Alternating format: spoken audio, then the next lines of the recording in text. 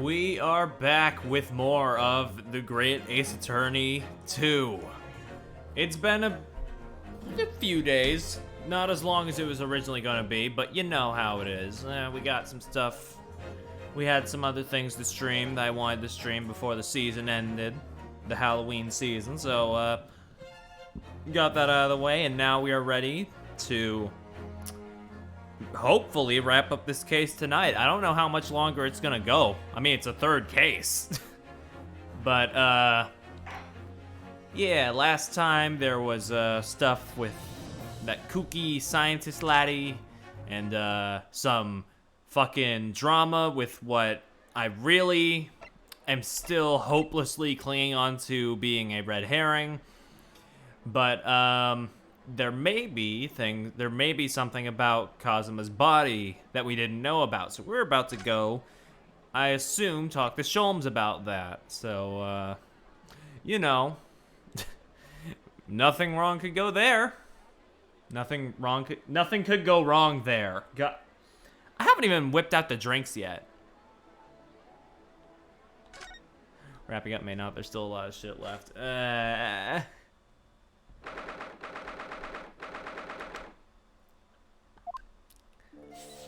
Anyway, here we are at the Funny Wax Museum. Oh my, no wonder it's called the House of Horrors. I'd like to turn on my heels and go straight home via the confectionery. Being scared makes you crave sweets? I can understand that. But you know, there's something about that waxwork over there. It looks exactly like Mr. Sholmes, down to the very last detail. Aha! What is it? Oh, sorry. I think you'll find that's the temporary waxwork himself. Ah, the friend of my dedicated employee. Oh, yes. Hello again. It's Rinosuke Naruhodo. I must say I am quite spellbound by the great detective. He is a marvel. My precious waxwork is already back where it belongs. You don't mean... But yes, the mystery is solved already. Wow, Mr. Sholmes can really engage his brain when he's hungry enough. So as you can see, he has returned to his, habitual duties.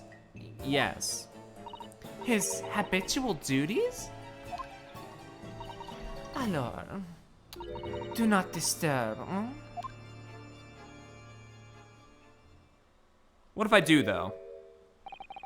Poor Sasato-san. She looks very perplexed. What if I go disturb him anyway? After I look at this ladder. Ah, there's a step ladder there. Look. Oh, yes, a step ladder. I think perhaps we should let the proprietress know that someone's left it out. The step ladder, I mean. Is something wrong? Why do I feel as though I just may just sidestep an argument? Alright, hey Sholmesy. We really do need to speak with Mr. Sholmes, and I am longing to say hello again. But where is he?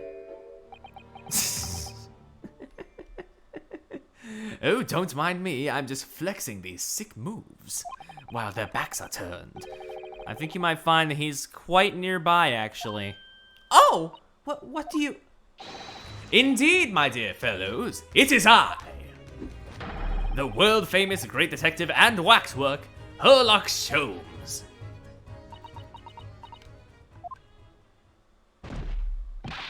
Sasato-san! Sasato-san! She fucking dead, bro.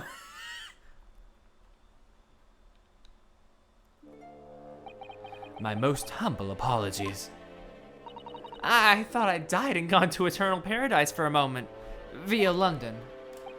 My dear madam, allow me to make amends by offering you a tasty free deduction at some point, as long as it's not of questionable street food quality.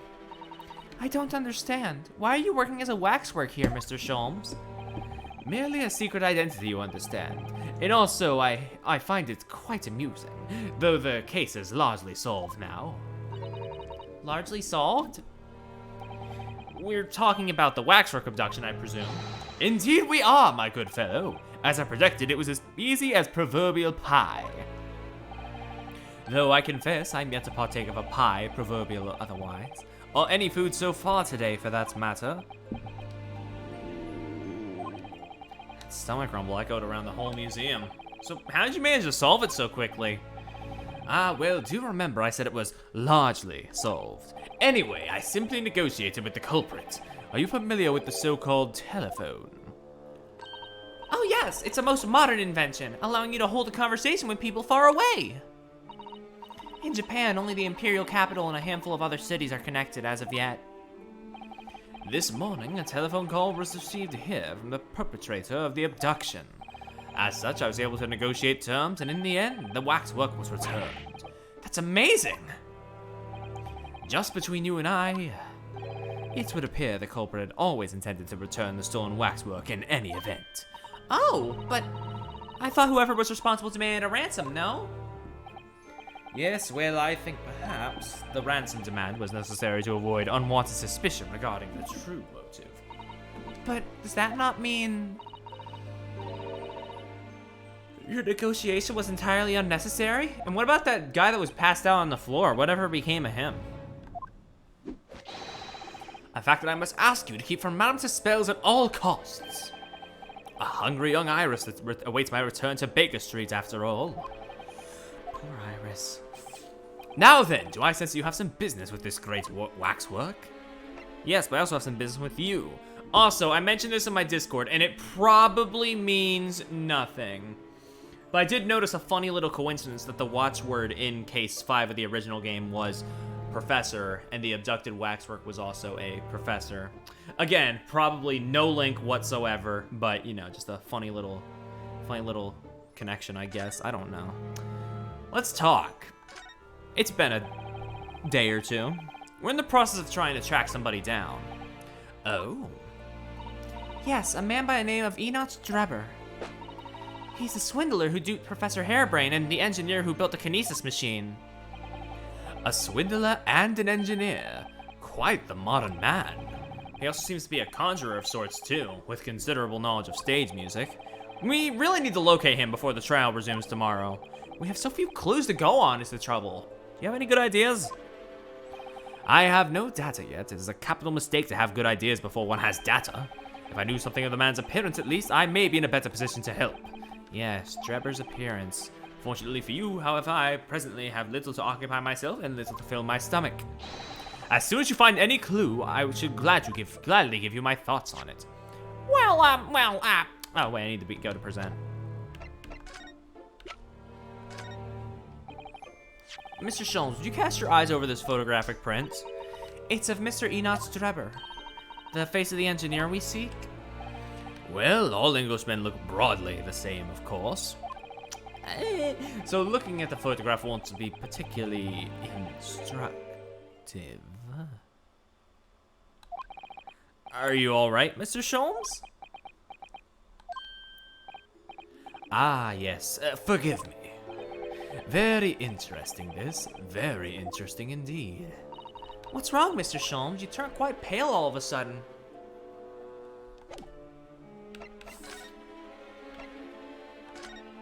Anyway, tell me about Cosmo, I guess. Mr. Sholmes, did you lie to us? My dear Mr. Naruhodo, stay that piercing stare. What is this about? Last winter, when we first were on our way to Britain aboard the steamship, your words were very clear. So then, let us unravel this mystery and discover what events led to this curious murder.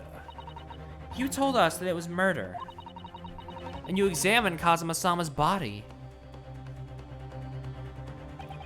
Indeed, and wherein lies the problem? We met him earlier today, the victim, Kazuma Asogi. They're talking about it so broadly as if they know. So I really am thinking it's a red herring. But if it's not him, then who is it? Like, I recognize that jawline, as weird of a statement as that is to say. You're quite sure? He was wearing some sort of mask and was apparently suffering from amnesia. But yes, I'm quite sure it was Kazuma-sama. You must have known at the time, Mr. Sholmes, that he wasn't actually dead. Well, I can only assume I was sort of in the murderous atmosphere of the moment. But the fellow wasn't dead at all? Priceless. I don't suppose that performance would pass muster, would it, Mr. Naruhodo? I can believe that the crewman present at the time made a mistake, but not you, Mr. Sholmes. I will now tell you something of the first importance, my dear fellow. Great detectives are wont to lie. It will serve you well to remember that. Please, Mr. Sholmes. Tomorrow in court, you will find yourself on the threshold of a very great mystery. For now, I'm afraid that is all I can say. I have a suggestion, Mr. Naruhodo. Will you indulge me? Oh, well, what is it? As I explained to you when you arrived, the missing waxwork has been returned, and I personally reinstalled it in the exhibit from which it was taken, behind those thick curtains. Oh yeah, the professor exhibit, isn't it? Would you like to see it for a mere 5 shillings? That's a special, one-time only price, you understand. What? The opportunity won't come again, I might add. Wouldn't you like to see the fruits of my labor? Oh, well, we do have a rather pressing investigation to carry out. Perhaps we could postpone. The price is a very reasonable 5 shillings. I think you'll find it's well worth it. Are you being quite serious, Mr. Sholmes? Surely you need only look at my expression to ascertain if this is seriousness or silliness. I'm not cracking a silly right now, funny boy. I can never tell with you, that's the point. Very well, it couldn't hurt. Here's your 5 shillings. He really do be deflecting conversations, though. Gratefully received. So, the special exhibit awaits behind the curtain. I invite you to pursue it at your leisure. Peruse it. God. English is my first language, I think, and yet I still can't fucking speak it. Well, the money's been spent, so let's go and see the exhibit. Through those heavy curtains at last. I mean, we saw some of what was behind there before. We're just actually gonna see Mr. Professor, I guess. But Professor! 5 shillings we've had to pay. Doesn't seem right that Mr. Sholmes slipped the money into his own pocket, does it? No. Ah! We could ask Gina to retrieve it for us using her special skills. Pickpocketing police officers and diddling detectives? Is that what makes Britain great? Not to mention demigod prosecutors taking the law into their own hands, or chip-loving inspectors. Inspector Gregson comes off rather well on that list, I think. The special exhibit. Yo, where the head, though? So no head? Oh dear, I felt a shiver run down my spine as soon as we walked in here. Mrs. Sato! I say we turn on our heels and go straight home via a really big confectionery. We certainly can't do that. We paid 5 shillings already. True. Actually, now I'm looking a little more closely. We've paid good money to see an exhibit that's clearly incomplete. The nerve of the great diddling detective is far more terrifying than anything else in this place. You'll see what Mr. Sholmes meant when he said this case was largely solved. Be that as it may, Mr. Sholmes heavily implied there'd be a clue about the engineering here, didn't he? But where? So we paid 5 shillings, let's do 5 shillings worth of investigation, shall we? Yes, we will get what we paid for. Is that fear or frustration that's making Susato-san's voice tremble? Well, let's look around. This part of the exhibit is just as disturbing as the rest. It looks so real. Seems to be a young man in a white overcoat. And he has a large shovel in his hand, too. Look. Perhaps we should investigate a little more detail.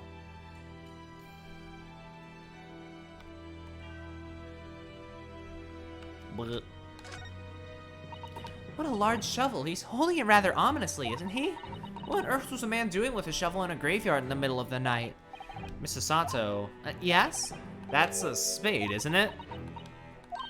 No, it's a shovel. No, shovels are for digging. That's for scooping up loose material. It's a spade. We've been through this, Mr. Naruhodo. It's a shovel. No. Although we haven't considered trowels. We've allowed ourselves to be distracted, I feel. Perhaps we should concentrate on what the man was doing with the implement. As we're going to bury the hatchet. You're right, though. What was the man doing in the graveyard in the first place is the real question. Can we get a good look at the face, or no? Oh! Is that a monocle? A black monocle? I can't see his face very well, can you? As if I just... Oh! Do you think you should be manhandling the exhibits, Mr. Naruhodo? I'll put it back exactly as it was, don't worry.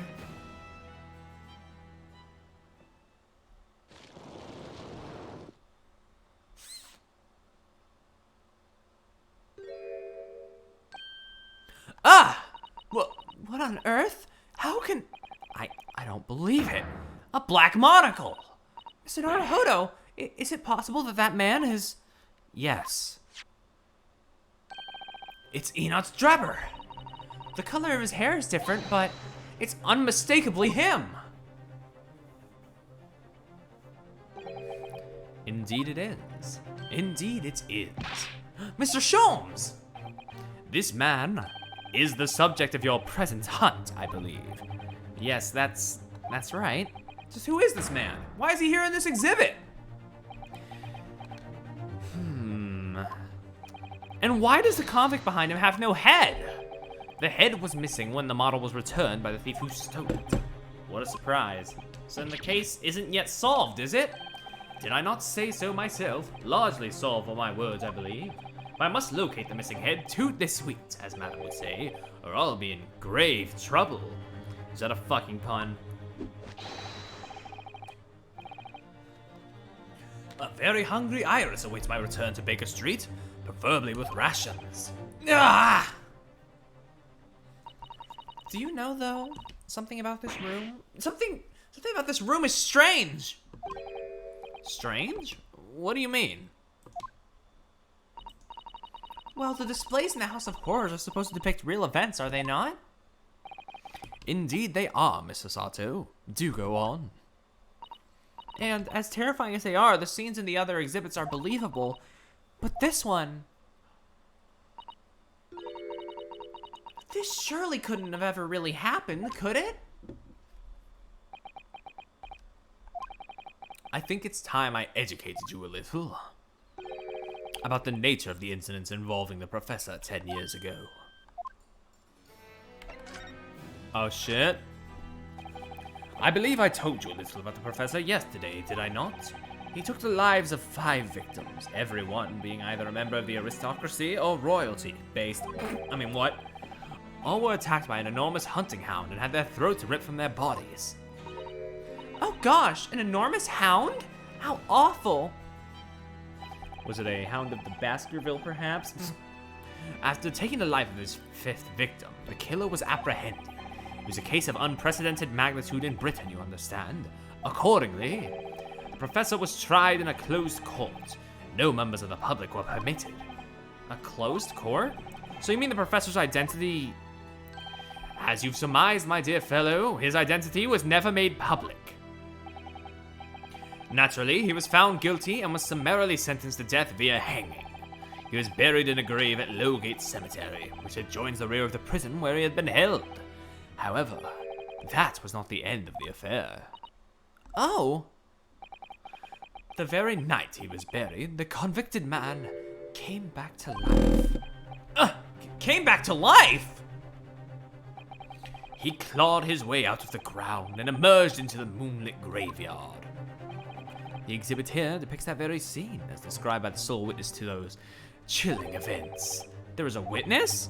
But of course, my dear fellow, it was none other than the young man in the white overcoat. Enoch Drebber. He saw it happen?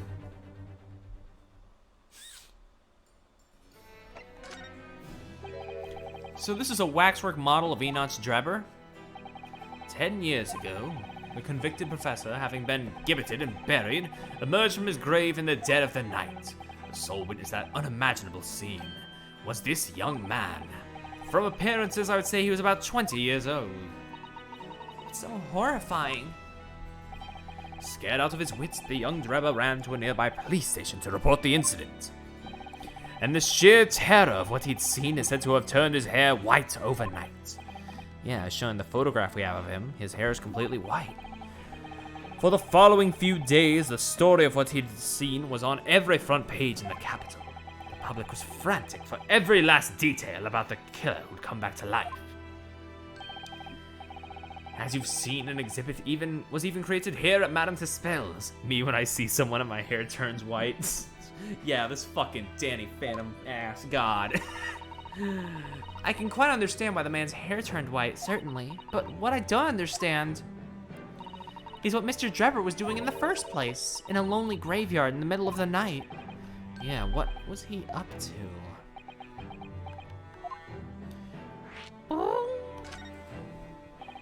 The professor's acts of terror threw London's upper classes in a complete panic 10 years ago.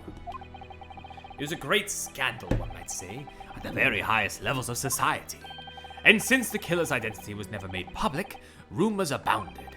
After all, no killer had ever before systematically employed a dog as a murder weapon. Yeah, I can imagine the impact the case must have had. But in time, of course, the rumors abated. So too did talk of the shocking witness account of the convict who came back to life. It was forgotten, dismissed as a dubious ghost story, as a preposterous parlor tale. But why did people stop believing it? Why? Simply because there was no resurrection to speak of, as was established, in fact. What do you mean by no resurrection? The police investigated the grave in Lowgate Cemetery and published their findings. The convict's body was found to be buried exactly where it had been following the execution. No! But that would mean Mr. Drebber must have lied to the police and the newspapers. That would appear to be the only logical explanation, yes. The young man subsequently vanished from society and nothing has been heard of him since. It's rather striking, then, that he should resurface now, don't you think? Of course the convicted murderer couldn't have really come back to life. That's not possible. But Drebber's hair is unusually white, and if that really did happen overnight as a result of shock, it's hard to believe the incident was an out-and-out lie.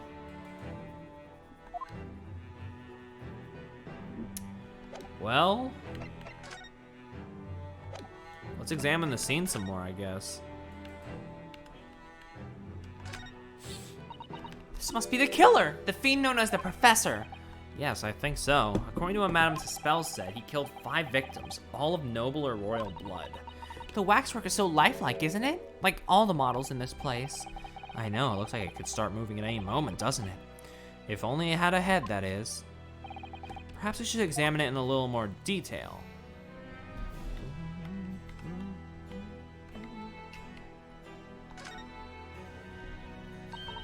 So this is the condemned man. Yeah, the so-called professor. Then, perhaps, his head was chopped off by a guillotine. But unable to find peace, he emerged from his grave as a headless ghost. Do we have to entertain such terrifying ideas, Mr. Sato? Also, we know he was hanged, not guillotined. Anyway, I'm sure the model had a head once. There's a metal fitting for it, see? Then perhaps Mr. Sholmes absentmindedly forgot to reattach it? That's an extremely absent-minded detective you're describing, isn't it? Checks out. Or perhaps the thief absent-mindedly forgot to include the head when he or she returned it to the museum. And that would be an extremely absent-minded thief. Could there have been some reason why only the head wasn't returned? Well, whatever the reason. It means we don't know what the face of the infamous professor looked like, do we? Oh. There's something caught just inside the convict's jacket here. It looks like a piece of broken glass, and quite a big piece, too. It's very thick, isn't it? About 5 times thicker than normal window glazing, I'd say. Where does this thick piece of glass have come from, I wonder? I suppose it must have been made thick to increase its strength? But why? Well, perhaps because the glass had to span a particularly wide area, such as in a big building, for example. Ah, well, we've seen a large glass building recently, haven't we? And some of the glass was broken, too. You don't mean... Exactly. The Crystal Tower at the Great Exhibition. But why would glass from the Crystal Tower be lodged inside this waxwork's jacket? Makes you think, doesn't it? Brum, brum. Earlier in court, we established that the kinesis experiment was a trick. And now we discovered this fragment of glass here in this waxwork. Is it just a coincidence? No such thing in Ace Attorney, my boy.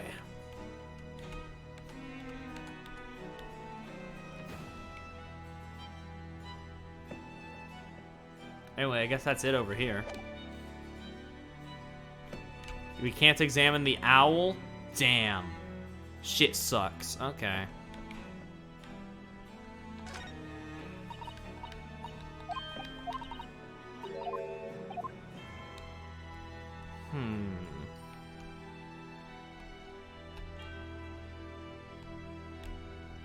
I guess we can examine the big camera.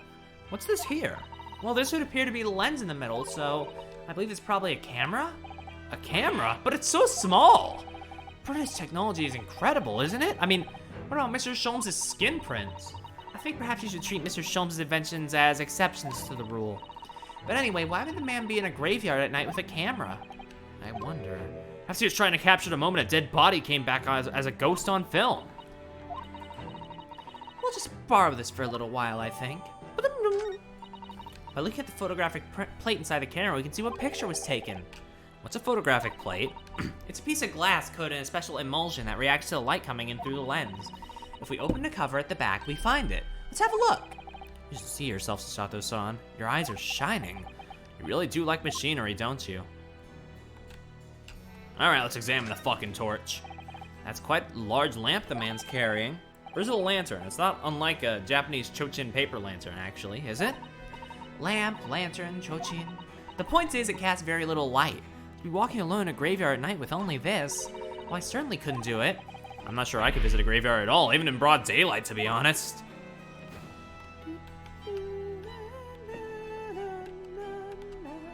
Okay, that we got that. I guess that's everything over here. We could examine the camera, I guess. Oh. Oh, who's screaming? Oh, hey, Gina. What the bleeding Nora, Odo? What have you gone and done? Gina, what are you doing here? I asked Iris, and she said this is where you'd be, so...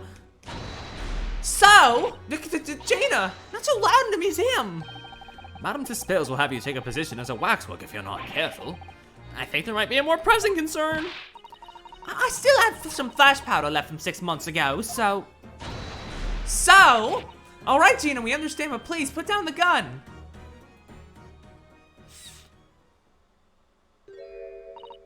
Sorry, I got scared.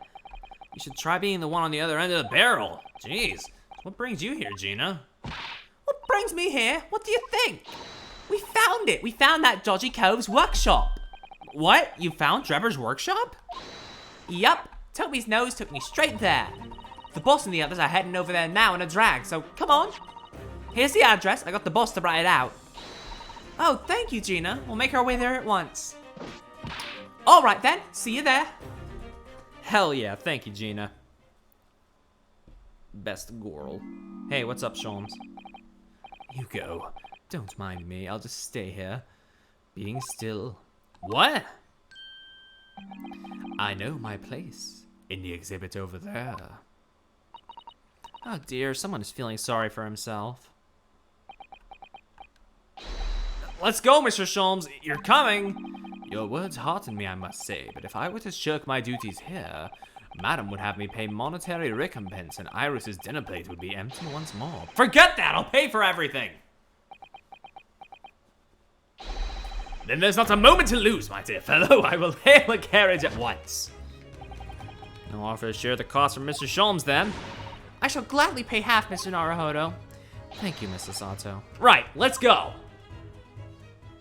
Damn, just take me right there. Okay, not even time to examine the camera. Ooh.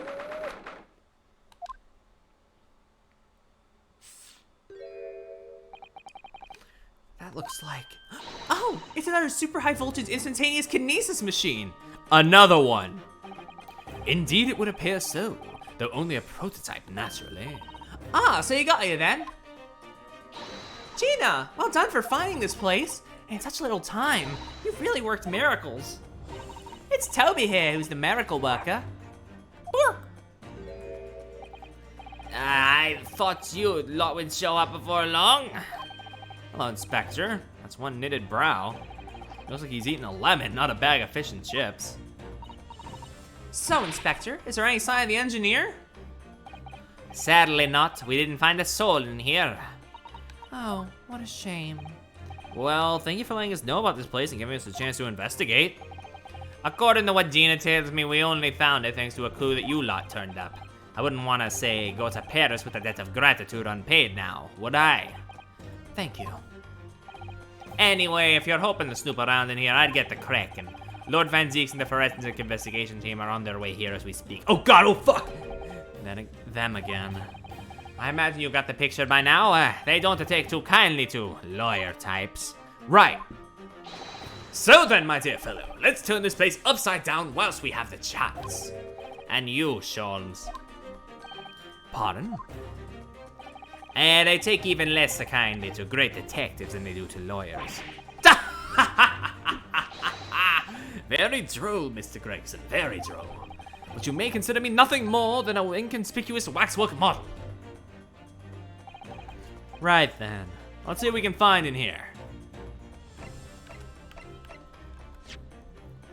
I want to examine the camera, though. See if there's anything we can get out of that. Blood.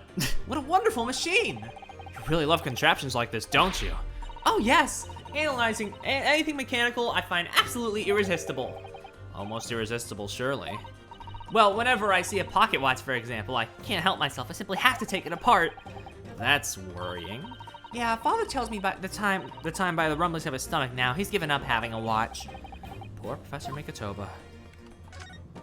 Look, Mr. Naruhodo. What is it?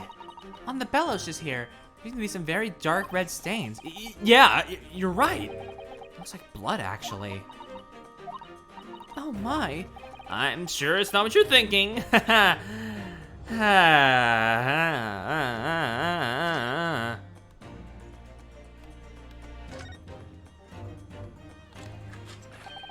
Oh look, the cover came open. Yeah, now there should be a glass plate inside. You have to change the plate with each new photograph you want to take, see? Is something wrong? There's no plate. It's been removed. Oh, what a pity. But I suppose if you think about it, this wouldn't be the actual camera that was used at the time, just like the waxwork isn't the actual person. So we'd never have found a photographic print of the executed convict coming back to life anyway. Oh, yes, you're quite right. Poor Sasato-san. She looks devastated. No? Okay. Well, I guess that's everything here. Alright, let's look around. I'm sorry, Mr. Naruhodo. That machine is covered by the special difference on the act. There would be serious repercussions if you were to examine it from the Crown and the government.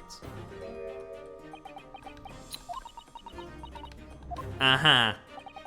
Well, those two don't seem to be holding back. It's quite hollow inside. No working parts or devices of deception to be seen, my dear fellow. No loose chains dropped on the floor, nothing. Not even a bone for Toby here, my dear fella. British people are very much ruled by their own ideals, aren't they? I think that's just these two, Mr. Sato. Boop.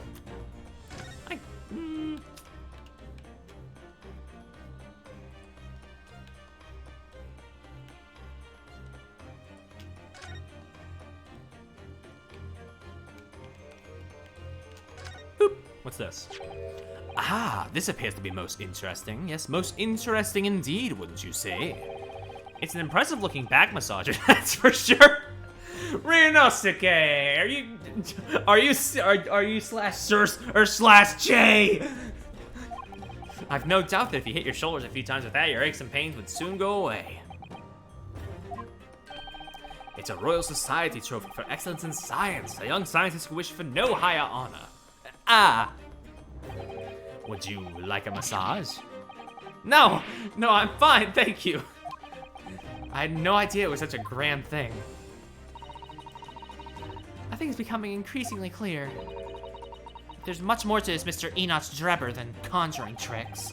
I couldn't agree more, my dear madam. And how about you, Mr. Naruhodo? Wouldn't you like to take it with you? For your tired shoulders, of course. Oh, this motherfucker really thought it was a back massager. He's not gonna let that go, is he? It's curious though, isn't it? You would expect such an important trophy to be proudly on display somewhere, not haphazardly cast aside. Yo, good job on Sonic Riders, Ladoggle. English gentlemen can be quite a mystery at times. Let's examine that bit. Let's examine that bit. Did that work out? Suck it to death. Come on now. Anything? Oh, I guess we can examine this. There's a little metal plaque here. Look. Fostering burgeoning talent for a future of scientific discovery. Seems rather ironic, doesn't it? But clearly Mr. Drebber really was a very talented scientist. Okay, just flavor text. Okie dokie then. We're going to examine around here a bit more. Amore. This is a European-style quiver of arrows with steel bolts inside. Uh-oh. Oh, do you suppose? Crossbow bolts? Yes. Just the right size for the bow you lot turned up at the exhibition grounds. In other words, yup, that's more evidence to support your theory. It goes to show that Mr. Drebber was the one pulling the strings behind the scenes of the whole scam. Frickety frackety. This door doesn't want to open. Yeah. Come on. Yeah, it looks like it's got a pretty hefty lock on it. There's a specialist locksmith on his way from over the yard, so hands off until he gets here, alright? With permission, Inspector, I could have that lock open in less than a minute. Well, you don't have permission, and no one's giving it to you. Fuck. Gregson looks as though he really enjoyed that. Well, there's no sound of anybody on the other side. No, Drebber must have fled at the first sign of danger. Huh? Oh, is something wrong, Mr. Sato? Well, I thought I heard a noise from the far side of that door. Well, Gina, did you hear it too? Yeah, I heard it and all. What do you reckon, Toby? All right, mind the grease. Whoever's in there, open up. This is Scotland Yard, eh?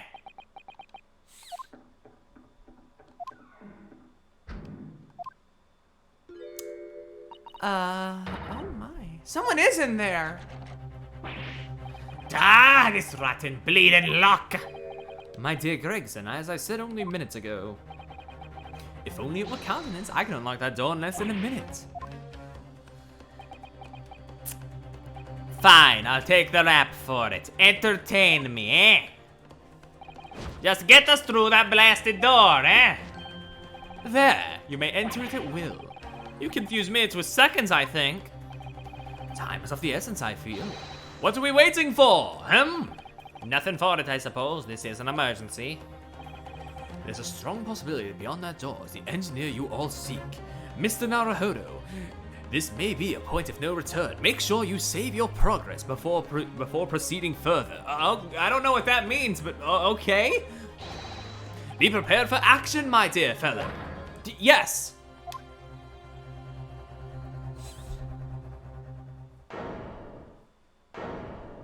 Why is there dynamite?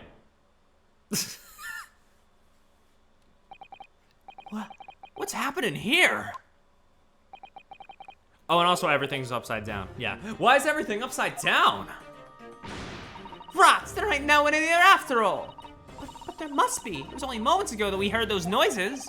Maybe that was the sound of Drebber running away. There's only one door into this room. And no windows that could afford an escape route. Those skylights are too high. But there's footprints near them. What's that up there? Are they footprints on the ceiling? Ah, blow me! No thanks. What have we here then, eh? Looks like someone was trying to burn something in a hurry. Oh, that looks like a set of blueprints. To what? To the Professor Hairbrain's barmy machine, is it? Blimey! If we had these, there'd have been no need to muck about trying to investigate all that scrap metal, eh? There's something of a great interest here, too. This rope was lying on the floor at the foot of that pillar. A rope? What's significant about that? Never mind. You see, but you do not observe, Mr. Naruhodo. We must investigate the entire room thoroughly, and before the forensic investigation team arrive too. There's no denying it, is there? They're footprints. Yes, it would appear so. And I simply can't imagine how they came to be there. Isn't there a Susato shoot-up or something? Like a Susato takedown, I mean. I'm no Wonder Woman, Mr. Naruhodo. Hey, that was before. Hey, that was after your time. That would make her almost superhuman, I suppose. Almost every piece of furniture is upside down. Even Mr. Sholmes' suite isn't ever this much of a mess. You're in no position to comment on mess, Mr. Naruhodo. I suppose it's not quite the same thing, is it? I mean, it's not messy in here per se, it's that everything is literally upside down. But why?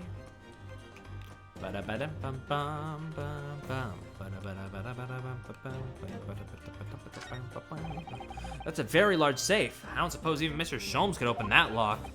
Although if you were a thief, you could just steal the entire thing, I suppose. It's bolted to the floor to prevent exactly that sort of underhanded trick, Mr. Naruhodo. Well, then you could just steal the floor as well, I suppose. Feral boy. I'm sorry, but you really aren't making any sense at all. Anyway, I think we can agree that whatever is inside must be very important.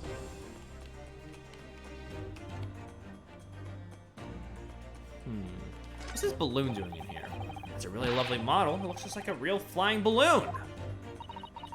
I think it's probably staying aloft on the same principle as a full-size balloon, using a green flying balloon. It does have the hallmarks of that amazing deception at the Great Exhibition, doesn't it? Could it be that the whole thing was planned here in this very workshop? Mr. Sholmes? Have you found something? Ah, Mr. Naruhodo. Yes, as in point of fact, something rather fascinating. What do you make of this? Let's see. I've never seen anything like it before. It looks like a bundle of thick cigars and Mr. Sato, what's the matter? Surely that's a time bomb, isn't it? Oh, what? What did you say? A time bomb? Sorry, but what is a time bomb exactly?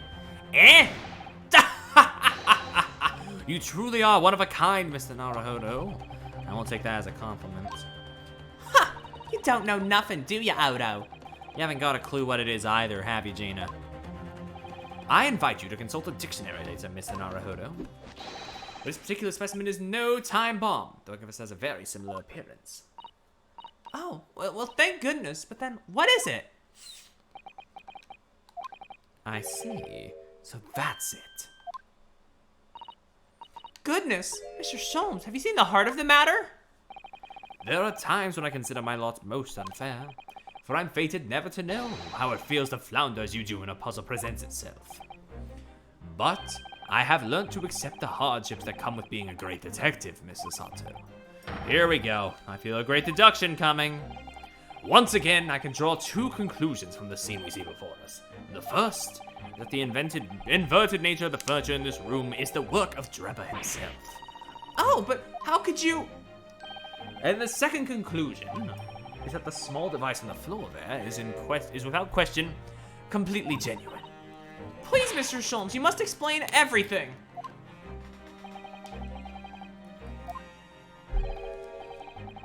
It'll be a pleasure. After all, it is a great detective's civic duty to teach Scotland Yard the finer points of the trade. Well, Inspector Gregson seems to lie with the idea anyway.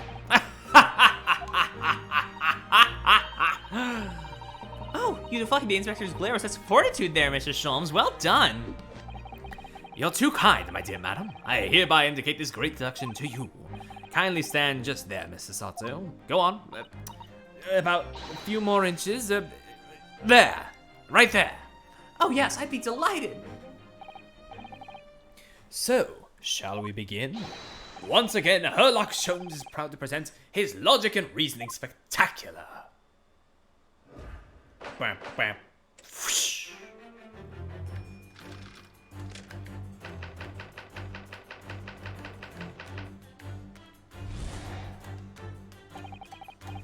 It's plain to see that this room is in complete disarray. The bed, the tables, the chairs, the lamp, everything is upside down. almost as if every item in the room had, until recently, been happily positioned on the ceiling, before falling straight down onto the floor. Every item in the room was on the ceiling? Are you suggesting that... Indeed, the key here is gravity. Damn, that's a pretty cool visual, though. It would appear technology has at last succeeded in freeing us from the great pull of the earth. For the gravity in this room was reversed and then suddenly restored to normality. Goodness! The inverted furniture clearly reveals the truth about the part gravity played in this whole business. I mean, I can see it, I guess. I quite understand your skepticism, Mr. Sato. I too was incredulous at first. However, my conviction in my analysis was cemented when I observed this. An anti-gravity device, almost identical to the one that featured in a dream of mine only the other day, in fact. but then why does it have a clock on it? A most relevant question indeed.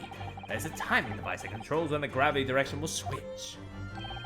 There was clearly a requirement for the engineer to be able to restore normal gravity automatically, and the commotion we heard earlier from the other side of the door was the moment that restoration occurred. Yes, the reason why everything in here has been turned upside down is because of this anti-gravity device. So you see, we need look no further to explain the state in which we now find this room. The direction in which gravity acts in here was reversed by Mr. Drebber, before being restored to normality in an automatic fashion by some time later by the timer device. I witnessed precisely this scene in a dream I once had when I fell out of bed. Oh, Sholmesy. Because gravity was reversed.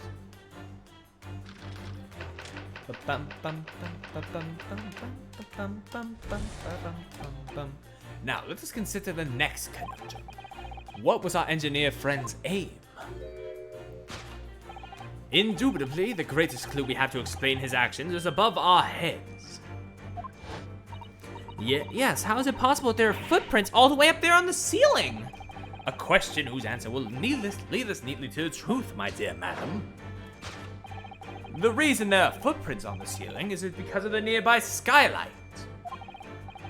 Of course, Trevor's aim was singular, to escape.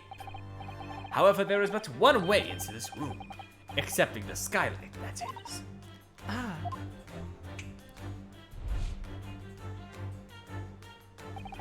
By inverting the gravity in here, Drebber was able to fall conveniently to the ceiling and make his escape via the otherwise inaccessible skylight, leaving those footprints behind on the way. But the ceiling in here is very high, Mr. Sholmes. If the gravity reversal was sudden, wouldn't Mr. Drebber have fallen up to the ceiling rather violently? Falling up is both scientifically and philosophically rather interesting. But the man was cornered with nowhere to run, so escape through a skylight was his only option. You may recall that I found this in the room earlier, which I believe offers a solution. Oh, the rope? To reach the intended destination, what better tool than this rope? By anchoring one end to the wall, the man was able to lower himself safely to the ceiling, which explains how Drebber was able to escape this room before our arrival. He reversed the pull of gravity and fled via the skylight. And personally, I should very much like to reverse the pull of gravity again now. Just for fun. Just to have a little giggle, you know? Oh. I don't know what that noise I was doing was. This concludes Herlock Sholmes' great deduction of this topsy-turvy puzzle. What the ever-loving shit was that, huh?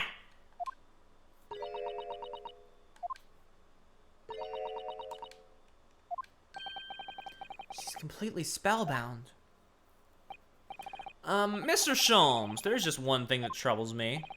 I would expect nothing less. You're destined to be troubled by just one thing for the rest of your life. The thing is such a thing actually possible? An anti-gravity device, I mean.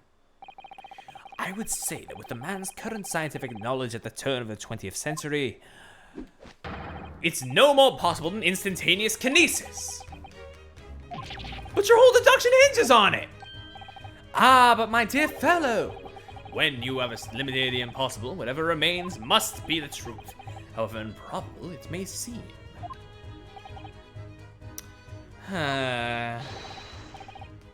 It's a marvelous line, wouldn't you agree? One of my more enduring pearls of wisdom. I had Iris come up with the exact phrasing. My original was, clumsy. Yeah, I have a feeling I've read it in something that Mrs. Sato lent me once. Huh? Actually, there is one other thing, Mr. Sholmes. Ah, the spell's broken at last. The rope you found was on the floor, wasn't it? Indeed it was. It was in lonely coils near the wall. But if Mr. Drebber used to escape in the way you described, wouldn't it still be tied to the wall?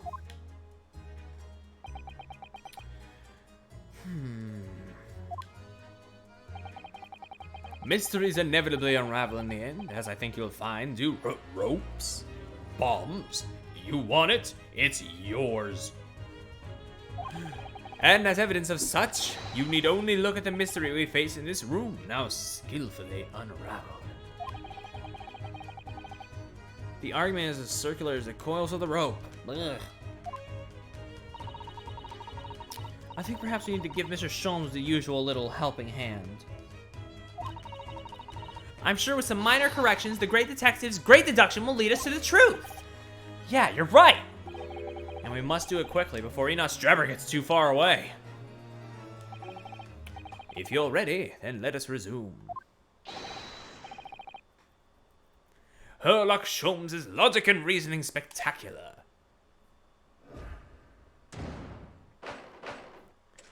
Loyal bombs, rope.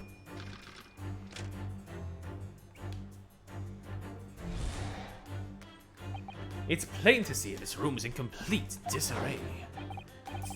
The bed, the table, the chairs, the lamp, everything is upside down. Almost as if every item in the room had until recently been happily positioned on the ceiling. Oh shit, I don't know what that was, but it sure did fall. Just like everything on the ceiling fell straight down to the floor. That was a smooth little segue right there. Yeah, we've read this all before. Anyway, I should stop. Yeah, indeed, the key here is gravity. Oh, there it goes. It appeared technology has at last succeeded in freeing us from the great pull of the Earth. And for the gravity was reversed and then suddenly restored. The inverted furniture clearly reveals the truth.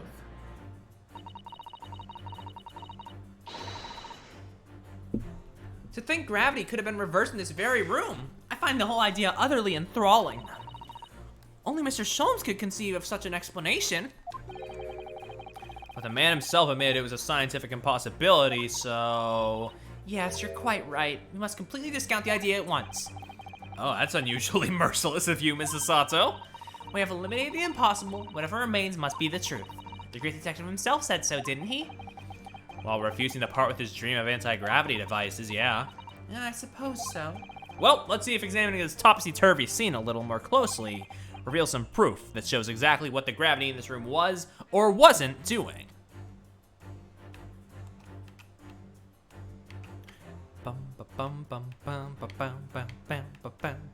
Okay, there's upright. Wait, why is that upright though? Well, I wasn't expecting to find a pretty bunch of flowers in here, that's for sure.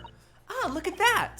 I know, that slender little vase looks like it's about to topple at any moment, but the flowers are thriving. Somehow makes you think of the fragility of life, wouldn't you say? To be honest, Mr. Naruhodo, something else about it made a rather deeper impression on me. Is that like a clue that I need to... Take that! Yep, there we go.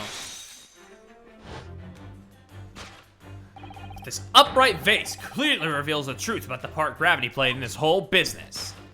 Upon my word, Mr. Naruhodo, you've surpassed us yourself by completely turning my argument on its head. Trying to impress your assistant here, perhaps? No one is trying to steal your spotlight here, Sholmes. Trust me. As you rightly say, though it appears at first glance that all the furniture in the room was upside down. This unassuming slender vase is standing keenly to attention. And unlike the large safe, there's nothing affixing it to the floor. And it's the exception that breaks the rule. In short, much as it pains me, the gravity in this room was never inverted at all! It was such a cool looking graphic as well. Did you see the way everything started floating? It was sick! My deepest sympathies for your loss. Oh, poor Mr. Sholmes. But the show must go on, so let us continue with our deduction. Now that we know this contrivance is not in fact an anti-gravity device, there remains but one other possibility. You don't say. Someone deliberately turned over every piece of furniture here. Which might sound obvious, but leaves one mystery very unsolved. Namely, why would anyone choose to do that? Quite, and naturally there is an explanation. The reason everything is this anti-gravity, no.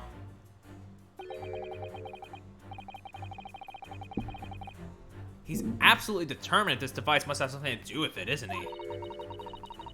I'm afraid the lure of an exciting scientific explanation is just too strong.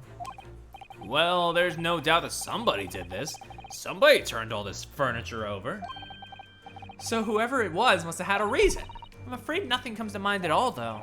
Well, let's look around and see if any answer presents itself. Coal-burning heater. Why is that analyzable? That's a coal-burning heater, I think, isn't it?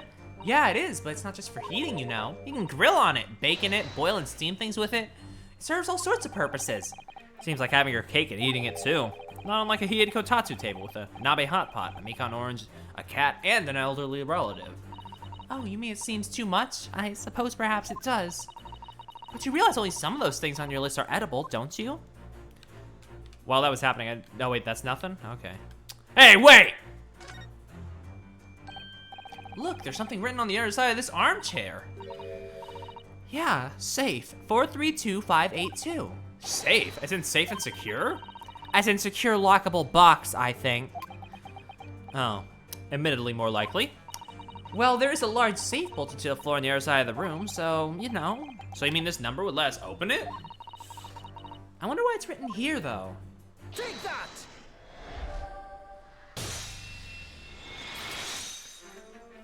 Bum. Yes, the reason why everything here has been turned upside down is because of the safe combination. Precisely. I believe, Mr. Naruhodo, you had a very similar experience once, did you not? Yeah, last year when I bought a lottery ticket and noted the ticket number down the inside cover of a book just in case. That's it. For people are forgetful souls at heart and always make a written note of important information, but underneath the chair? Just keeping the ticket itself safe would be more sensible, I think. And what, pray, happened next, Mr. Naruhodo? When the day of the draw came around, I'd forgotten which book I'd written the number and had to turn my room upside down to find it. That's it. For people are forgetful souls at heart and always forget where they've noted things down. Not if you always note things down in the same place. I actually won the second prize, you know. But I couldn't remember which magazine I'd slipped the ticket into, so I had to turn my room upside. Thank you, Mr. Naruhodo, but I believe I've proved my point now. What's up? What's happening? We're trying to prove to Mr. Sholmes that this room did not have its gravity flipped. Because Sholmes is on another one of his wild tangents, as he does. I love this idiot. Which is that a very similar scenario has clearly unfolded in this room. Finding himself requiring access to the safe, the occupant of this room needed the combination code.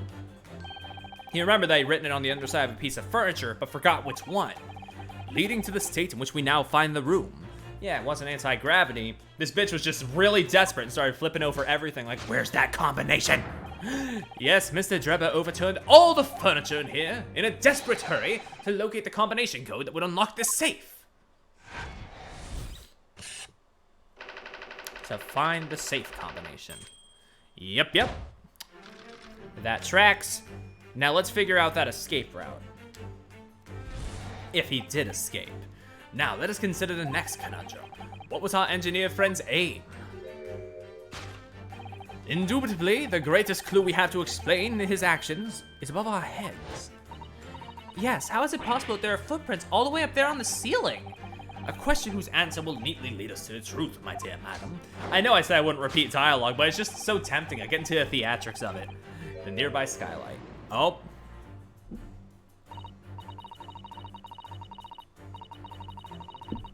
Well, if a change in the direction of gravity can't explain it, then how did those footprints get there?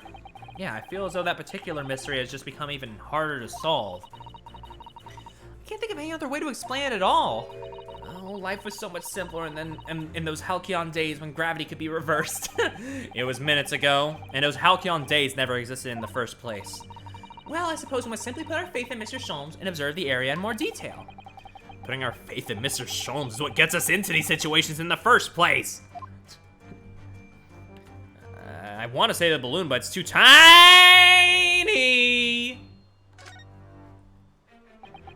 This is a gas balloon, isn't it? It's tiny, but it does seem to be a real balloon. Yes, I think you're right. I think that's helium keeping it up. A green gas balloon. Why does that seem to ring a bell with me? If you can see, there are footprints on this balloon too. Look. Oh yeah, surely that's a clue, isn't it?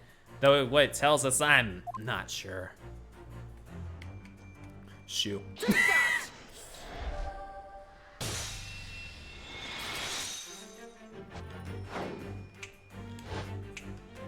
The reason there are footprints on the ceiling is because of the nearby shoe. And on closer inspection, there are clearly footprints all over the balloon as well. In other words, the aim was never the skylight at all, but the balloon. But for what purpose? A green balloon. That seems somewhat familiar data. Duh! It was a piece of green balloon's envelope that Miss Naruhodo and Iris found at the scene.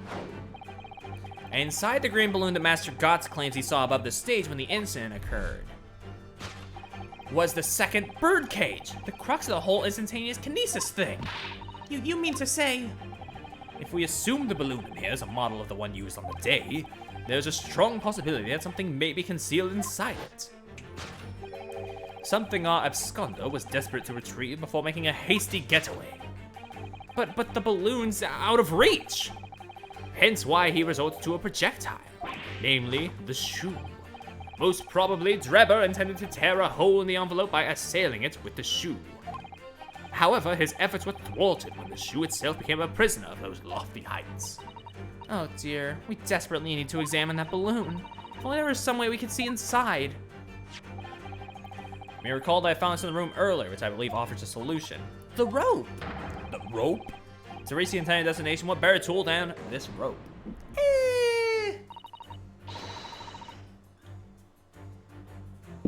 Mr. Sholmes has managed to bring his deduction back to the rope.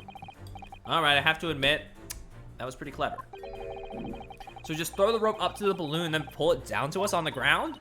Which is much easier said than done, I feel. And could take us a very long time as well. True, perhaps we need a more surefire method. In fact, we already have one, of course, don't we? What better tool than the rope? For his special weapon, he wields a gun. What evidence will be used? To reach the intended destination. Why is my dumbass thinking the crossbow? Well, it wouldn't be that. I mean, what else could it be?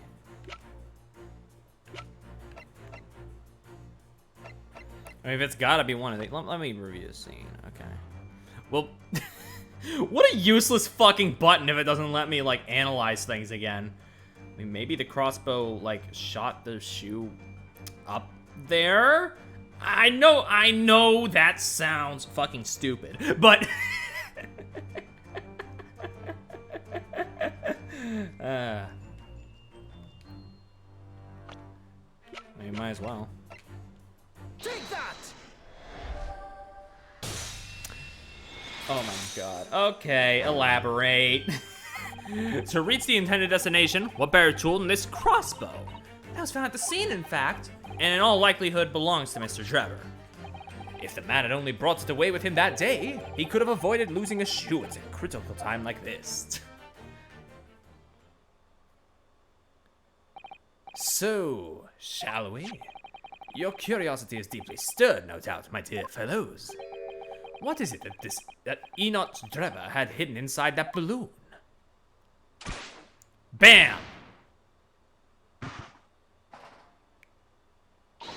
Ah! What the? A waxwork? That can't be the head of the professor, can it? That doesn't match with the rest of the outfit. Indeed it is. A waxwork head inside a metal mask. Well, maybe he put the mask on to hide the identity of the head. A mask that is shut tight and fastened with a strong and quite impenetrable lock. So we can't see the face inside, that means.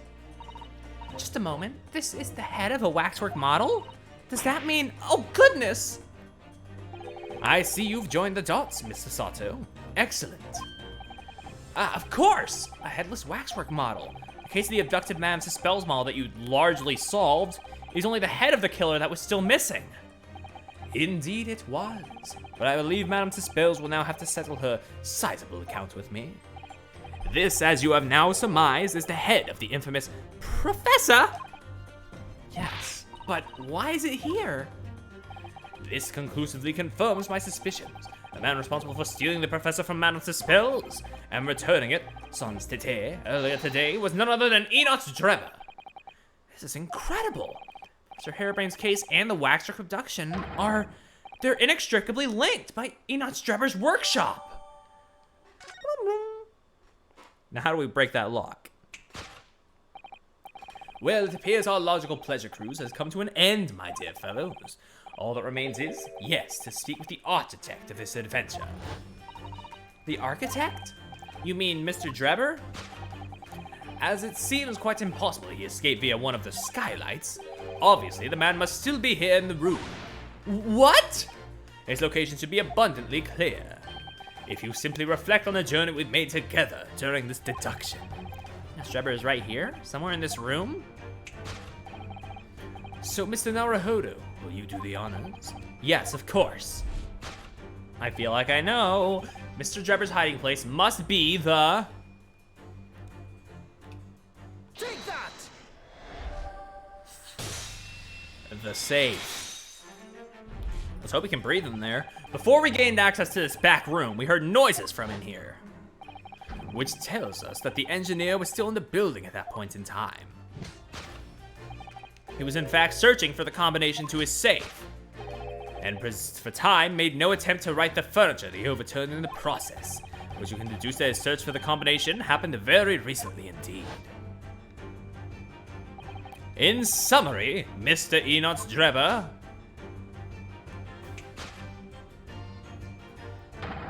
is at this very moment inside the safe.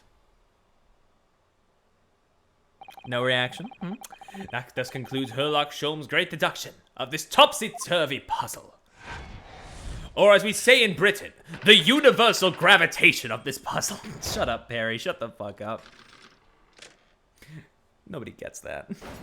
Deduction complete.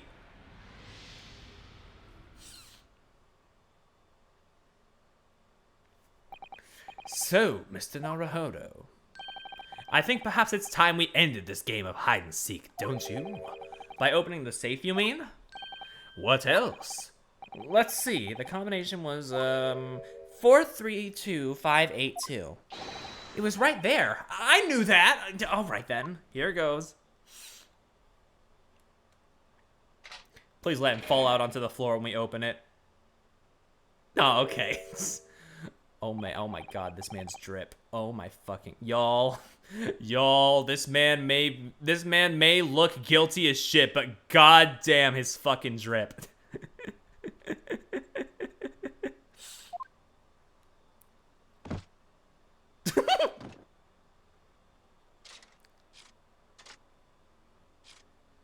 Oh.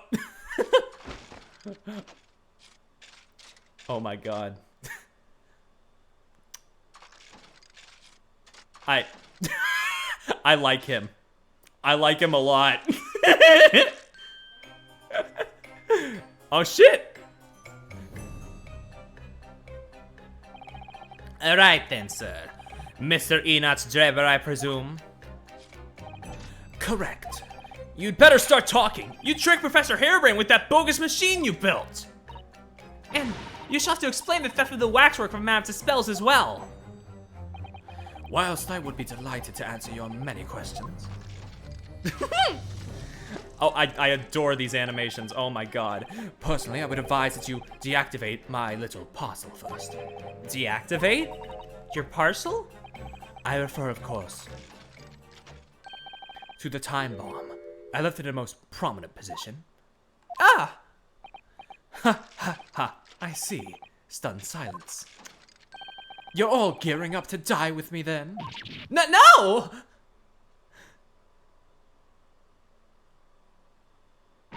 Mr. Sholmes, with only 7 seconds to spare! It was too close for comfort. I got one foot in the grave already. Are you trying to help us get a killer or to get us a kill, eh? Mr. Sholmes' deductions can be, completely life-altering, can't they? Well, my dear fellows, that was a close shave. The resemblance to an anti-gravity device is really quite startling, I must say. Anti-gravity devices don't exist. Whew, I wouldn't push it, Mr. Sholmes. Alright, let's talk with the most gender man to ever exist. Fucking... What happened here? What on earth happened in here? You found me, haven't you? No need to screw me down any further. Everything in here is precisely what it seems. Yeah, and we'll be giving it a thorough going over. Don't you worry, Draper. What fails to click with me is how you were able to locate my workshop. That is not what I was expecting. That I was not expecting. I should correct myself. When I heard whistling from the other room, I knew it was time to bolt, so to speak. Whistling? Ah, that would have been me. Oh! For some reason, I woke in fine fettle today. Ah, no words, just tightly squeezed chips. Clearly, I must have a screw loose, though, as I couldn't remember the combination for the safe. And another one loose, as I couldn't remember on which piece of furniture I'd written it down. We also found a rope over by the wall. Yes, I had hoped to exit through the skylight, but sadly the rope was too short. So I then set about searching for the combination code to open the safe. And burning the incriminating blueprints, don't forget. Regrettably, though, you failed to retrieve the head from the balloon among the rafters. And after that, you hid yourself inside the safe, having first set this parcel ticking. Well, I had no intention of being nailed by the police. Alright, but why the bomb? Got a death wish, have ya? Hiding right beside a ticking time bomb. Please, why do you suppose I chose to hide inside the safe? It's no ordinary safe. It's specifically designed. A dynamite explosion wouldn't leave a scratch on it. So in fact, the safe was the only safe place. Ah, yes, Sholmes, shut the fuck up. Precisely. But once you climbed inside, you wouldn't have been able to get out again. I invite you to look more closely. The safe is fitted with a handle on the inside to allow the door to be unlocked from within. Ah, so it is. I had always intended to blow this place to smithers in any case. I just wasn't expecting uninvited guests to come along and screw up my plans. Do you mean to say you were planning to blow us all up? No, that was unforeseen. What do you mean? I love what he does with his arms there with the wiggling. Most people run, you see, when they see a ticking time bomb at their feet. Ah, I calculated the time required for retreat as a safe distance and set the device accordingly. But your seemingly endless discourse in here threw a spanner in the works. Is something wrong, Gregson? Do I have something on my face besides the usual eyes, ears, nose, and mouth? Man, that track is already getting stuck in my head. I think we have a fairly good idea of what's been going on here now. What about the 2 incidents you've evidently been involved in recently? Professor Harebrain's instantaneous kinesis experiments at the Great Exhibition, and the waxwork model you stole, which his head belongs to. That's no ordinary head, you know. That's the head of the professor. Clad in a mask with a lock so strong, I'm unable to open it safely to reveal the killer's identity. I've been considering carrying it around as protection. After all, that's enough. Oh, hi. What's going on here, Gregson? I'm sure you're aware that I have sole jurisdiction to investigate here. Yes, well. Dr. Seif again. So the forensic investigation team are here. And you know full well this engineer is a key witness. Why are you allowing this lawyer access to him? If Lord Strongheart knew of this, you'd be finished. You lot, leave at once. My dear madam, there's no need for such a threatening tone, I assure you. After all, there's no way to greet an old acquaintance, is it, Dr. Seif? Hello, Sholmes. Mr. Sholmes knows Dr. Seif? He gets around! He knew the other guy, too. I forget which other one. I don't think he knew Drebber, though. But he knew somebody else. If it's protecting the machine next door that's causing such a sour expression on your... Oh yeah, Van Zeeks. You are quite misguided. It's really nothing more than a shell. Get out! But of course, we'll show ourselves out the door. Mr. Naruhodo, yes? It would appear that our delightfully entertaining investigations have run their course for today. But Mr. Sholmes? Let us leave this place in the doctor's capable hands. I said get out, now, all of you. Honestly, your presence here is not required either, Gregson. Understood. I have no balls. I'll just say one thing before I head off. If it wasn't for this lawyer and his companions, we'd never have found this place, and the whole workshop would have been blown to bits. There was a time bomb set in here that this lot disarmed. Inspector, Sholmes is divorced to every person in London.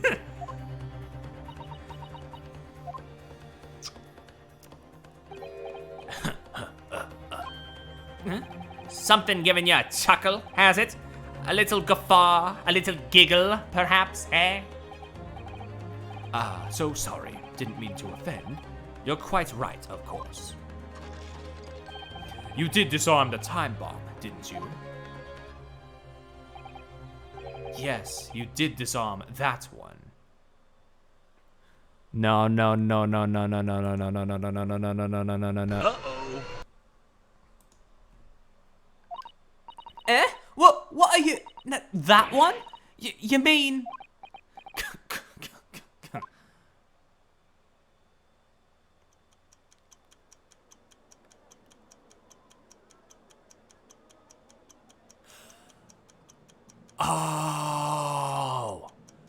Oh, fuck!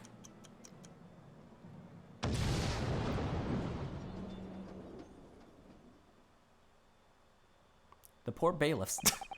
It was an hour later that we heard the news of the enormous explosion that ripped through the experimentation stage at the Great Exhibition.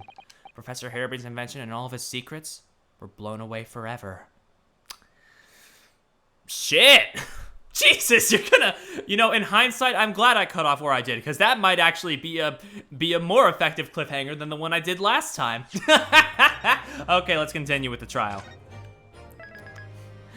Oh, Drebber, you're a bastard, but I love you.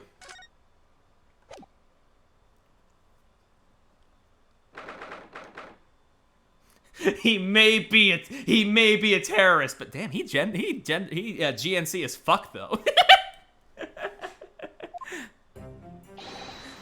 Good morning to you, Mr. Naruhodo. Good morning, Professor. Ready for today's proceedings? I hope so. I should be, even I with nothing left to... Good morning, my dear fellows. Oh, Mr. Sholmes, you're here. Why, naturally, a true gentleman stands shoulder to shoulder with his friends in battle at all times. Oh, when he said a true gentleman, that just gave me immense latent, feeling, and it was like, oh, I'm happy. Thank you. I really appreciate it. I'll see you later then. Now, Professor, we really need you to remain calm in the courtroom today. Yes, do try your hardest to enter the witness stand uninvited again. Yes, I will. I realize it was a mistake, but my dear fellows, I must interject. Oh, what is it now? Oh, you're still here, Mr. Sholmes. What's the matter? Surely you've overlooked some praise, have you not? To be cast in my direction. Honestly, Sholmes would definitely, like, he would definitely be, like, the kind of person fit for, like, a latent mystery, considering how fucking ass backwards those tend to be. Sorry, I don't follow. Must I spill it out? I, the great Herlock Sholmes, the greatest detective of worldwide acclamation, arose at some ungodly hour to be here now, first thing in the morning. A miracle, you must agree. Considering what happened last time, where you literally did not sleep? Well, if I must agree, then. As you know, my sleep is quite impregnable. I had to apply her full gamut of tactics. She pulled the covers off, shook me, poked both cheeks, punched me, and kicked me from the bed. And she poured a boiling cup of her last experimental blend on my face, and at last I was bestirred. Oh my, Iris has been busy. Iris doesn't have it in her to go that far. She's too nice. I sense the spirit of a fellow scientist, one who relishes the infinite possibilities of blending tea. I'm the one worthy of praise here, not Iris. This is my victory. But Iris woke you up. Sorry to cut in. Sorry to cut in. Oh, Inspector Gregson. Good morning. Gregson, my dear fellow, why the grim expression at this delightfully early hour? Oh, I don't know. Maybe because I've been confronted with a grimmer expression, eh? Dear me, are you going to take that insult lying down, Professor? What? What? I don't know! Poor Professor.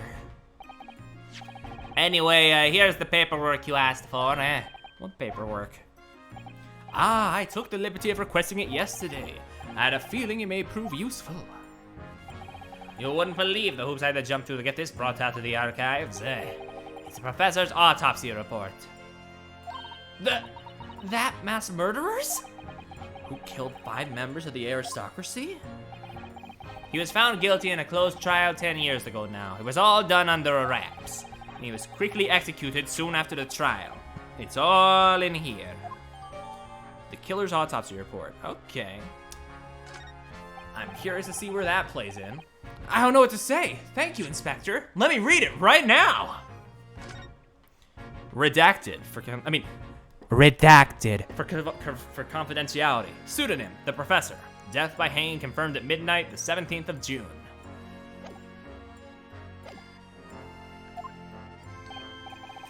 Yes, much obliged, Gregson. Us lowly lot at the yard are just doing what we can, in the shadow of the great Detective Sholmes, of course.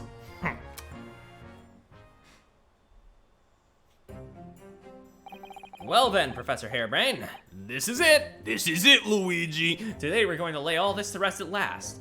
Why'd you say this is it, Luigi? Luigi just left. Oh, right. I wish you the best of luck, Professor. I suppose he'll be in there today, will he? Trevor. Yes. We expect the prosecution to summon him as a witness. I am still amazed that you managed to find him in just one day. I really owe you both so much. Counsel and defendant, the trial is about to resume. Kindly make your way into the courtroom at once. We somehow survived the explosion. Ugh.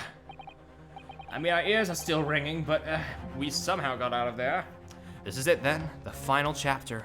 Funny, my heart's racing a little. I've not felt this before, actually. This strange foreboding, as if something's going to happen in this trial that I'm not ready for. I can't let that distract me from the only thing that really matters. Finding the truth.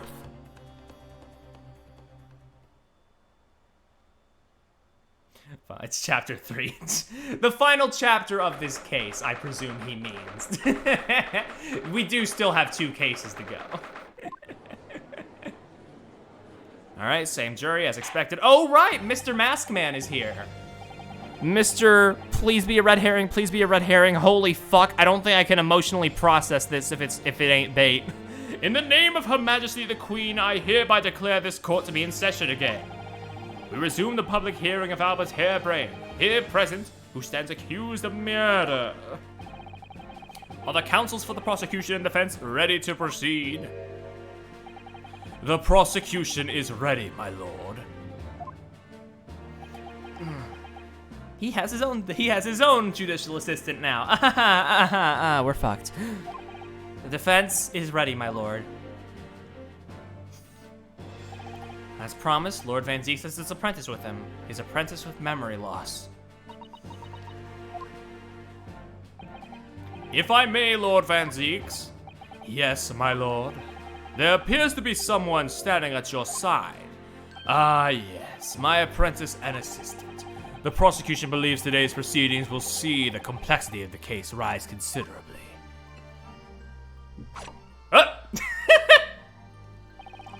I therefore instructed my assistant to attend to ensure the smooth running of the trial.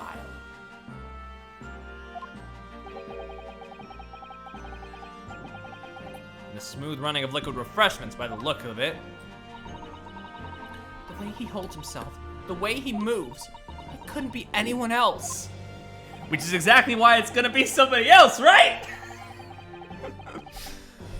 God, the thing is, they've set their cards beautifully, because if it is him, it's like a perfect say it isn't so moment. But if it isn't him, it's just like, god damn. But he's still suffering from amnesia, so there's really nothing we can do at the moment. I know, but oh, this is so very hard. It would appear the prosecution has done a fine job in responding to the demands of the court made yesterday. I understand you have successfully secured the engineer who disappeared from the scene on the day in question. Yes, my lord, I intend to call him as a witness shortly. Very good, very good. Now then, ladies and gentlemen of the jury, who have been chosen at random to represent the will of the people in this courtroom today, are you ready and willing to proceed? Of course, my lord. I'm sure we all understand the importance of doing our civic duty. I so despise deception and deceit. I find it so very wearing. To take a man's life with a conjuring trick, it is against the magician's code, not to mention the law. Any fake scientist should feel the wrath of God, if you ask me! We have to listen to what's said on both sides of the fence and, then settle on one. That's it, isn't it? Wasn't like this in my day. Wasn't like this at all. If all parties are ready to proceed, you may begin, Lord Van Zieks. Before I do, my lord, there's a report I must read to the court. Yesterday at the Great Exhibition Grounds, the evidence of primary importance in this case, the super high voltage instantaneous kinesis machine, which was installed on the experimentation stage, was deliberately destroyed in an explosion affected by an unknown person or persons. It was what? Explosion? This is an outrage! Yes, I heard this grave news yesterday. Scotland Yard made a report to my office in the evening. I read the machine was blasted to smithers and the wreckage reduced to ashes in the flames. I have here a photographic print of the scene taken in the wake of the explosion. It shows what remains of the machine. Yes, a terrible business. He did it to destroy evidence, did he? That Enoch's Trevor. The court will take this print as evidence, counsel. Leveled by a time bomb, the metal floor has been blown open. Late yesterday afternoon, the protection afforded to the machine by the Special Dispensation for Scientific Equipment Act was revoked. However, before a thorough investigation could begin, the invention was obliterated from existence. As such, this will become a very different trial. Yeah.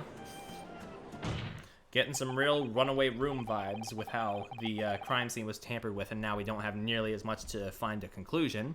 Coincidentally, that was also the third case of that game. Okay, but you could totally try Jumper for having lamp oil, rope, and bombs. You want it? It's yours, my friend. So long as you have enough rubies. The authenticity of the kinesis machine will remain forever in obscurity. Indeed. A most unfortunate state of affairs.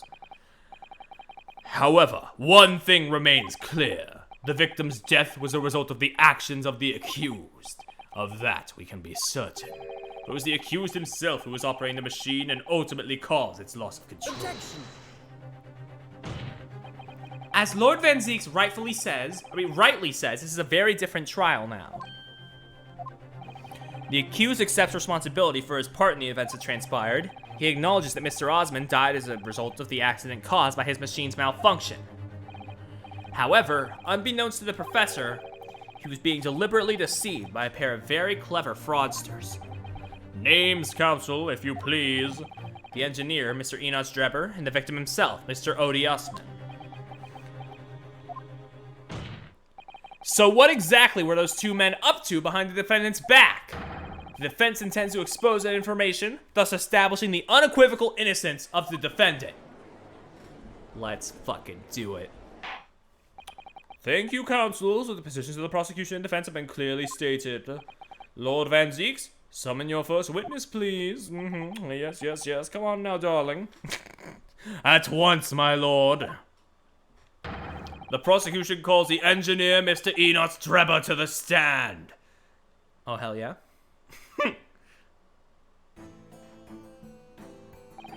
State your name and occupation for the court. Name, Enos Drebber. Occupation? Hard to pin down, I would say. See that black monocle? Yes, why do I feel as though I've seen it somewhere before? Oh, you too. I had the exact same feeling myself. Your file indicates that you are currently being investigated in connection with another case. The theft of a waxwork model. Is it a most extraordinary sounding business? But that has no bearing on this trial, I assure you. Cleave it from your mind. You're familiar with the public experiment carried out at the Great Exhibition some days ago. The accused super high voltage instantaneous kinesis demonstration. There's so many long phrases in this case. God. Fucking waste my time more, why don't you? Now, Van Zieks, I understand the sentiment, but that is neither here nor there in relation to the case. Yes, you could say that. I am aware of it. Occupation, gender, true though. There was a terrible accident, wasn't there? It was you, Mr. Drebber, who constructed the vast machine used in the experiment. Also, our investigations indicate. Can you confirm your involvement? Yes, I constructed it in precise accordance with the blueprints, but that's all. Then the court will be very interested to hear your thoughts about the machine, I'm sure.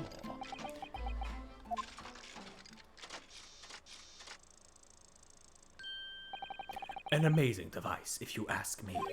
The pinnacle of modern science, making instantaneous kinesis a reality at last. What? Good gracious! Do you mean to say that the experiment was bona fide? Is that your belief, sir? How did it happen with my voice there? Yes, that is very much my belief. Such a waste that it blew up. We've already established that the machine was nothing more than a prop for an elaborate conjuring trick. You've established nothing of the sort. Also, where did he go? Where did my... Oh, wait, no, he's there. He's there right behind me. Me and the bestie. I can hardly see... you can hardly see him behind my enormous shoulder and fist. All that was shown during yesterday's proceedings is that same outcome could have been produced by means of stage trickery. The defense merely proposed a method and demonstrated its feasibility. Nothing more. Me and the bestie bullying Naruto. That's just prosecutors always bullying the defense. But... We've procrastinated long enough. Witness, give your formal testimony about the machine you constructed for the purpose of the demonstration. You know the one. Come on, bitch. Understood.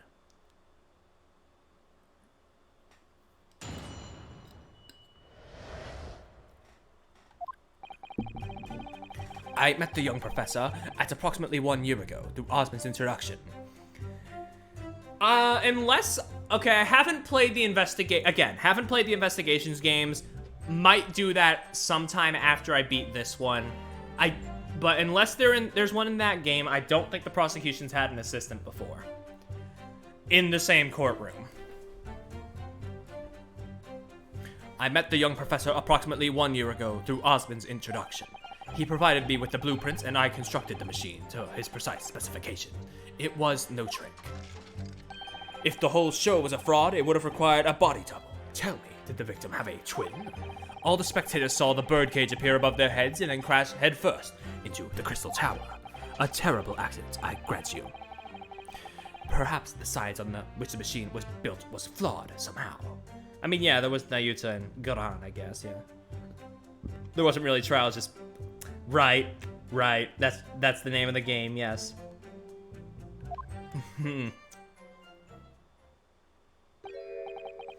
A body double?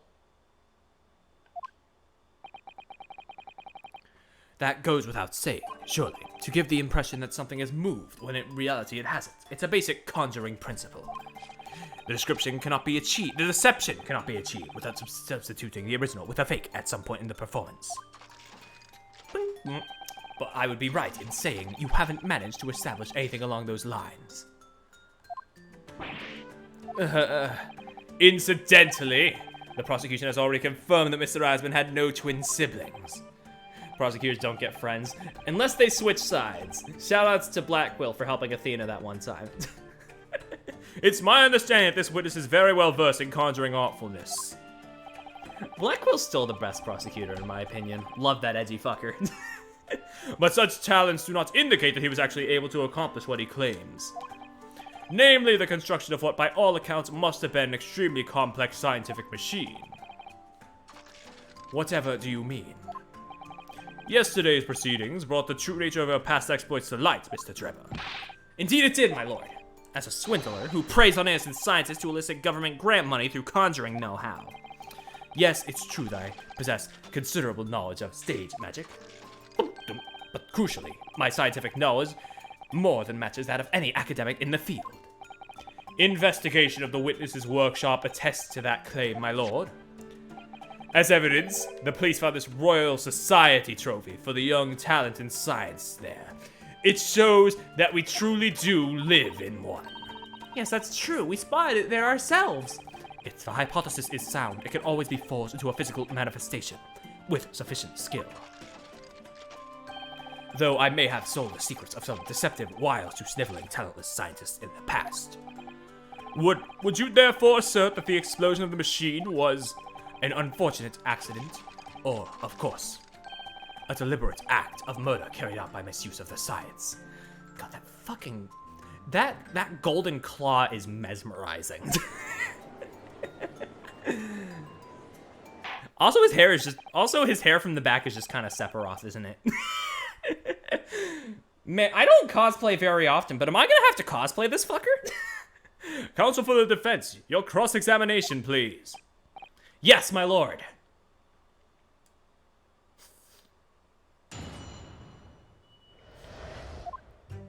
I met the young professor approximately 1 year ago. He provided me with the blueprints and I constructed the machine. It was no trick. If the whole show was a fraud, it would have required a body double. Did the victim have a twin? All the spectators saw the birdcage appear above their heads and then crash head first. Wait a second. Oh yeah, the arm would be a bitch to get right. Wait a second. Head first? What about that? Objection. Good thing I examined that before the trial. We examined the birdcage that crashed into the Crystal Tower ourselves. As you can see, the cage, which is a wooden construction, has sustained damage in one particular spot. Following the explosion, it fell some 30 feet into the glass of the Crystal Tower. The level of damage is to be inspected, surely. I agree, the damage itself is entirely understandable. What doesn't make sense, though, is the location of that damage. All the breakage in the wood is at the base of the birdcage, not the top. How do people cosplay Samus's suit? Hard work and dedication, yeah. That's the opposite of where they should be. That's right, my lord. The birdcage that was at the scene is damaged at its base. So we have reports of the birdcage falling headlong to the Crystal Tower, yet the damage is at the bottom. The only way to reconcile these two facts is to accept that there were two bird cages in play that day, which were at some point switched during what wasn't a scientific experiment at all. but an elaborate piece of stage trickery. Yeah. Why was that one part of the highlighted though? Good gracious! Explain yourself, witness. Do it now. My attention span is waning. Well, if we examine the facts, there's only one logical conclusion we can draw. The damage on the base of the birdcage clearly indicates that it crashed tail first into the tower. But multiple witness reports claim it fell head first. The birdcage materialized in the sky next to a balloon flying over the stage, following a spontaneous explosion at an altitude of some 60 feet above ground level, which is approximately 18 meters. It then proceeded to fall some 30 feet into the crystal tower in the ensuing deflagration. Witness reports amid such chaos are notoriously unreliable. The victim's neck was broken! He plummeted 30 feet inside a heavy wooden cage. However he fell, it would be unsurprising to find one or two of his vertebrae crushed.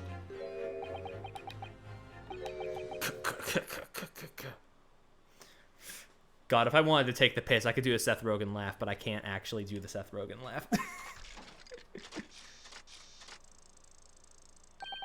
A riveting scientific analysis of events from the prosecution there, though to be even more rigorous, you would have to say it was only one vertebra, actually. He wasn't quiet for long. I find it hard to see what's motivating Lord Van Zieks. This witness is clearly a swindler and one who deceived a personal friend of his.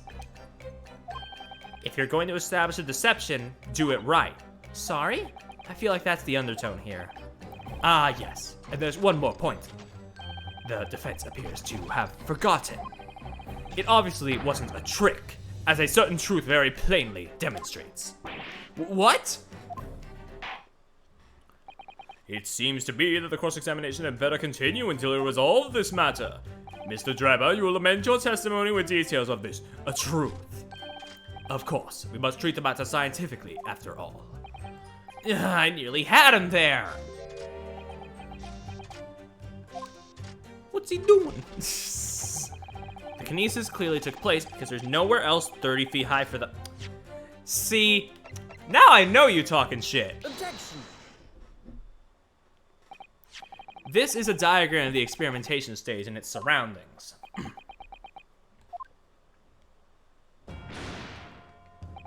We know that somehow the birdcage appeared in midair before falling down to the crystal tower. Bonk. A fall of about 30 feet, or 9 meters. However, if you examine the diagram carefully, you'll see that there's one other possible location from which the birdcage could have fallen. The same distance of 30 feet. No! Well, it appears the defense has a possible explanation to put forward, yes? As he do, go ahead, counsel. Refute them. I dare you. Oh wait, I was talking to you, not the prosecution counsel, okay. Yes, my lord, of course. You will indicate the place to which you are referring on this same diagram. The alternative location from which the birdcage could have possibly fallen from the requisite 30 feet. I didn't mean that. Whoop. Take that! If it had fallen from here, the birdcage would have plummeted the same 30-foot distance. Objection. If that's my learned friend's claim, I suggest he demonstrates for the court personally. Huh? And you may consider this a parting gift, counsel.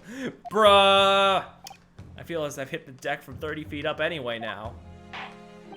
Don't give me recourse to make the next fall from 60 feet up, You'll indicate the place to which you are referring on this same diagram. Wait. This is a trick question. Take that! The place I'm referring to is here. But that's where the birdcage would have been to begin with.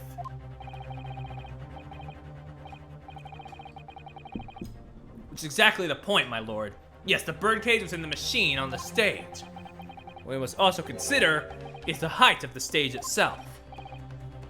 Go on, counsel. It turns out the experimentation stage was built at a considerable height above ground level. If you look at the diagram, in fact, You'll see it's about the same height above the ground as the balloon was above the crash site.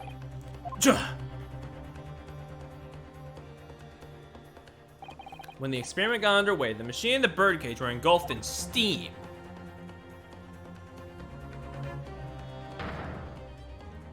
At that moment, the floor of the stage gave way, and if we assume there's to be a void underneath, this birdcage and the one seen by the audience would have fallen almost exactly the same distance.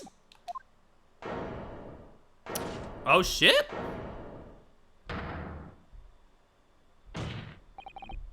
Once again, my lord, this all points to the fact that there was not one birdcage, but two. Objection! My learned friend has no evidence that the stage has such a contrivance in its design. Oop, why do I keep hitting that today? God, what's wrong with me? Someone was responsible for the criminal destruction of the Kinesis machine itself, it's true. However, the stage still stands. And take a moment to look at the photographic print of the scene following yesterday's explosion. Completely fucking totaled. Good lord, the metal grill that formed the floor. It's undone! Yes, most likely blown open by the force of the explosion that destroyed the rest of the machine. The defense calls for a space below the stage to be investigated immediately.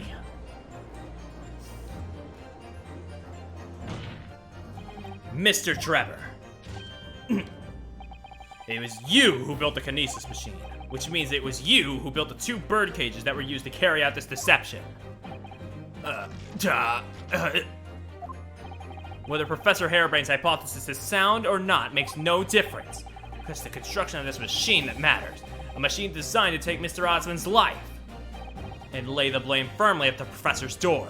Something that could have only been carried out by you, Mr. Enos Trevor. Oh shit. Objection! My boy's having a bit of a malfunction. Oh shit. Bring out the wine again.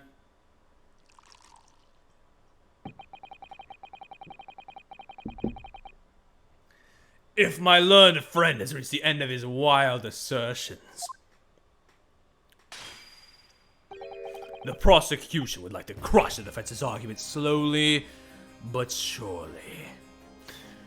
God, I just had. Oh, yeah, no. I just remembered what I was about to say. God, I just imagine, with all the wine he drinks, I'm surprised Van Zieks hasn't showed up to court, like, drunk off his ass one time. What? Your argument fails to hold water. On two counts. Two? Firstly, before and after the experiment, this witness went nowhere near the Kinesis machine. Every relevant member of the staff from the exhibition has attested to that. And I believe members of Scotland Yard have also been on watch for every public experiment. In other words, Mr. Trevor had no opportunity to switch the alleged pair of bird cages. Yes, he'd be angrier, but he'd also probably flub his points a bit more, which would be really funny to see. Because he's always just so perfect. Then again, every prosecutor just has to be so perfect, huh? With their points and their logic, God. Well, okay, the pains aren't, but they don't count. But I've already explained why he wouldn't have needed to. The nonsense with the crossbow, that doesn't bolster your case at all. The man who disappeared from the stage and the man who crashed into the tower are one and the same. The forensic investigation team's report is unequivocal on that point. Duh.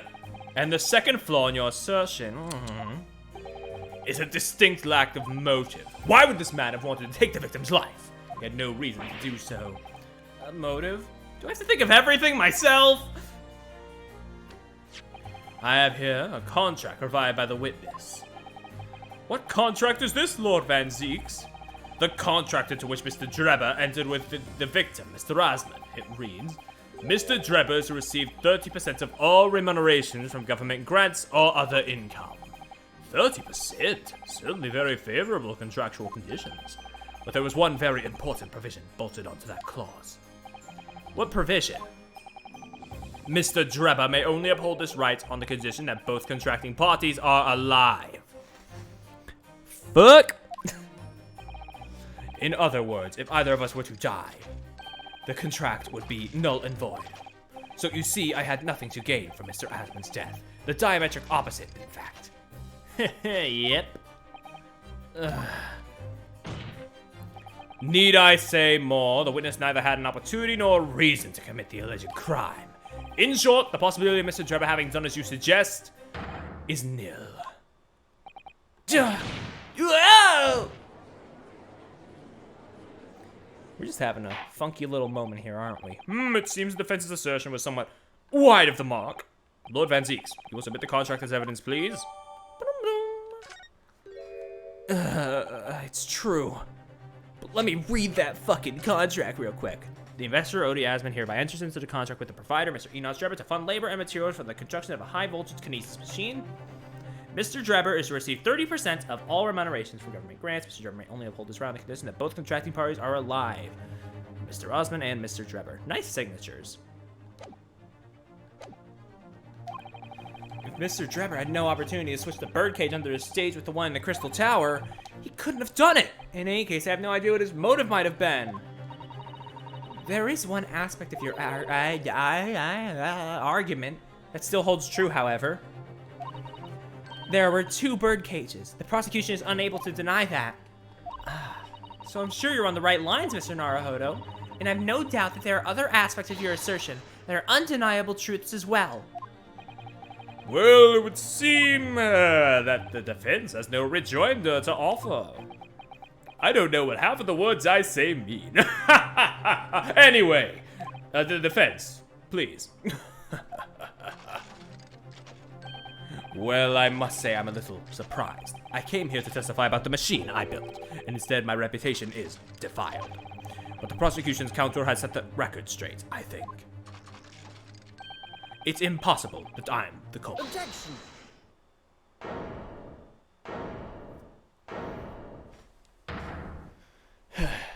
At the beginning of this trial, we believed there was only 1 birdcage, yet now we know there must have been 2.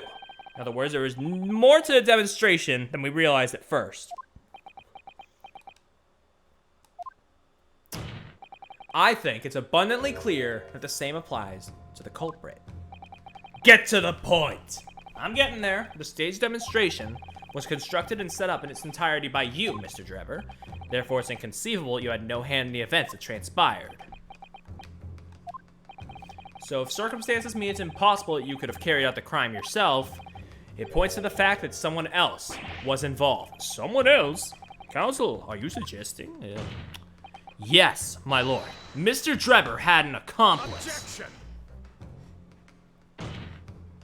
An accomplice now? Well then, I presume you're prepared for what's to come? Now that you're accusing not only this witness, but someone else of the most serious of crimes. These accusations turn out to be false, then make no mistake. The prosecution will demand an equally serious punishment for your slander. Well, counsel, do you intend to pursue this course and formally accuse another party? Might as well. At the moment, this is a little more than a hunch on my part. I don't know for sure if Drebber had an accomplice or if he really is the culprit. One way or another, though, I have to make a position clear. As a lawyer. So what's my stance gonna be? Did he have an accomplice or not? Let's give it a shot. The defense is ready to name Mr. Drebber's accomplice. Somehow 2 bird cages must have been switched. Everything points to that. Yet according to the coroner's report, that's not a possibility. Psh. But that inconsistency itself is a clue. Counsel, My lord! you have received the stark warning already. If you are nevertheless determined, I must now ask you to identify this alleged accomplice by name. So, your answer, please. Who do you claim you have been Mr. Drebber's accomplice? The 10-year-old girl. No. He's gonna be an accomplice. No. Albert Hamburg, no. There's a lot of people in this. You 2 were in the balloons. It couldn't have been you.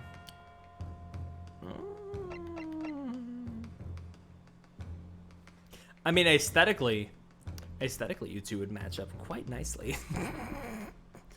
Am I just making a guess right now, or what?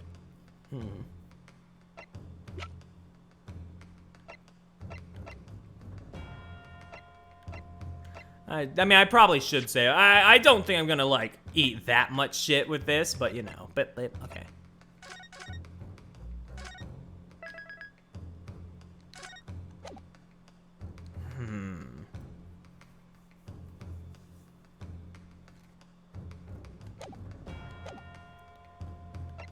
Wait. Can I look at my court record? I mean, it's probably the coroner, honestly. If I can't look at the court record, I think I'm just gonna guess that then. Also, why don't you write his full name? Write his full name, you fucking cowards. Even if I can't remember the full thing myself. The name of the person in question is... What's wrong, my nobody's friend? Surely fear doesn't bind your tongue now. It's a little late for that. Of course I'm afraid. After all, naming her in this capacity is definitely gonna make waves. A lot of waves. I could very well turn every single person in this courtroom against me. I can make them go full racist on my ass again. I'm sure it'll be alright, Mr. Naruhodo. Yeah, the report did seem a bit contradictory. I just couldn't check it, so I had to go with my gut. Thank you, Mrs. Sato. Actually, wait, let me double check that now that I can. A broken vertebra, or there was a sudden fall from a considerable height. Yeah, wait, yeah. Yeah. Okay, yeah, checks out. Yeah, it all tracks. Okay. Thank you, Mrs. Sato. The enemy always appears larger in life, but you'll appear exactly the same to the enemy.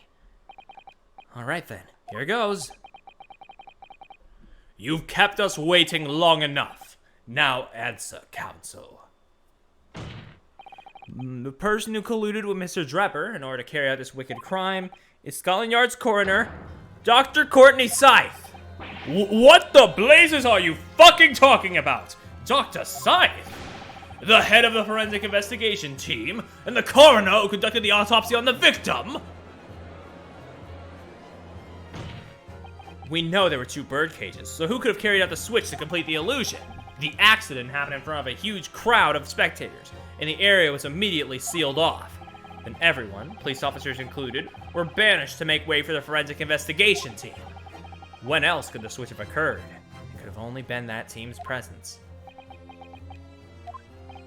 It's essential that the court determines exactly what happened following the incident. The defense demands that Dr. Scythe be summoned to the witness stand at once to testify.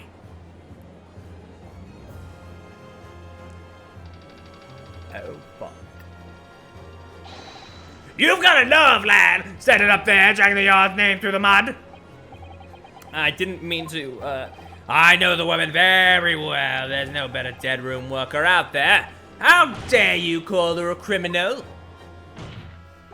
My learned friend's imagination appears to be wilder than the East End at night. But the recklessness of your accusation aside, there's another grave problem with your argument. One which the prosecution demands you address at once. A grave problem? Oh my word. Who do you claim acted as the victim's doppelganger?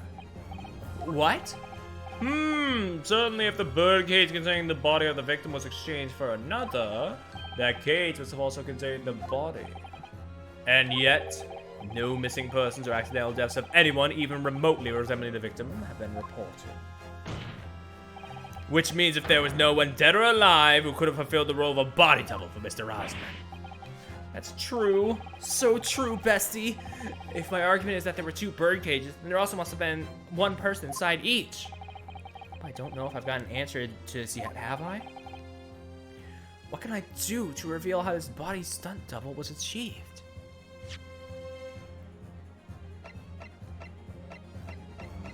Do I have... Wait! Wait just a fucking second. We're gonna present some evidence.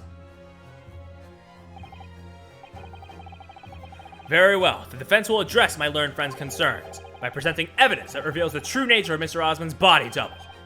Good gracious, evidence? I do hope this isn't filibustering, counsel. The court is expecting a name. If you think you have relevant evidence, present it now. Body double in the birdcage or hiding inside the balloon that was floating above the stage. Which means that any witnesses would have only seen them from 60 feet away. So who was it that appeared out of that explosion for some 18 meters above the spectators? Aha! The body double inside the second birdcage was the waxwork. But not just the head. We're gonna have to clarify, it wasn't just the head at the time. They stole the whole thing, but you know, we only had the head with us.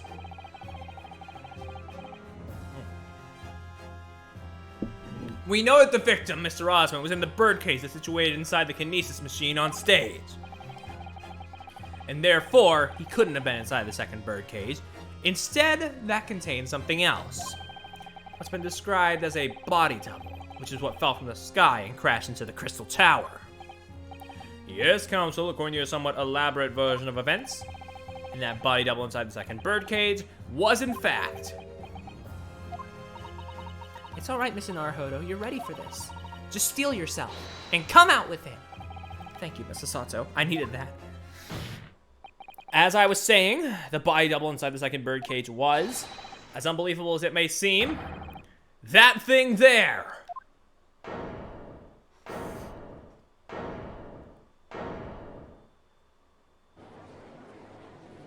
Mr. Professor.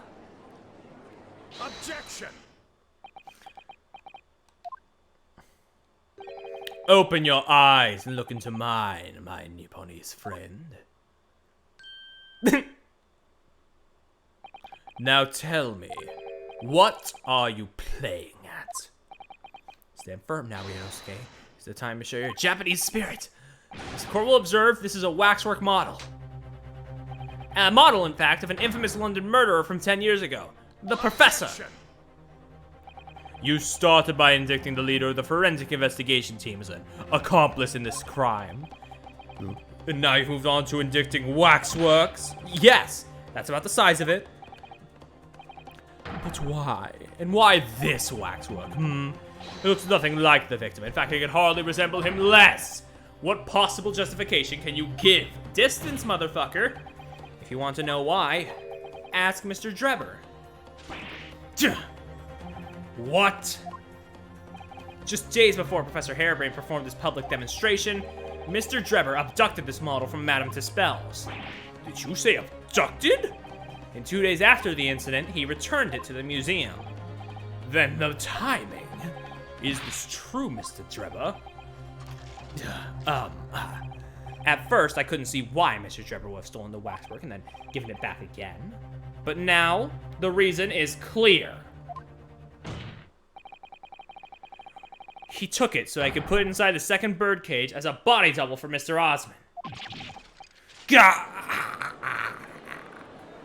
Shit jam, boys. Are you hearing this, ladies and gentlemen? You see this shit? That the witness fabricated this vast machine with the intention of deceiving some wretched scientist. That he did so in collusion with the country's finest coroner on a public stage in front of a vast audience. And that to effect the deception, he used a waxwork model that in no way represents the victim. Are we really to believe this far-fetched tale? What do you decide? Objection. Wait! Yes, if you put it like that, of course it sounds implausible. My lord, I need to speak, if you please. Go ahead, Mr. Foreman. Myself and my colleagues have reached an agreement. Oh, fuck. Well, in that case, ladies and gentlemen of the jury, you will state your learnings for the court to hear now. Guilty. Guilty. Guilty. Guilty! Kill me.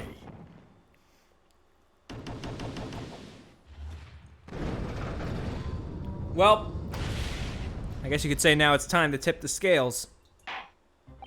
So, as indicated by the foreman, the jury has reached a consensus. I don't know what happened there with my voice. I feel like I just de-aged 60 years for like half a second. That was weird. I knew that was going to happen. The de-aging thing, not the guilty thing. That's fucking wild. And we shall get through this, Mr. Naruhodo, as we always do. And uncover some new truths along the way, I'm quite sure. Yeah, I agree. I'm gonna have to appeal to the jurors as usual and see if I can persuade them to change their minds. The defense will now embark on a summation examination, I assume. Are you and your fellows ready to proceed, Mr. Foreman? We are, my lord. Very well. Let's do this shit then. In that case, I now ask you to state clearly for all present to hear the grounds on which each of you have decided the defendant is guilty of the crime which he is charged. Sorry if I'm a bit buzzed right now, you know, cold and all that. Your Honor, what the fuck? I've known that woman for years. She'd never be an accomplice to anything. It's utter nonsense to think those two would ever be conniving with one another. Oh dear, this is most troubling. But surely the waxwork the man stole has nothing to do with the coroner, is it? I had my own problems with members of the police. I do not trust them much. Why the fuck is juror number 3 always so based? Okay, but seriously. I've seen no rumors to prove this waxwork was ever inside the birdcage. It's conjecture. Accusing someone without raw evidences. He's not a proper job, is he? I won't have it. Somewhat unsurprisingly, it seems the introduction of this waxwork model to proceedings has polarized opinion. Given that its face is obscured and its build in no way resembles that of the victim, I can only applaud my learned friend's temerity. That's a new one for me, temerity.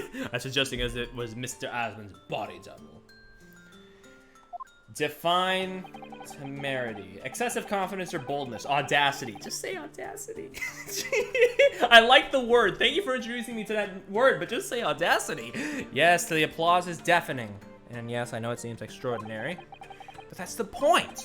That's why I have a strong feeling it's actually a greater clue than anyone yet realizes. What are you thinking, Mr. Naruhodo? I can't explain why, but I feel as though there's a specific reason why it was used. Why it had to be this model. Really? A reason why nothing else would do, you mean? Yes, and I'm convinced it's something far more significant than whether or not the model looked like the victim. Well, if that's the case, we must prevent the trial from ending prematurely at all costs. Yes, agreed. I have to find a way out of this. If you are ready, counsel, you may proceed with the summation examination. Yes, my lord. Now I need to actually read the statements instead of acting and then reacting. I've known that woman for years. She'd never be an accomplice to anything. Okay, fair enough. Moving on. Sorry, nonsense to think those two would ever be conniving with one another. Oh, damn, this is most troubling. But surely the waxwork the man stole has nothing to do with the coroner, is it? I've had my own problems with members of the police. Hold it! ACAB, motherfucker. What does that mean, sir? What sort of problems? Well, let's just say we have run into each other on numerous occasions while I've been out performing on the street. Right, I see. Obviously, artists such as myself cannot appear on stage as we work in close proximity to our audiences. You know, his hair kind of looks like my avatar's in a way. Very lightly.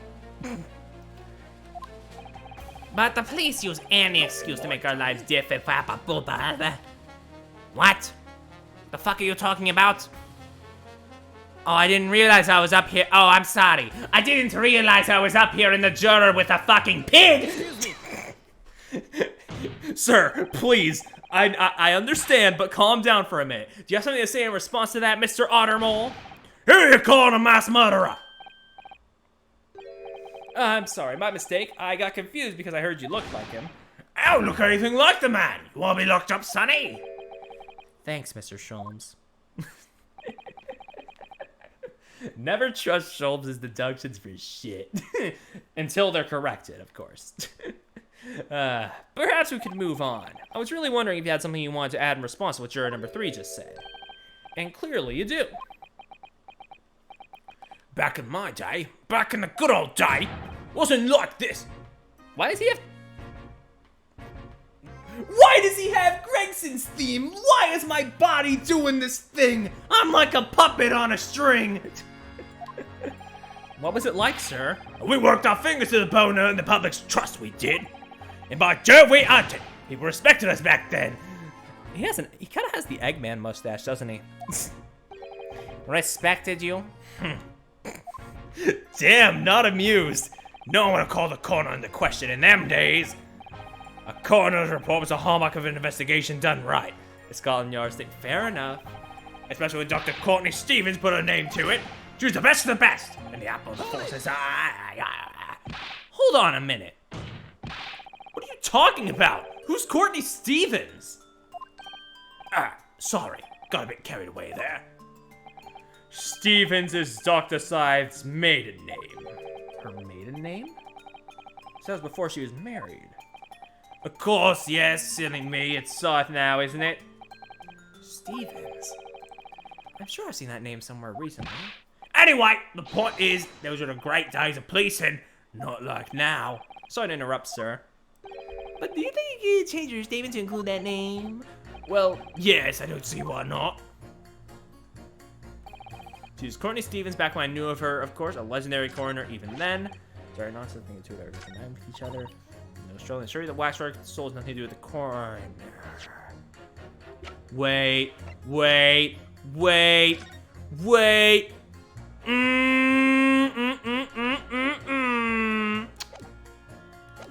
First things first. Objection. Those two statements clearly contradict each other. Good gracious! To whose statements do you refer, counsel? So, juror number 2. Oh gosh, me? Well, what can I do for you? I presume that you heard what juror number 6 said in his statement. It's brought to light the maiden name of the coroner, Dr. Scythe, which in turn revealed a connection that wasn't apparent before. Well, naturally, as a woman of Society. I find such connections and relationships irresistible. But oh golly, I'm afraid I fail to see what you mean. Dr. Scythe's maiden name is Stevens. And through that name, the coroner is very definitely linked to the waxwork of the killer. The defense has evidence to prove it. My goodness, evidence you say? How utterly enthralling. Counsel, the court cannot overlook that last remark. I hope there is substance to your claim. Show me the evidence. Come on. Come on now, that's a good lad. Come on, show me. All right, here you go.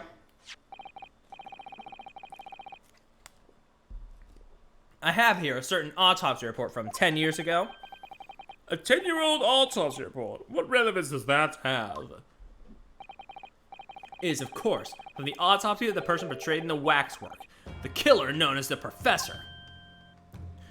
The professors? That man was a capital offender, so, Good luck getting that one fixed up. That's right, this is the certification of death that was drawn up after the convict's execution. The identity of the killer was never made public, so the report gives few details. What's important is the name of the coroner who wrote it. Courtney Stevens. Oh my, Courtney Stevens! Strike a light! It appears the professor's autopsy was conducted by Dr. Scythe 10 years ago. And a few days ago, Mr. Drebber deliberately stole the waxwork of the professor from Madame Spells. A waxwork that doesn't in fact resemble the victim, Mr. Asman, at all. And do you suppose there's some unsavory relation between those events? Absolutely, I'm sure of it. There's no doubt in my mind the professor case is at the heart of a link we have yet to uncover. Between Dr. Courtney Scythe and Mr. Enos Drebber. Hidden links, mysterious connections, secret relationships. This is almost extraordinary. We're surely obliged now to explore this further. Yeah, 1 down, 3 to go at minimum.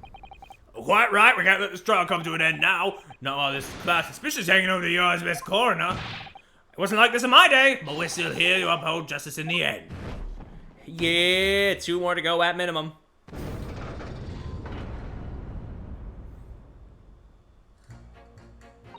It's a professor, that's what links the frightful swindler and the coroner. I've had my own problems with the members of the police. I'll plain no we're gonna prove this waxwork was ever inside the bird cage. It's conjecture. If it's done without right evidence, it's done a proper job, I won't have it. Well, she wants evidence. Should I press her? Do I have evidence though? That's the question. I don't think so. I'm gonna press this laddie first. Hold it! but you claim the whole instantaneous kinesis demonstration was a trick! That I did, but there's more than one way to pull a rabbit out of a hat, isn't there? Sorry? I'll grant you, given that this cage appeared from amidst an explosion, there's no need to use a real person. But if a waxwork had been used, the culprit could at least have had the dignity to make it look like the victim. I'm not sure exactly how much criminals are governed by decency.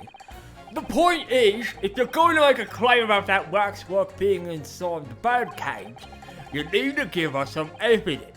Without that, it's just not science. This voice is tricky to do. Why did I choose to do it this way? I suppose we should expect nothing less than a logical argument from a member of the Royal Society. Perhaps that means his mind can be changed if we manage to present suitable evidence. Evidence that the Professor Waxwork was inside that birdcage. Can I produce that or not? Sure, why not? Actually, I have something I'd like you to see, sir. Oh, I must warn you that I firmly believe it's only wise to trust men in white coats. Don't trust me then. I'm not exactly the most, trustworthy person.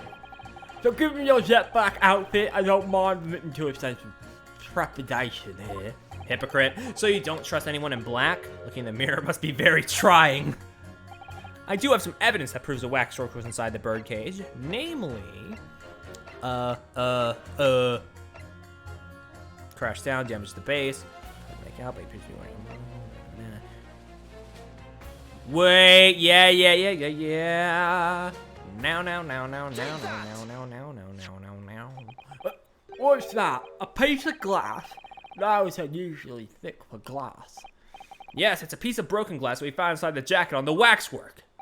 As you say, it's not ordinary glass, though. It's very thick and clearly made for extra strength, much like the special glass that was developed for the construction of the Crystal Tower.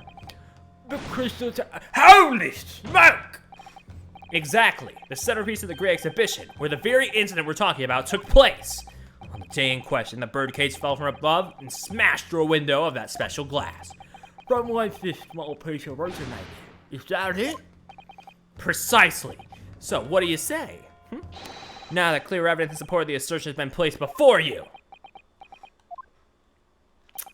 Well, as I said, I only trust men in white coats as a rule. However, when the reasoning is sound, it's fair to say colour shouldn't come into it. In light of what you've shown me here, yes, I feel obliged to change my position on the matter. In that case, juror number 4, you will amend your statement now, please. God, every time I switch from this guy where I have to like fucking fold my teeth under my lips and then I go back to a normal talking voice, it just feels so liberating. God, it feels nice to talk normally again. The presence of that piece of glass leaves me in little doubt if the waxwork is indeed inside that bird cage. Wait, we can put evidence now. Objection. Those two statements clearly contradict each other. Good gracious, 2 statements do you refer, counsel? Well, you know, if you put your corn down for a moment, juror number 5. Oh, you mean me? You've pointed out that it's wrong to make an accusation without evidence, but the accusation that the waxwork model was inside the second birdcage on the day in question is not without supporting evidence, as the defense demonstrated to a juror sitting beside you. Oh, is that right? Would it be fair to say you didn't follow the argument? I don't understand much beside Colonel Cobb, to be honest. Of course you don't. If I could interject here. Please do, sir. Now this assertion you said about the waxwork has been backed up by some solid evidence. It would be wrong of me as a man of science to not pursue the matter further.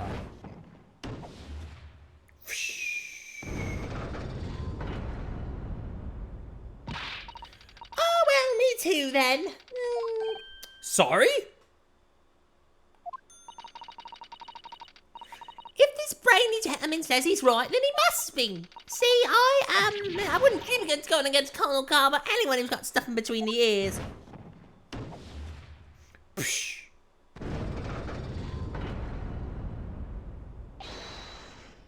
Success! If you can call it that.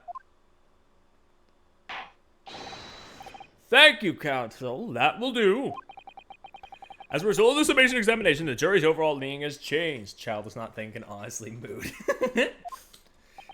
I have no brain cell, only corn. 2 jurors now called guilty against 4 who call not guilty. Accordingly, the court has failed to reach a consensus at this time. And the trial must continue. We did it! Oh, well done, Mr. Naruhodo. Another wonderful victory.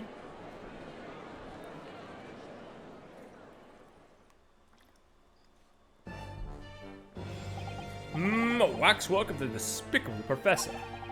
Ah, despicable me. Uses the body double for the victim in this quite extraordinary case. I must say, it's extremely hard to believe the assertion could possibly be true. However, it would appear that it does at least warrant further investigation.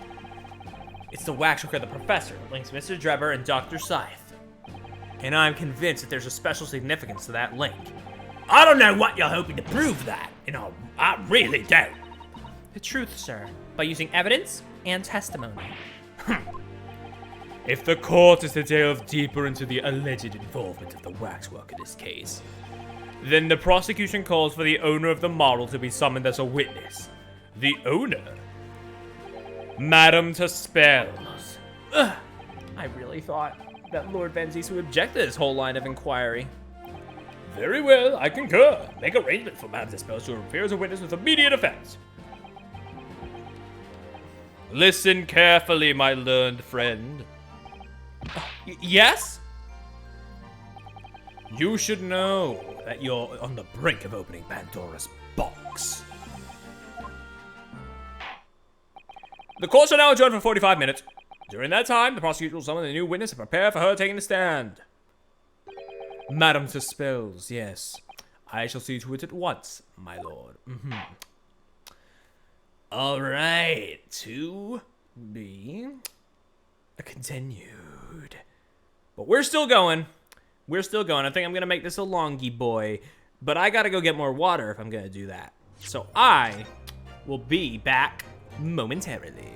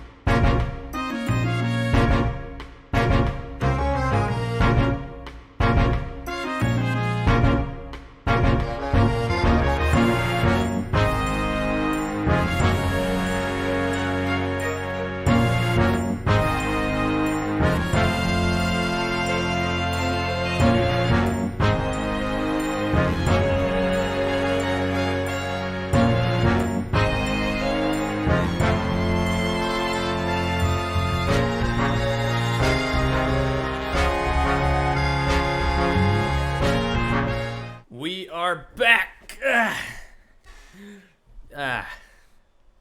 So I guess if I'm like still Tiny Perry and I am like piloting the and I'm piloting like the little if I'm piloting Ryunosuke, does that make this a mecha stream?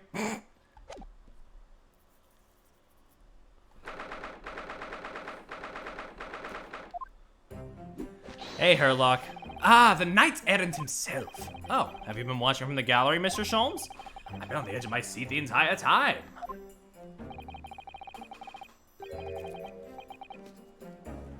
Courtroom trials are fascinating affairs. As a spectator, at least. I'm glad you've been enjoying yourself. Yeah. Damn, I forgot you were around. Not to discredit you, of course. I have to ask, what on earth is going on? It makes no sense. What's this professor business all about? Doesn't look like any professor I've ever met before. Who even is he? Ah, of course. You were in Germany already 10 years ago. Yes, the professor. When I discovered he was the one who had been abducted, a sense of foreboding stirred within me. But who knew the monster would come knocking at your door? My heartfelt sympathies. As it turns out, Lord Van Zeeks is even more intimately tied to this case than any of us realize, isn't he? Yes, how true. So true, bestie. I need to stop. Yesterday it was what the dog doing. Today it's this. God, I really need to just get my act together. His great friend from university and the dog. And now a waxworker, the killer who took his esteemed brother's life, makes an appearance too. I imagine even the shrewd Mr. Reaper failed to foresee that kick in the teeth. An extraordinary move on your part, my dear fellow, to throw that in front of the man. Kick him while he's down. Even a worsty is so true twice a day. You make it sound deliberate. I can't help feeling that this professor case is really very puzzling. Oh yes? In what particular manner, Well, there's Mr. Drebber, Dr. Scythe, and Lord Van Zeeks. It seems that everybody in this trial has a link to the case somehow. Yes, in fact, I alone am not a member of the set. Though that leaves me as an empty set, all alone with no intersection to any other. Excuse me? Oh, yeah, I was right. Dr. Scythe! Dr. Courtney Scythe. Miss Stevens. Good day to you. Hello, Sholmes. That was very shrewd of you. What in particular, pray? You requested that 10-year-old autopsy report from Gregson, didn't you? Why would you assume such a thing? Because Gregson told me. To think it's been 10 years. 10 years in the laboratory, wielding my scalpel. I smell of nothing but corpses and disinfectant. A policeman on the jury had a lot to say about you as it happens, Dr. Scythe. And I've accused you of being complicit in what happened. I'm hoping that you'll take the stand and tell the truth about what really happened. That certainly won't be possible. You really think somebody would do that? Just admit to committing perjury on the stand? Lord Van Zeeks won't be summoning me as a witness. Oh, okay. Lord Strongheart has forbidden it. Lord Strongheart? The Pandora's box you were warned about is the professor's case. But please don't make the mistake of thinking you'll get any information about it out of me. By attempting to hide from the truth, that's cowardice! Yeah? I've always fought crime in a way I see fit. I have no regrets, none at all. And that's all I came here to say. So, good day to you. We're gonna get you on that stand one way or another. She mentioned it too. This Pandora's box.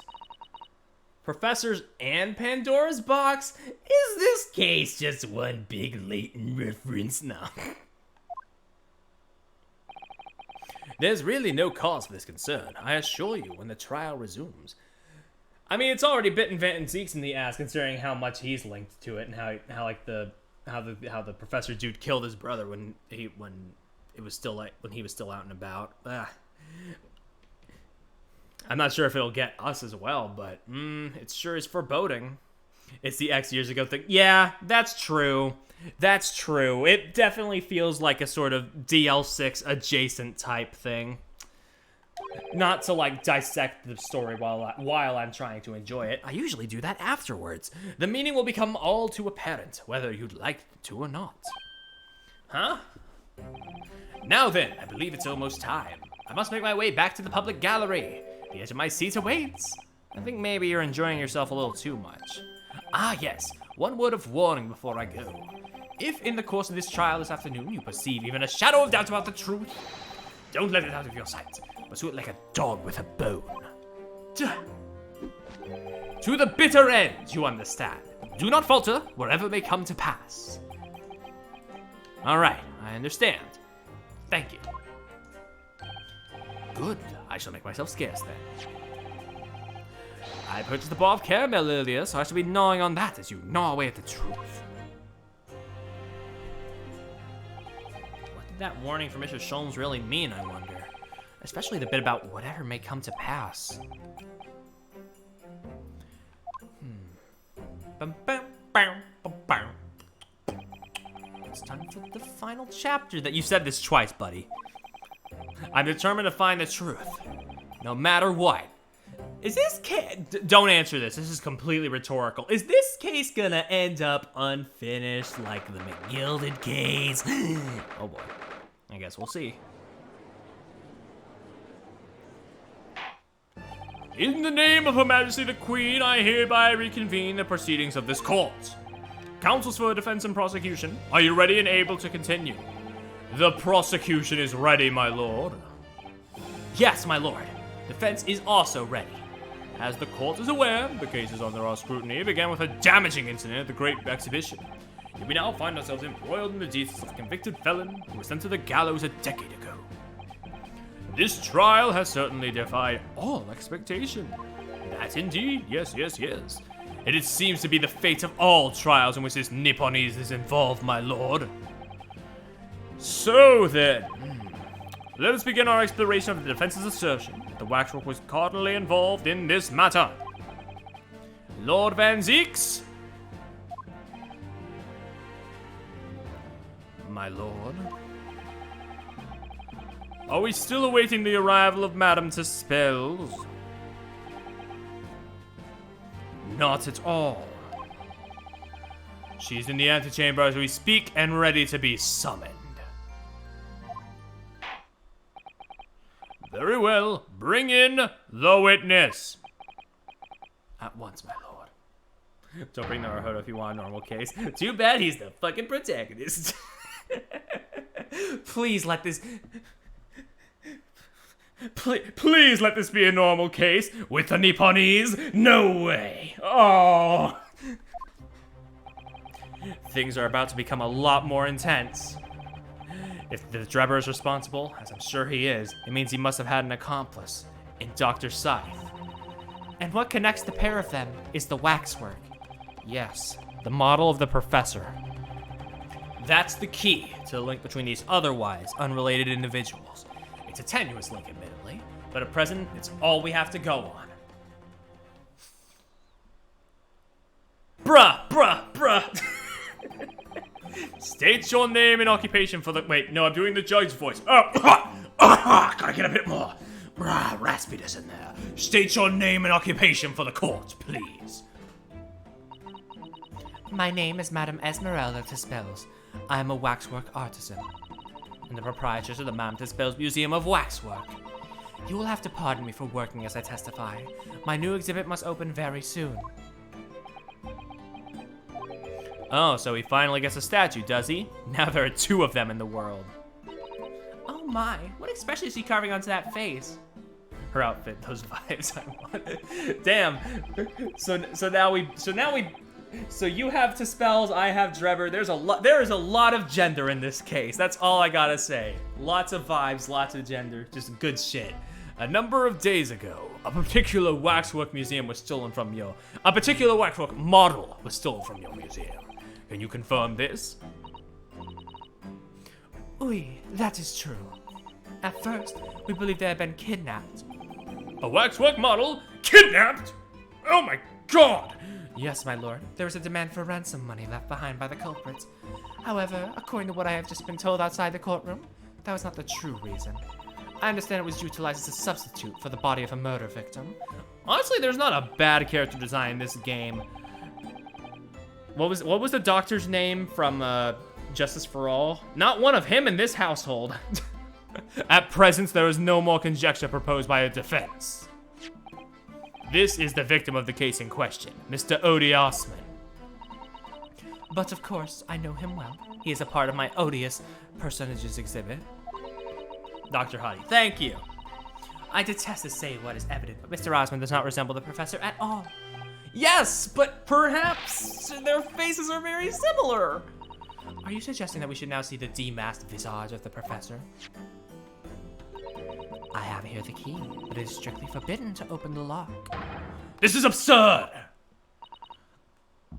Pardon? I don't know what face you've carved onto your fancy figure beneath that mask. But clearly won't be that of the actual killer. Indeed, the man's identity was never made public after all. Oh no, sister. The trial took place in a closed court. The condemned man was summarily executed. His identity remains a closely guarded national secret. There is no possible way that a repository of tawdry exhibits could get its hands on that information.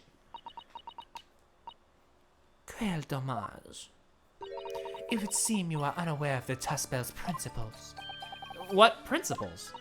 The family Tuspels has always prided itself on sculpting a models a la perfection. Every detail, including the visage, is fashioned with complete fidelity. Et voila, our principles.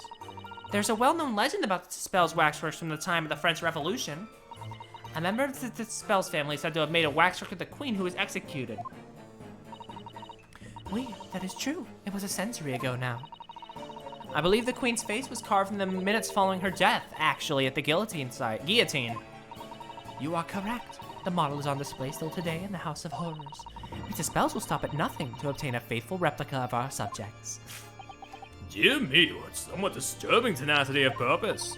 It is the only way to obtain a true lifelike representation of the subject. And it has been my family's secret for generations. Do you mean to say that beneath the mask? Oui, the true visage of the killer is there. This is ludicrous. It's out of the question. The professor spread terror throughout Great Britain. As a result, the Madame Tuspel's special exhibit remains extremely popular even today. The killer, emerging from his own grave, is a sight to behold. You should come. I think, madam, it would be beneficial to hear your formal testimony on this matter instead. You'll explain every detail of this macabre model and your personal involvement in its creation. With pleasure. Let's go. Witch lady testimony. The special... What the fuck? This is...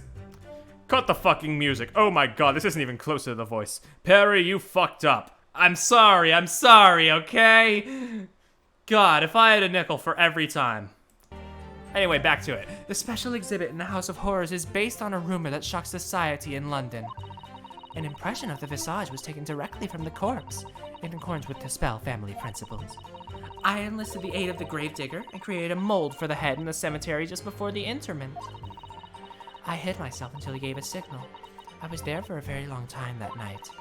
As dawn approached, I was very worried that I could be discovered. The gravedigger? The man sanctioned this? God damn! Oui, I will do all that is necessary to achieve the true resemblance my family is celebrated for. Nobody else knew. Only the gravedigger. What harm did it do, huh? So you truly saw it? The face of that monster? Naturally, I was aware at the time that his identity was a secret, but the spells would not be spells if we did not insist on absolute fidelity to our sculptures. I don't believe this. I myself have seen the special exhibit at your museum, madame. A truly blood-curdling scene in which the murderer is emerging from his own grave. The scene it depicts was the subject of many rumors in London 10 years ago. I have here a newspaper from the time. Ooh, the special exhibit was based upon the picture in this article. It was the most detailed account of what happened, as reported by the eyewitnesses who saw it. Resurrection of the professor from his grave on the night of his execution. You know, it's honestly very fitting that this wound up being the case that we're doing near Halloween, huh? Man rises from the grave. It's too absurd for words. The public enjoy absurdity, monsieur. That is why I've reproduced the scene as carefully as possible in my museum. Yeah, maybe I should examine that. Beep. Oh, it's just a paper this time. Oh, okay, I thought it would be like one of those things we could tilt. The fire that engulfed the popular theater continues to draw attention as reports that Her Majesty the Queen, Victoria, herself visited the Royal Italian Opera to inspect the site. This is unrelated. This part's unrelated. Charles Darwin to receive Copley Medal. The Great Stink. Parliament to finally address the foul issue. Mad sheep rampage. Unexplained phenomenon grips Oxfordshire region. Okay. Let me see if I can read how much it is. In the cemetery just behind the prison, on the night of that foul demon's execution, the newly buried professor forced off his grave cover as he roamed free on the earth. The young man who witnessed the scene was on the verge of raising a shriek. The next second, a gunshot rang out suddenly from behind. The bullet pierced the resurrected man's chest, whose breath then stilled once more. The youth then finally released the scream he was holding and ran for his life. The university student who experienced this shock is Mr. Enoch Streber, a disciple of science of the University of London and a resident of its student. Yeah, I know it's Drebber. I know it's Drebber. We've talked about this. We knew it was Drebber from the moment we saw the waxwork. Like that part goes without saying. I was reading the flavor text to see if there was anything new.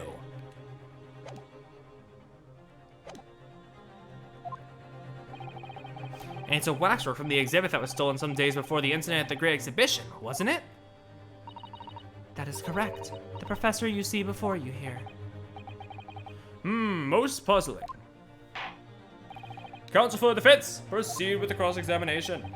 This waxwork links Drebber to Dr. Scythe, and there has to be some reason for that, which hasn't yet come to light. But I'll find it. I'll get to the bottom of what really happened.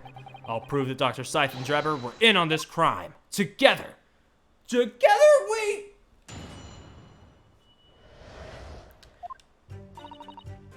Based on a rumor that shocked society and impressed in the visage in accordance with the principles, I went to the aid of the gravedigger and created a mold for the head in the cemetery.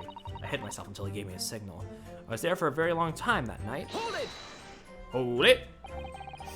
You were there longer than you expected to be. I had some difficulties in capturing the subject's form correctly. As I removed the mask, the mouth on the cadaver fell open and I had some problems with the chin. Oh. Dare I ask? The man had been dead for a short while already, you see. His muscles were relaxing, and consequently, his chin would not align itself correctly. Yeesh. Oh dear, what a horrible thought. Under normal circumstances, I would have had an assistant with me. However, that night, I was alone, and as a consequence, I missed my preferred window of time. What do you mean? When I take the impression of the visage of a cadaver, I always wait until 3 hours after death. Why 3 hours? Is that amount significant? It's because of rigor mortis. A wriggly mortis? It's the name given to a phenomenon that occurs in recently deceased bodies. As a rule, 3 hours post-death, the muscles in the body begin to stiffen. By approximately 10 hours, the entire body is completely rigid and inflexible. And from that point on, the muscles slowly start to revert to their relaxed state. The effect is often used to estimate the time of death when a body is discovered. Well, that was an education, if a slightly scary one. As the Mademoiselle says, rigor mortis commences 3 hours after death, and it starts in the jaw. I see. So that's why you wait. Before that time, the mouth falls open, and it is very difficult to do my work. Ugh, it's getting hard for me to do my work with all this talk of corpses. That's significant. Add it. I do not mind at all. I can't help it feeling after this latest topic that the atmosphere in the courtroom has become extremely grave. Oh, fuck you for stopping the music. This is no time for jokes, Mr. Sato. Madam, kindly amend your testimony as discussed. Sasato is trying her best. Bien sûr. Okay. It took me a very long time because it was before the onset of rigor mortis. Hey, wait a minute. Didn't this say something about the night or something? Even if it didn't, I feel like this is the evidence I need to present. Objection. Defense. Wait, shit, the autopsy! I'm a dumbass. How am I this? It's late. It's late.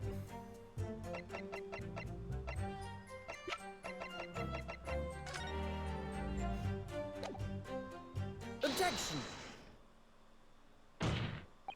Madam Suspels, I have here an autopsy report that was filed 10 years ago now.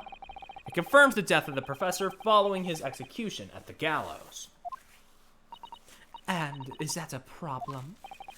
I believe it is, because your testimony, and a particular detail in the report, completely contradict one another. Quoi? Are you going to explain yourself, my Nipponese friend? According to her testimony, Madame Tispels was creating her wax impression just before dawn. And at that time, Rick and Morty had not yet set in. I mean, rigor mortis had not yet set in. Am I correct so far, madame? You are, yes. As I said, the stiffening of the jaw is the first sign of rigor mortis, 2 to 3 hours after death. But the man's chin was limp, so he could not have been dead for a long time. But on the other hand, if you look at Dr. Tsai's report, it quite clearly states the following. Death by hanging confirmed at midnight. No! If the professor indeed died at midnight, then by the time you were sculpting his face, rigor mortis would have already set in. Oui, yes, you are right. The chin would have been completely stiff. In other words, this report is wrong. No coroner makes mistakes when recording the time of death. The very idea is absurd. In that case, there's only one possible conclusion. The execution didn't actually take place at the stated time. Impossible! Sorry, bitch. That's how it goes. Order! Order! Counsel, this is beyond folly. Not only do you indict the author of the report, Dr. Scythe, but you also indicate members of the staff at Barclay Prison where the execution took place. By heck! Extraordinary! Not in my day! My learned friend appears to have overlooked one very crucial fact. What fact? The professor died that night, without question. He did. Of course he did. I moved the man's limp jaw with my own hands. There was Yes, the professor died that night, but what if he didn't die at the gallows? Didn't die? Are you insane? What exactly are you suggesting did happen in that case? It's almost impossible to believe, but it would explain the link between Dr. Scythe, the professor, and that one other person of interest. I have evidence that will explain what I'm suggesting happened that night. Okie dokie then, present the evidence. Yeah. The evidence allegedly explains what really happened on the night of the professor's execution. Okay. Now we present the article. Take that! What happened that night is written very plainly in this newspaper article. Executed criminal returns in the dead of night at local cemetery. You're suggesting it was a corpse coming back from the dead now? Well, if this article is to be believed, yeah. The professor, assumed dead in his following execution, emerged from his grave and was killed again. Don't be a fool, that's simply a rumor published by the gutter press. Can you be certain of that? Are you serious? The point is, as the article says, there was a witness to what happened. My word, yes indeed. Shit, I accidentally skipped dialogue. Of course there was a witness! The story didn't write itself, but obviously the man made it all up. In any case, this was 10 years ago now. There would surely be no hope of finding him. Well, about that. On the contrary, my lord, we all know this witness well. What? Are you suggesting, Counsel, you've identified the person in question? Did you know who claims it? Yes! Yes, my lord. In fact, you say he's right here before my very eyes. You will substantiate your latest claim now. Who is the alleged witness that executed 10 years ago? The man, the myth, the legend himself. The man in question is Mr. Enoch Drebber. Drebber? The previous witness? The special exhibit in the House of Horrors at Madame Tispels Museum of Waxwork recreates that decade-old scene in great detail. The condemned criminal emerging from the grave, and beside the tomb, a young man with a lantern stumbling upon a terrifying sight. And that young man is a 10-year younger Mr. Enoch Drebber.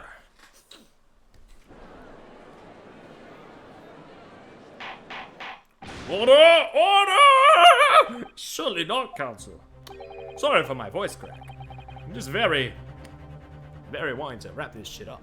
Drebber was there in Lowgate Cemetery. What is all this talk about Mr. Drebber? Is the name significant? Of course, Madame Tispels doesn't know, does she? Yes, it's extremely significant, madam. To your situation as well, in fact. What situation? The theft of the Professor Waxwork from your museum some days ago. was perpetrated by the very same man. No, but that would mean... Madam to spells. It would appear you know the name Enoch Drebber. Oui, yes, I know it. From long ago in the past. What? Oh my! Good gracious. Explain yourself. Tell us everything you know. Yes, of course. The story of the young man and the terrible sight he witnessed in the cemetery 10 years ago was published in every single newspaper in London and throughout Great Britain. However, in all of the articles, the witness was simply described as a certain young man. Alright, good night, Poke. No details were published about his identity. His name was never revealed. That is, apart from in one newspaper. The Daily Circus is the paper from which comes the article I've already shown the court. You're saying that his full name was only publicized in that article? Goodness me, yes, here it is. University student who experienced this event is Mr. Enoch Drebber, a disciple of science at the University of London and a resident of the dorms. Unbelievable! When I read the article, I went to meet with the man. His discovery of the condemned criminal coming back to life in the cemetery in the dead of night would make a perfect exhibit for my House of Horrors, whether it was the truth or not. I see. So you went to meet Mr. Drebber in order to sculpt the waxwork of the man. Did you? Exactamente. He was studying science at the University of London in those days. He was just a poor student. I paid him £5 to model for the waxwork. And since that time, he has been in my museum to recreate the scene of terror from the cemetery.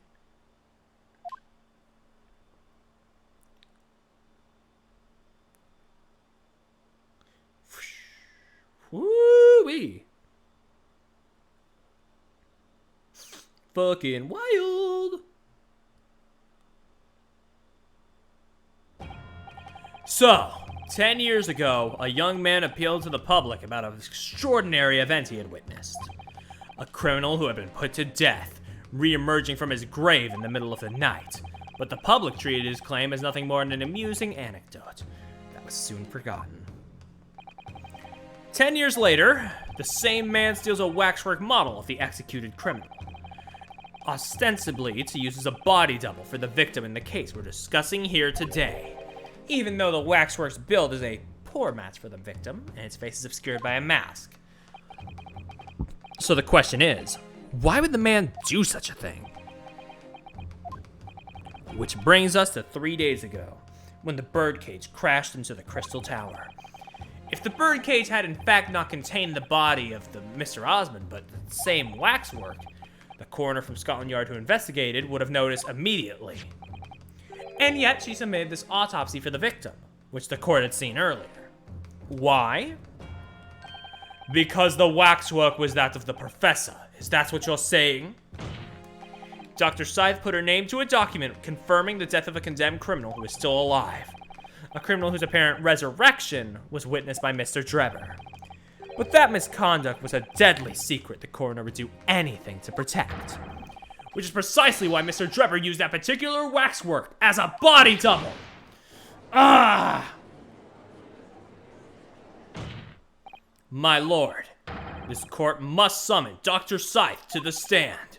Defense is determined to find out exactly how the coroner and Mr. Drebber are connected.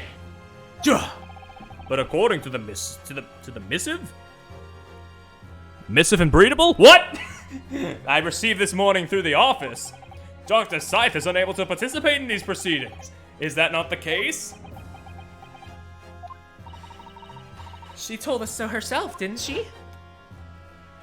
Lord Van Zees won't be summoning me as a witness. Lord Strongheart has forbidden it. Lord Strongheart, yep. The Pandora's box you were warned about, that's the one. Please don't make the mistake of getting any information out of me. Okay.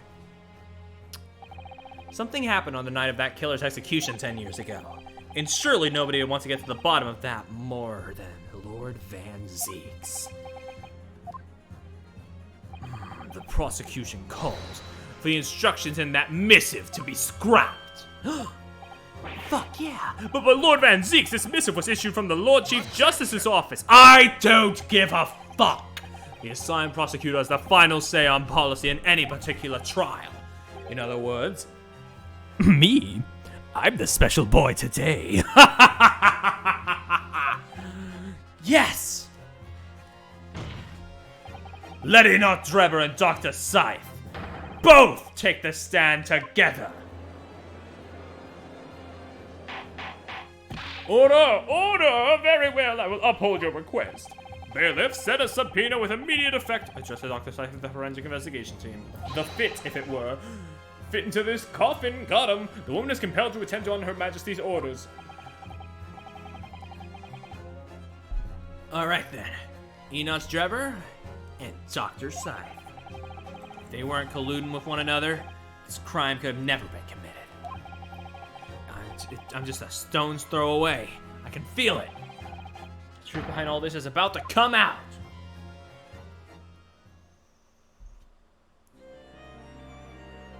God, what a fucking gallery of nut jobs we have today. I love them all. Thank you for your attendance on such short notice, Dr. Scythe. I'm disappointed in you, Lord Van Zeeks. You completely betrayed the agreed policy of both Scotland Yard and the prosecutor's office. Betrayal is not in my nature, as long as the truth isn't compromised. If there's even a hint of wrongdoing, then no matter who it concerns or disgruntles, I will pursue the matter to the bitter end, as would any prosecutor worth his salt. Mr. Drebber, you took the victim's life by means of a machine that you constructed in your workshop. And Dr. Scythe, as the investigative coroner, you were the first on the scene to examine the victim's body. It is the belief of the defense that you collaborated with each other and were both complicit in this crime. And where's your evidence?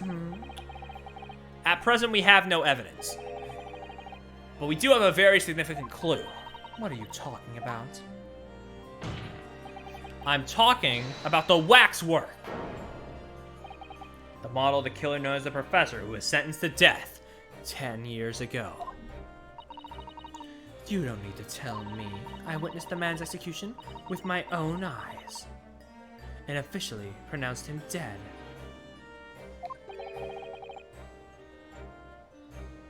That remains to be seen. Is that so? According to the newspaper reports from the time, on the night following his execution, the killer came back to life. Don't waste my time. And the sole witness to that mysterious event was you, Mr. Drebber, wasn't it? If what you saw in the graveyard that night 10 years ago wasn't some chilling fiction, but reality, it would make you privy to a very great secret of Dr. Scythe's. A secret so profound it could compel the coroner to agree to collaborate in your evil scheme. Mr. Drebber, tell the court! Tell everyone the truth of what you saw that night in Lowgate Cemetery.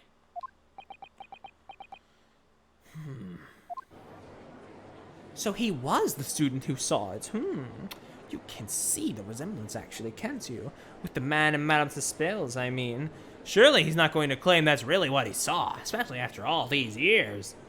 He was a research student at the University of London, was he? A little bit too clever for his own good, if you ask me.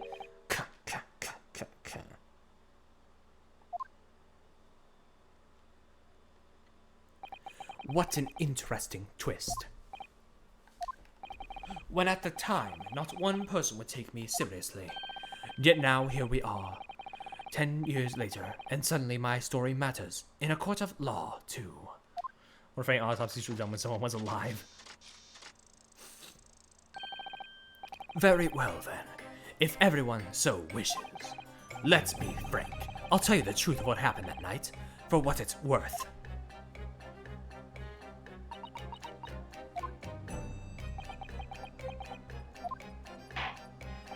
So, Mr. Drebber, your testimony, please, at the events of that night 10 years ago.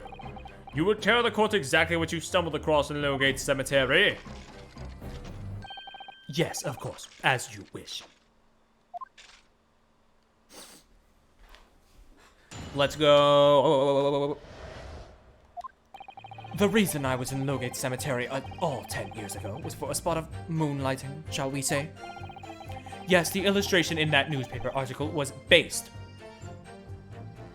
on what I witnessed that night. But thinking back now, I realize I never actually saw the professor. Soon afterwards, I was visited by a young woman who sculpted a model of me from wax. And I gave up on my dream of becoming a scientist. And it was all because of that newspaper article. Wait a minute! You're claiming you didn't actually see the professor now? Of course, you'd have to have a screw loose if you believe the corpse could come back from the dead. But, so you're saying this article is... Not worth the paper it's printed on?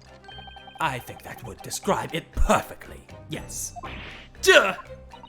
If the details in that article aren't true, it nullifies your argument for why Mr. Drebber and Dr. Seifel have been working together. So he's discrediting himself to cripple my argument? Tell me, witness. Yes. You claim to have been in the cemetery on some auxiliary business. Can you elaborate? That's right, grave robbing, to be precise. As you know, Lowgate Cemetery is at the rear of Barclay Prison, so among students at the university, a reputation for being haunted by the ghosts of condemned convicts. Grave robbing, you say? Yes, exhuming fresh corpses to sell is reasonably lucrative. Of course, I never laid a finger on any valuables buried with the dead. So you were one of the so-called resurrectionists, a particularly unpleasant scourge on society. Actually, my fellows and I went by another name, the Repurposers. That is quite beyond the pale. You would invite divine retribution, sir. Yes, well, I think I suffered retribution enough. The Daily Circus eventually unearthed my name and put it in print. It caused me a great many headaches. In the end, I had to leave the university. That was the only paper with the bad grace to identify me unambiguously, I might add. I see. Out of interest, who drew the illustration for this article? Yes, that was the reporter who exposed me. He sketched that right in front of me as I described the scene. Obviously, as time ticked on, I bitterly regretted what I'd done. Claiming to have seen something I never truly saw. Foolish. Very foolish. Well. Counsel for defense, you may proceed to the cross-examination, as we do in this joint. You know how it is. Whipping nay-nay on those testimonies, point out those flaws. Judge, what the fuck are you talking about? I don't know. I don't know what's wrong with me today.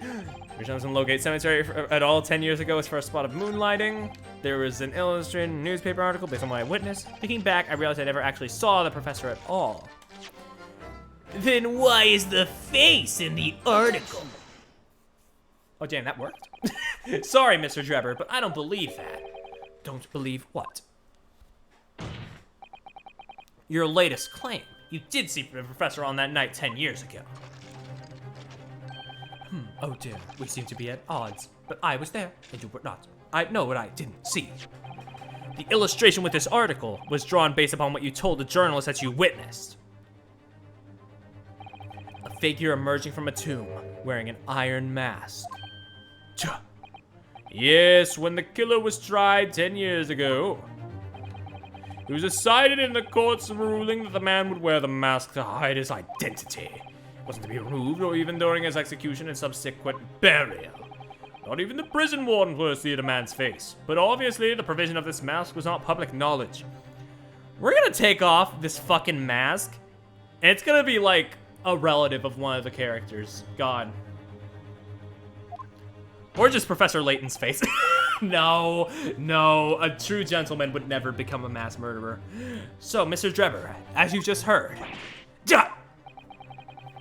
a lowly student of the University of London certainly wouldn't have known about the condemned man's mask. So unless you'd actually seen the professor that night, it's inconceivable that the artist would have included the mask in that illustration. So help me God. Order, order! Well, Mr. Drebber.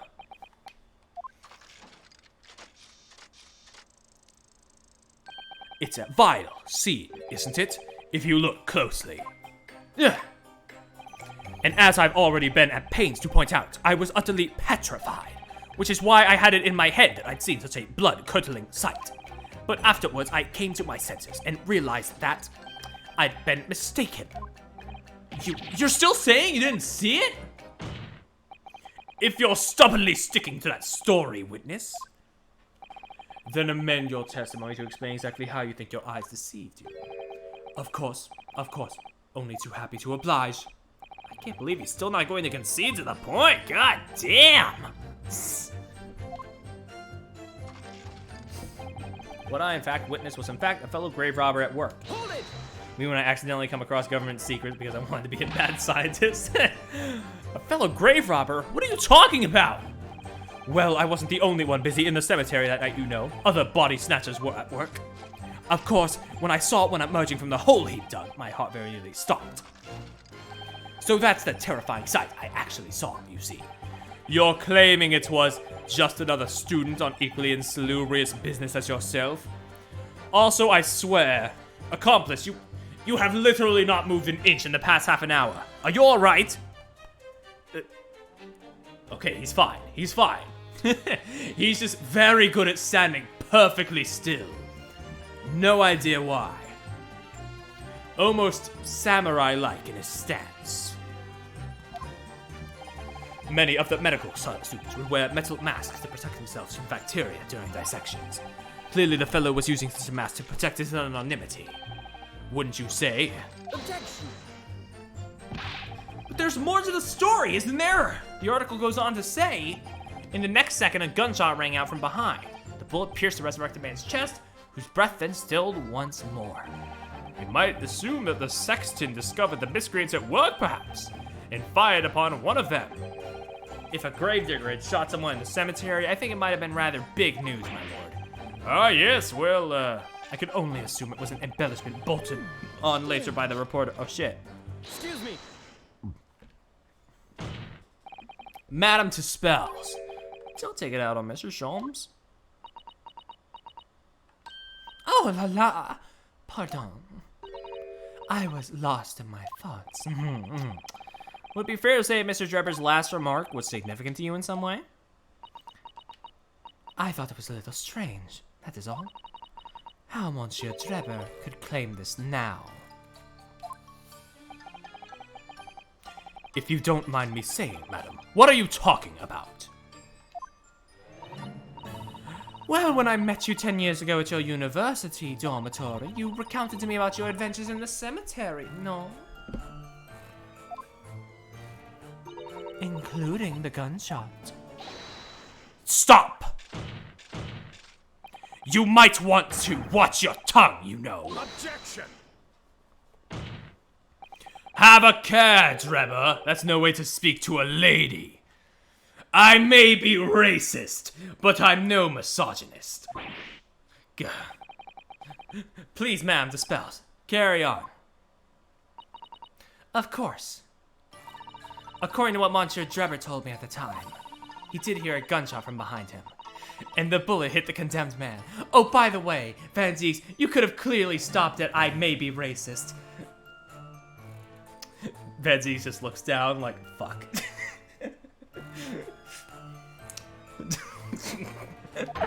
I said nothing of the sort. No, you were very explicit about the details. About the mask that the figure was wearing. And the blood that spattered over you when he was shot. Enough! Shut up, woman! You're making all this up! Boy, chill. I'm trying to take your side here. I'm trying to make sure you're not the guilty one. And also harebrained, but you know. Mr. Drebber. Yes? You refute the account given by Madame Spills? I have no recollection of ever saying those things. Come on! Do you really expect us to believe you? Control yourself, counsel. I will not permit baseless accusations in my courtroom. Right.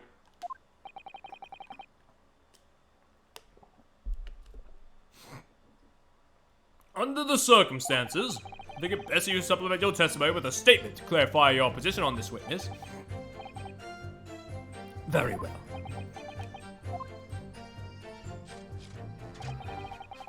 Harebrained got completely sidetracked, yeah. I mean, it's a good sidetrack. I'm liking where this case is going, to be honest, but like... Damn, yeah, Harebrained's just kind of like not even around anymore. I mean, yeah, we're still defending him, but you know. There's no gunshot from behind me at all, nor any... No spattering blood, you say? Well, ain't that nice, isn't it? Objection. Wait, what? That last statement would seem to be at odds with the evidence. It's your task, counsel, to explain the somehows, not the other way around. Oh. Okay. I examined that shit. There was spattering blood, you know.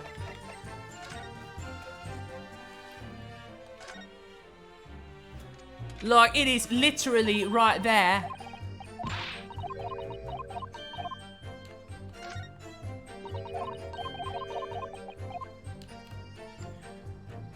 Like, that's wrong? That is literally spattering blood. But pop off, I guess, game.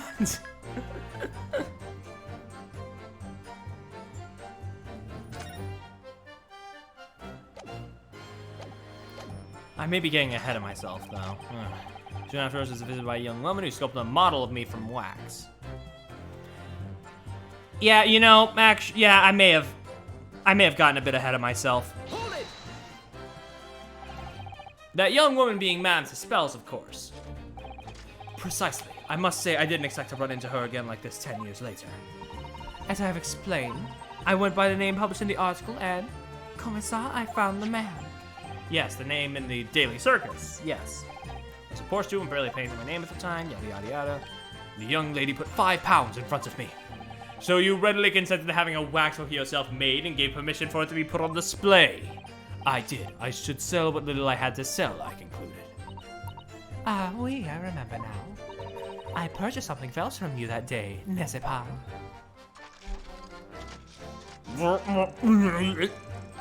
Did you? I can't say I remember. What was it, madam? His can. Well, how about that? Yada da da da. I know, I'm a dumbass. I still have it, monsieur. It's part of the special exhibit in my House of Horrors. Very meticulous about such details is it's the spell's way. It would seem then that this is the very camera Mr. Drebber took with him to Logate Cemetery at the night in question. All right, I got it. I know I'm an idiot. Objection. Mr. Drebber, do you remember this camera? You know, I need to use the bathroom real quick while I'm just angry. So I'm just quick 1 minute aside. God.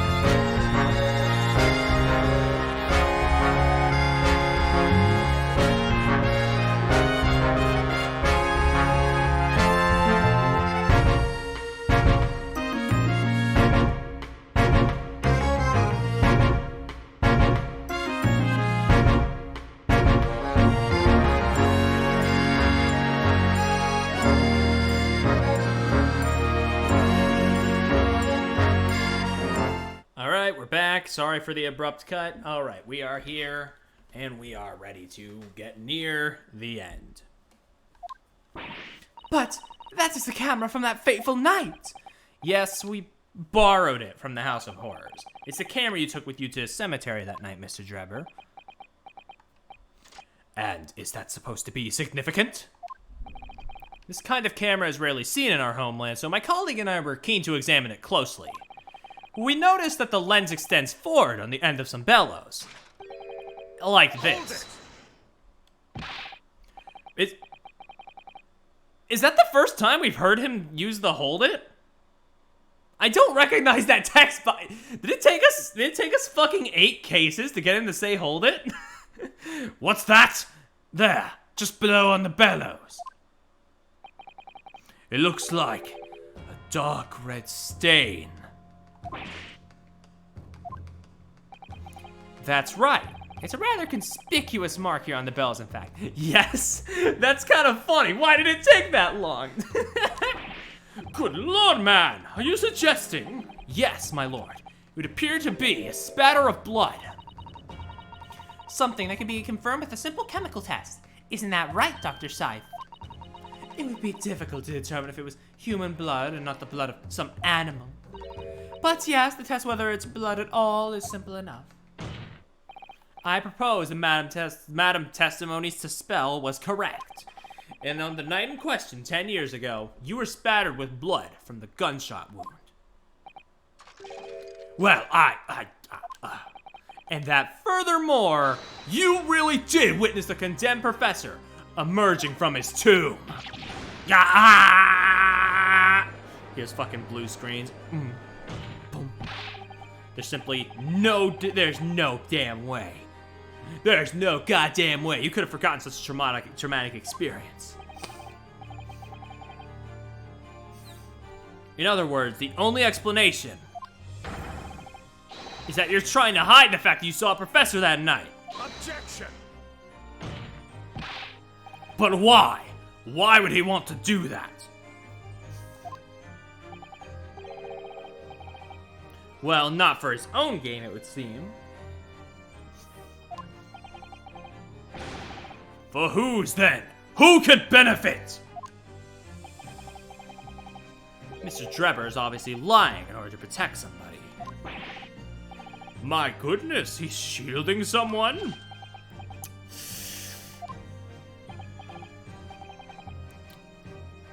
Yes, my lord, and clearly. It's someone who doesn't want the truth about the professor coming back to life to be exposed.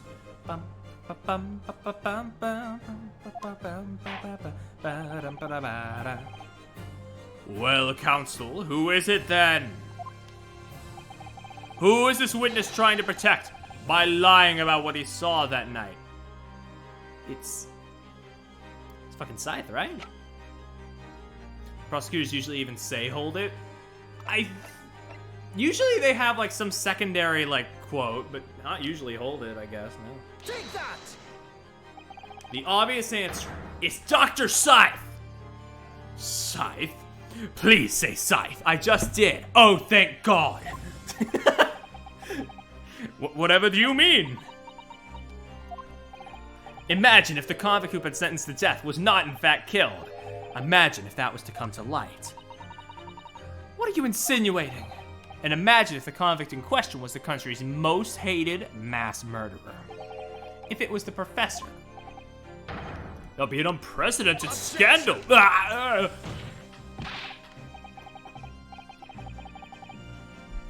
This is beyond a joke. Need I point out that the dead cannot come back to life? What you're suggesting would mean that the execution never actually happened. Yes, that's exactly what it would mean. You just objected. Are you okay today? Just a little tipsy, but it's none of your damn business. And once a man is set to the gallows, he hangs. No one could escape. Not in Great Britain. But the fact is, there's a witness to the fact that the man did escape his hanging. If that were really true, counsel, the implications of misconduct would not stop at the supervising coroner. It would taint the entire judiciary from the ground up. And it's exactly because of those monumental repercussions that Dr. Scythe would consent to any demand made of her by someone who threatened to expose the secret. Oh shit. Even if that meant being complicit in a crime. You mean? I mean that Dr. Scythe wasn't collaborating Mr. Drebber's wicked scheme. She was coerced into collaborating in order to protect her decade-old secret. She switched the dead body of Mr. Asman with the waxwork and fabricated the autopsy. Duh!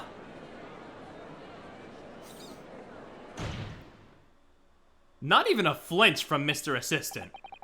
Lord Van Zeeks!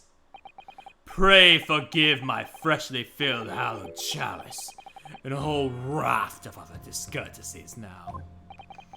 Goodness me. It's just, oh sorry, I had to just take my foot off immediately, you know. I can't get comfortable here. It's just the sort of tall tale Londoners would enjoy, I grant you. An executed killer rising from the dead, a Scotland Yard cover-up, a conspiracy at the highest levels. So let me ask you one thing. What's that? If the condemned man really did emerge from his tomb that night, only to be shot in the chest, who pulled the trigger and disposed of him forever? Well, I have no idea at the moment. You have too little information to work that out at present, I think. I couldn't agree more. The Old Bailey is no place for wild fantasies. And have you considered this, my learned Nipponese friend? Considered what? Do you realize just what a dangerous endeavor it would be to coerce this woman into such criminal activity? It's tantamount to declaring war on the entire British police force and judiciary. Quite hard to imagine any sum of money being offered for research could warrant it.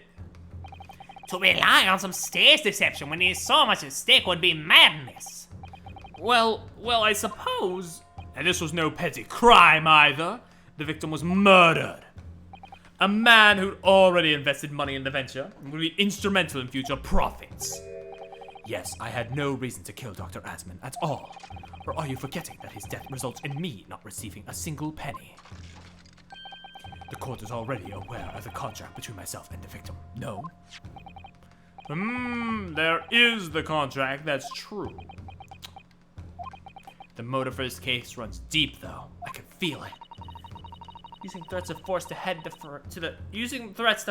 the forensic investigation team to cooperate is extreme, especially for a government grant he had no guarantee of receiving. If the research grant was the aim, taking Asman's life would have made no sense, which means Drebber's motive wasn't money at all. He was just trying to kill Dr. Asman. But why? What was his motive then? Your time is up, my learned friend. I'd say you had one last chance before the jury lose their patience. Let's see if you can back up your heady proposal, shall we? What was the victim's job again? He's so forgettable. Also, damn, I didn't even notice the fucking assistant moving his head like that. Anyway, Mr. Odious Man was, a financial backer. He was also like a crime boss. I don't know.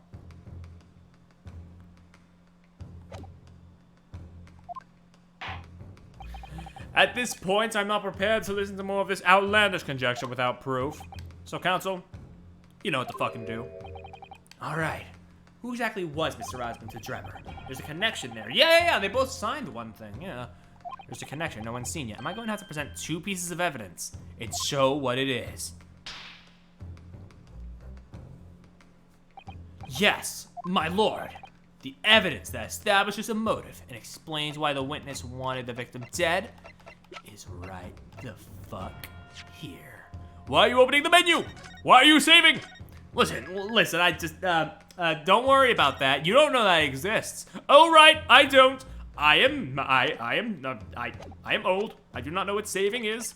Carry on, then. Take that! It's this newspaper article, my lord. That was written 10 years ago, and every detail's been examined. What can it possibly tell us? That drivel should have never been written. It's typical gutter nonsense from the press that means nothing. Yes, on its own, it isn't particularly significant. However, when considered alongside another piece of evidence, It will completely explain your motive for wanting Mr. Osmond dead. What other evidence? Counsel, you'll present yourself in evidence without delay. Come on. You know what to do. I shouldn't have to spell it out anymore. Go on, amaze me. You know how you usually do. Take that! It's this contract, my lord. Oh shit. Damn, he really did amaze me. Mr. Trevor, this is the contract you signed with Dr. Osmond. Mr. Osmond, he wasn't a doctor. Yes, that's right. The very document, in fact. That proves I had no reason to kill the man. No, I'm afraid not. What? There's something very significant with this newspaper article and the contract have in common. Really? And it's that common link that shows very clearly why you were determined to kill Mr. Osmond. Seems the defense has uncovered something the rest of us have missed. Well, my learned friend, point out what these two pieces of evidence have in common. Where exactly is the link between this newspaper article and the contract? The signature is right here. Take that! What these two pieces of evidence have in common is a signature. A signature? Signature on the illustration that accompanies the 10-year-old article and the signature on the contract belong to the same person. What? As the court has heard, the illustration was drawn 10 years ago by the newspaper reporter who found Mr. Trevor and interviewed him about his ordeal. If you look closely, the reporter's signature can be seen in the bottom right corner of this drawing. And if you look at the contract here, which was signed between the witness and the victim last year, you can clearly see Mr. Osmond's signature at the bottom. Let me see. Oh my god, they're identical! Can't believe watermarking art actually has benefits. In short, the journalist who drew the illustration and wrote the article published about Mr. Trevor 10 years ago was the victim of this case, Mr. Osmond.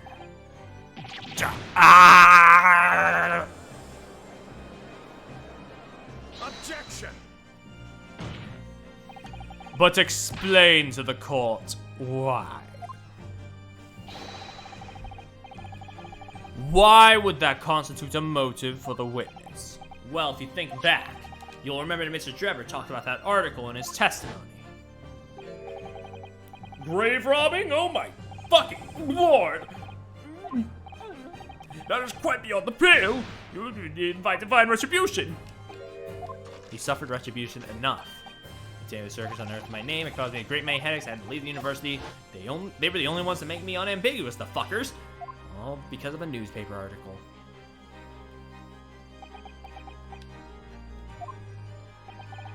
At the time, you were a student at the University of London who dreamt of becoming a scientist. However, this single newspaper article changed your entire life. So Mr. Osmond used to be a newspaper journalist, did he? He did, my lord. In fact, it's a widely held belief that Osmond managed to position himself at the heart of this criminal network, thanks to the many dubious connections he made during his time as a reporter. So you had to give up on your dream and leave university. You lost everything. Eventually you found yourself working in the field of science, but only in the shadows. And all because of that article written by Mr. Osmond. Enough!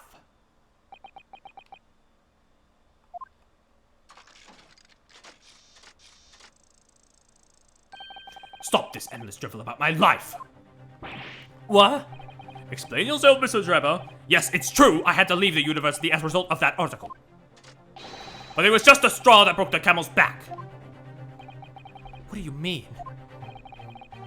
Almost every student of science in that faculty was too poor to actually conduct any research. But they struggled on with their hypothesis anyway. We all did, only to have them taken by vultures. Sooner or later, you knew your ideas would be stolen, patented by some wretch or other after all. Good gracious, oh my god. Making a name for yourself as a scientist in a climate like that was a miracle only a select few geniuses could ever hope to achieve. Personally, I wasn't one of those geniuses, so it was hardly a wrench. Being forced out of university because of Logate was the best thing that could have happened to me. Are you sure about that? Mr. Drebber, do you genuinely believe that? Of course I do! Who's better placed to know whether or not I possess a talent for science than me? I'm sorry to say that your words don't ring true at all. Honey. How dare you! And I have evidence to prove it. How are you in a position to say anything about me? I don't know you from Adam. Fine, if you think you have evidence, go ahead, show it! What could you possibly have to disprove the idea that I was happy to leave university because I lacked talent? I mean, there was this trophy right here in your office. Take that! Do you remember this, Mr. Drebber? In your workshop? Is that a Royal Society trophy for excellence in science? What exactly is this trophy, Council? Yeah, It's the greatest honor that can be bestowed on a young scientist, my lord. there is no higher accolade. It recognizes emerging talent and promises a brighter future. Good gracious. Your prospects for the future were excellent, weren't they, Mr. Drebber? Because even then, you were a genius in your field. Stop beatboxing. It's not even beatboxing, I'm just vocalizing the beatbox. But you lost everything, you had no more future. Your talents would go to waste. All as a result of that one newspaper article.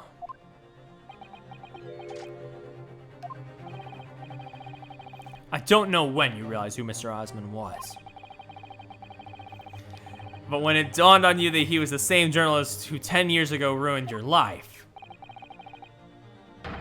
it's abundantly clear that you had no intention of forgiving the man.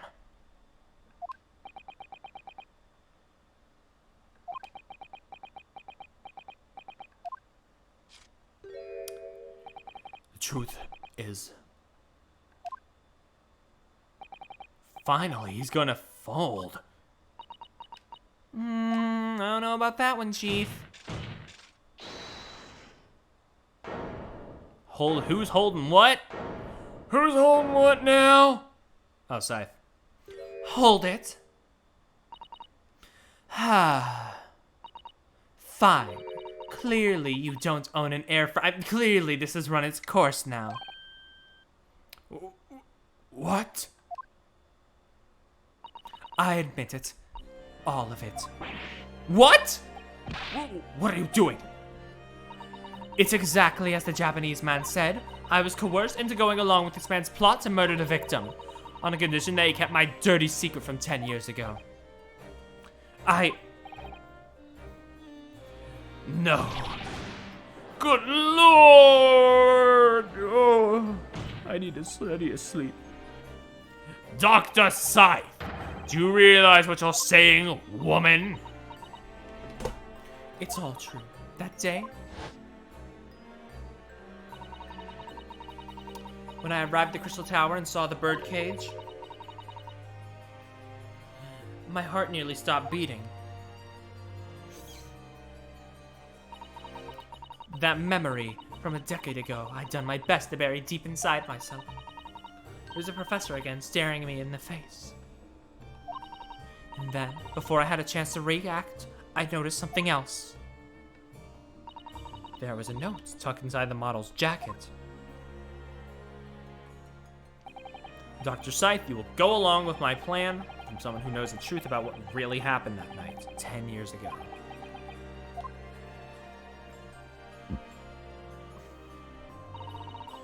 All the instructions were there in the note. Every detail was meticulously written out. I had no choice but to do what it said. I made the necessary alterations to the scene and fabricated the autopsy report as instructed. There was really no other choice. It had to be done to protect the judiciary. I can only apologize now. Well, bitch, what the fuck? I'm sorry. Why on earth would you buckle now? Well, there's no point trying to hide anymore, is there? I would have done anything to stop it coming out, even collaborate in a murder. But the great lie about that execution 10 years ago has been exposed. Whatever happens, I'm finished. So then, Mr. Drebber, what do you say to that? Your accomplice has admitted everything. Surely it goes without saying.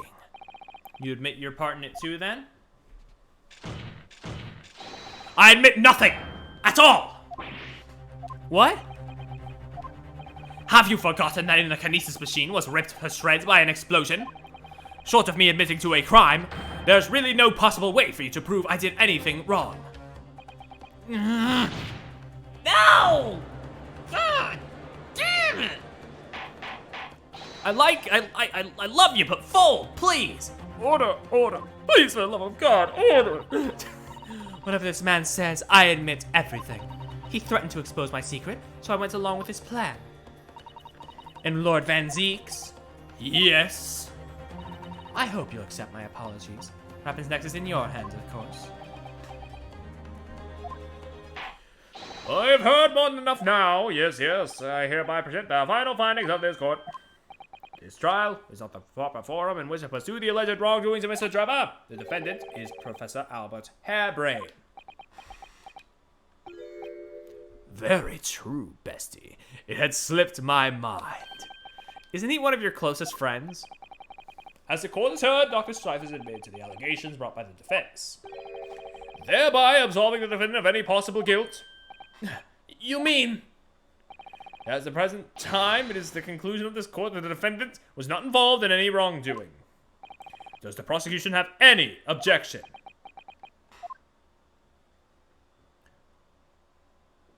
None, my lord. Oh, congratulations, Mr. Naruhodo! You've proven Mr. Harebrain's innocence. Without further ado, then, the adjudication. Unless the prosecution or defense have any more matters to discuss.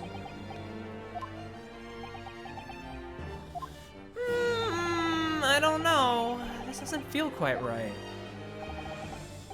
Why did Dr. Scythe suddenly admit to it like that? Is everything alright, Mr. Naruhodo? Like you said before, the way the trial is set to end now, the judge will certainly deliver a verdict of not guilty. But is that really what we want? What the defense should be pushing for now is immediate adjudicate. No, but I guess further testimony. That's what they're shoving me towards. Objection! Defense objects to the trial ending at this time, my lord. I beg your pardon. Bruh, we all want to go home. Come on. We demand one final testimony. What? You do realize I'm about to adjudicate in favor of your client, I presume? Are you playing out now, my Nipponese friend? Why would you want to obstruct the conclusion of the trial at this point? No defense lawyer in his right mind would do that. Mr. Naruhodo, what exactly are you thinking? The truth, the whole truth, and a way to bring it all out into the open. Right. Yes, in hindsight. Ah, yes, one word of warning before I go. You perceive even a shadow of doubt about the truth? Don't let it out of your sight. Pursue it like a dog with a bone. To the bitter end, you understand. Do not falter, whatever may come to pass.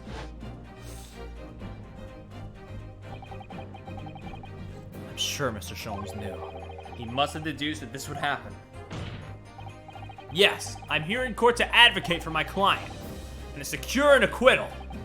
Obviously. If that's not all, I believe I have a duty to the court to pursue the whole truth of the case until every last detail is laid bare. And that is why the defense calls for further testimony from Dr. Scythe. Testimony from me? About what? About the nature of your collaboration with Mr. Enoch Drebber. Ha! In case it's escaped your attention, I've already admitted to everything I did. The whole truth has already been revealed. So stop wasting everyone's time. And his lordship made very plain, your client will get the acquittal you wanted. There's simply no point protracting this business further with another tedious cross-examination. Objection! Is it not Enoch? Oh god. Is it Enoch? That actually makes sense. If it's Enoch, that also makes sense. Pray forgive my careless handling of that hallowed bottle. I slipped. That's what you call it? Is that what he calls it? What is your objection, Lord Van Zeeks? The prosecution also calls for supplementary testimony from the witness. Don't be stupid! Enoch, okay. If there is more to this case that has yet come to light, then I will join my learned friend in pursuing the facts until the bitter end. You're what? Lord Van Zeeks. This is most irregular, to say the least. However, as the prosecution also calls for it, I will uphold this request. Dr. Scythe, you will testify for the court. Explain the full extent of your involvement in the murder apparently committed by Mr. Drebber. It's like an actual study in Scarlet character. Yeah, I knew that much because I was like, what's the pun? And then I looked it up and I'm like, oh, it's actually like a character from a thing. Okay. Very well.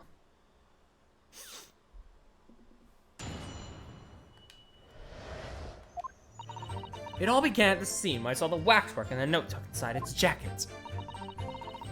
The actual body of the victim, as indicated in the note's instructions, was beneath the experimentation stage. The body had to be arranged to implicate the defendant, which was my job.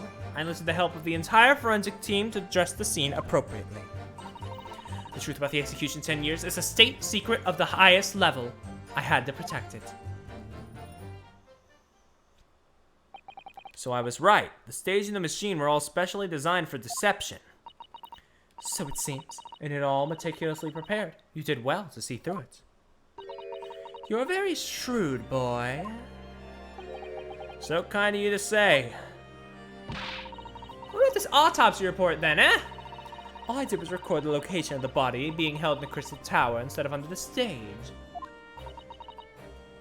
That's all? It's a terrible corruption! Only my team were aware of the deceit, and then only under my explicit instructions. Nobody else at Scotland Yard knew anything about it, I assure you. Girl boss moment. We must be thankful for small mercies, I suppose. Well, I believe that testimony has clarified everything. Chop chop, there's no particular need for a cross-examination, I would say. No, I disagree. I can't shake the feeling that something's wrong. Look at that expression on her face. It's the defense's right to cross-examine any witnesses following testimony. What is it about you Japanese that makes you all so doggedly persistent?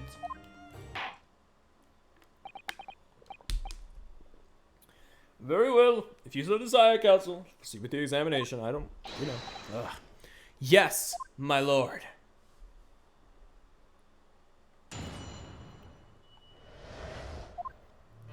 It all started when I was born. On the side of the jacket, the actual body, as indicated in the note, was beneath the stage. The body had to be arranged. Hold it! Please elaborate on that. When you say arranged, I presume you mean with this. Yes, the instructions in the engineer's note said something along the lines of fabricate some evidence to make it clear that Harebrain alone could have killed Asmon. So, you mean that was your doing? I fetched Harebrain's ridiculous screwdriver from the stage and took it with me, alone, to the abyss under the stage where the birdcage had fallen. Alone, Doctor? I didn't feel it would be appropriate to involve anybody else in that particular part of the deception.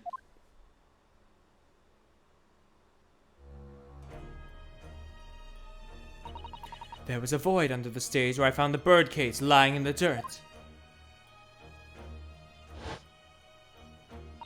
I approached it, leaned down, and slowly opened it up.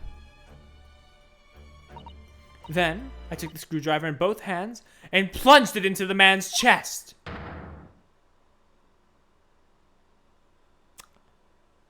And then you noted that in your fake autopsy report as a fictitious cause of death. Exactly. So the actual cause of death was the trauma resulting from the 30-foot drop. My word. What is it, Miss Asato? Something about Dr. Sai's last statement is playing on my mind, that's all. Yeah, mine too. Dr. Scythe! There's really no need to shout. I can hear you perfectly well. The defense calls for you to add what you just said to your formal testimony. Oh, which part? I want her supplement for testimony is what she did to the victim. Because she won't open up about the real cause of death. So let's try and, like, juke her. How you stabbed Mr. Asman in the chest. That part. Fine, if that's what you want. But there's really no need to point. The prosecution concurs, he says, pointing. God, what a fucking hypocrite I am. Very well. Submit your testimony. Yep. If you wish, my lord. I stood over the victim's corpse, where it lay in the toppled cage, and plunged the screwdriver into the chest. See, that's funny. See, that's pretty funny. Where it lay in the toppled cage, and stabbed in the chest.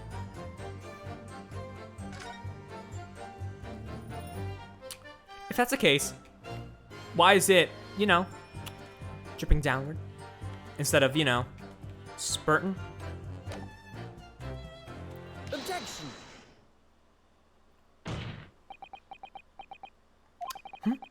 I've got a nasty feeling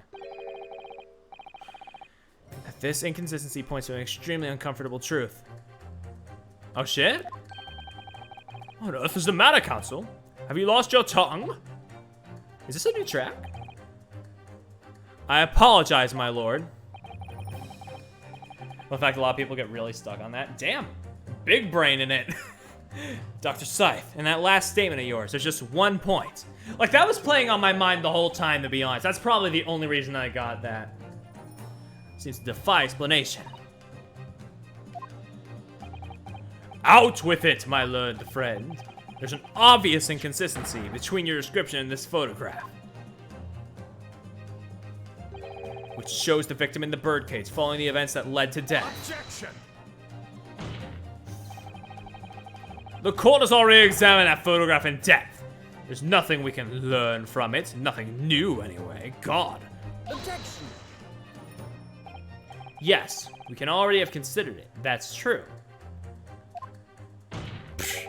But now we know the facts to be different. What do you mean? I believe we should let the defense explain. Where in this photograph do we see the inconsistency? Yeah, right here. Take that. Look closely at the bloodstain on the victim's chest. Clearly extends in a downwards direction, towards the man's feet. And why is that significant, Counsel? If the victim was stabbed moments before the kinesis machine was set in motion, that's entirely expected. Duh! Of course, no, that's not what happened. Exactly, my lord. Dr. Scythe made it very clear just now that the point at which he stole Professor Hairbrain's screwdriver and stabbed the victim was in the abyss.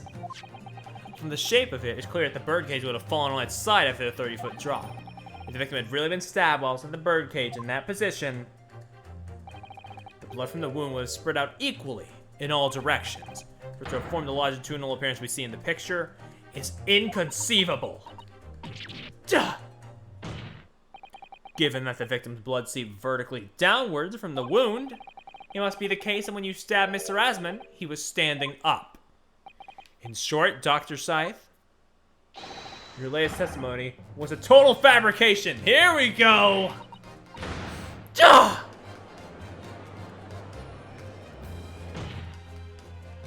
I knew it. I was right. Now I've identified the contradiction. There's one way to explain the facts. We've all been under a great misapprehension here. What? What sort of misapprehension? Dr. Scythe, you claim you were coerced into helping Mr. Drebber as a result of the note he left in the waxwork. You claim that you made changes to the scene of the crime to implicate the defendant.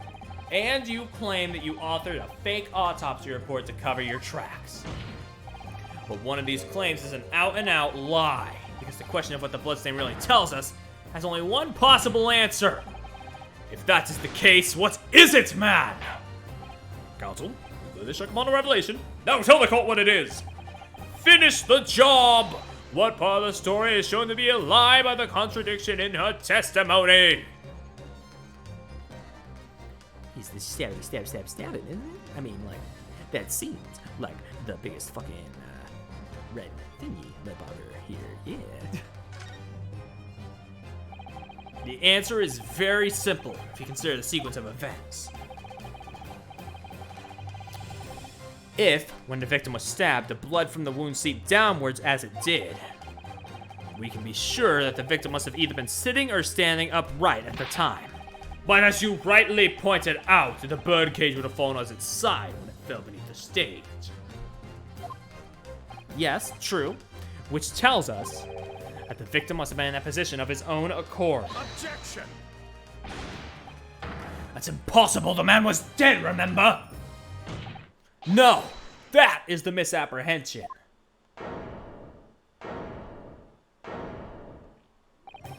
When the birdcage fell from the stage into the void below, it must have hit the ground with a considerable force.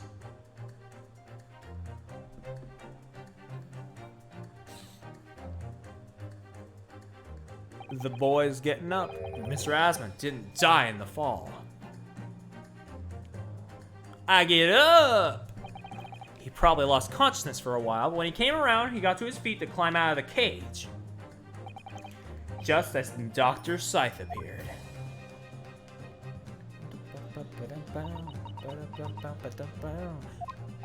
If the victim was in fact alive at this point in time, it changes everything.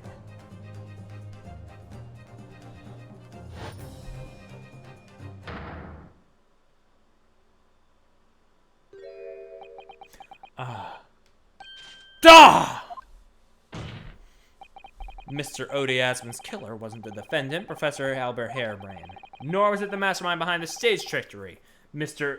Enoch Drebber. It was you, Dr. Courtney Scythe!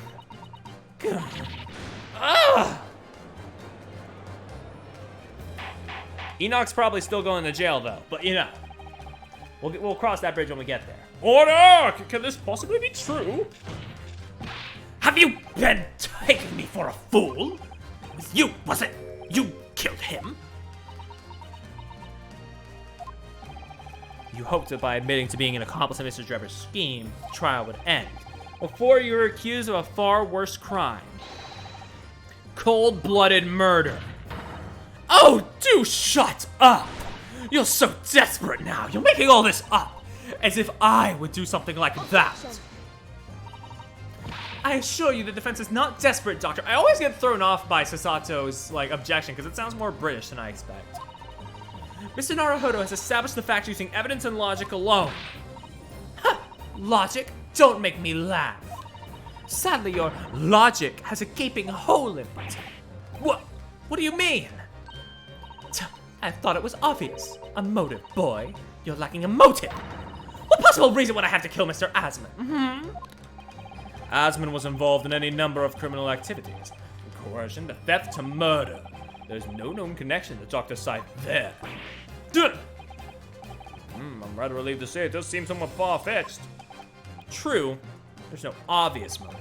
There's still something in the back of my mind. I feel sure I've seen something somewhere that hints at why the coroner might have done this. Yes, I might have tampered with the crime scene and concocted a fake report, but murdering someone for no reason is a very different story.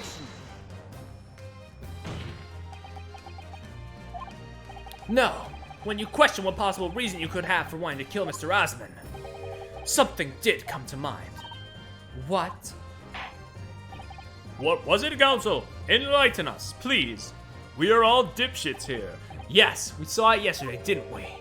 Something that seems strange. We had no reason to suspect it at the time. There's a particular object that explains why Dr. Scythe would have wanted to kill Mr. Asmund. Is it the scalpel?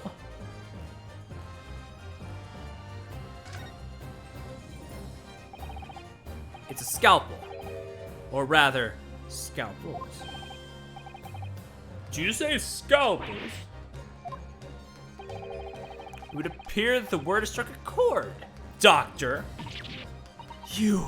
Come on, out with it! was yesterday when we visited your laboratory. Look at this big, thick book here. Oh, God. Appears to be an accounting ledger. It's a record of the forensic investigation team's spending, I think. Oh? What is it? It's very clear that the team purchases various equipment. Right. Monitor seems rather strange. They're buying 500 scalpels every month.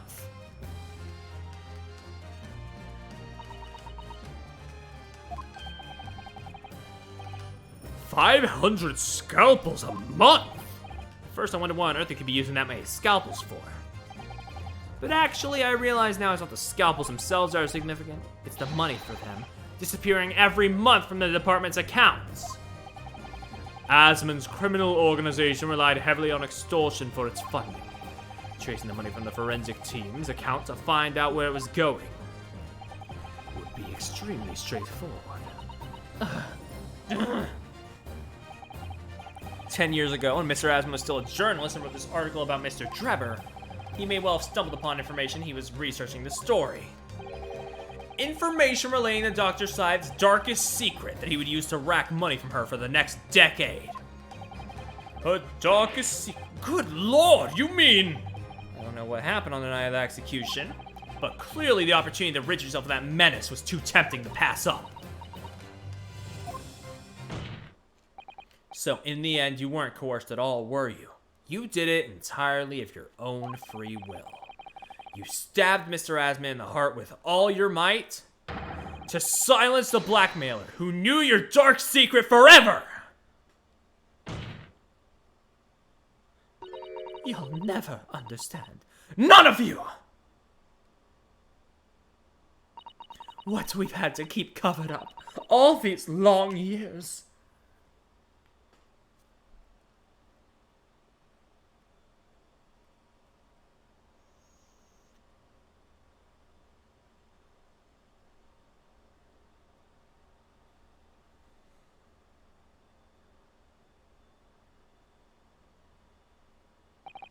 As very little of the machine remains after it was ripped apart by the bomb, the truth of this case can never be properly established unless you speak out.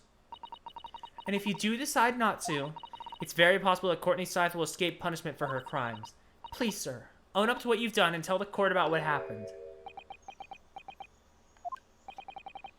10 years ago, you told the truth, and you were robbed of a bright and successful future as a result. I can certainly understand your bitterness and your consternation now. However, this is surely the chance you've been waiting for to sever the hold that fate had over you all these years. Super high voltage instantaneous kinesis? I mean, really?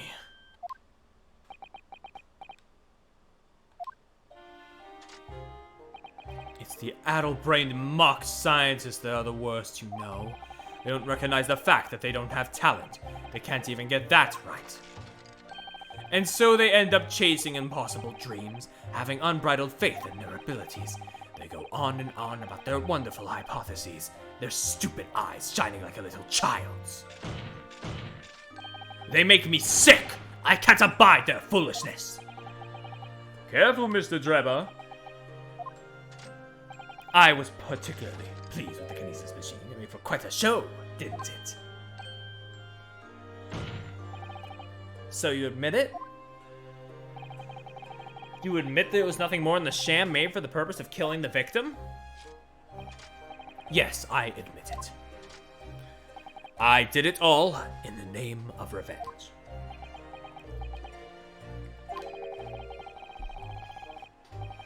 Revenge for the future Mr. Osmond's article had deprived you of 10 years earlier. Osmond was a dick, huh? But the revenge you sought didn't stop at Osmond, did it? Which is where that very particular waxwork comes in. Yes, I see. The condemned convict that saw you rising from the grave in Lowgate Cemetery 10 years ago. If your account of those events was all true, then obviously Scotland Yard couldn't afford to acknowledge what had happened, even if it meant discrediting a bright young man and crushing any future career he might have had. So your plan required that you abduct that particular waxwork model in order to exact your revenge on Scotland Yard as well. Or on Dr. Scythe, to be precise.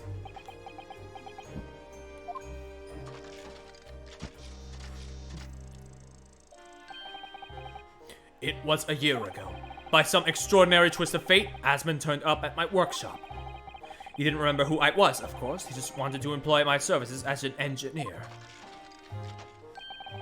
And he happened to have a paper with him. An article on the front page caught my eye about the coroner who'd handled that bogus autopsy being appointed head of a new forensic team. When I learned that news, my cognitive processes started to devise the plan. What a horrid tale. He robbed me of my future and wanted to use the man's own wiles against him for revenge, and have that rotten Scotland Yard eating out of my hand at the same time. I wanted them all to suffer the same humiliation I'd had to suffer.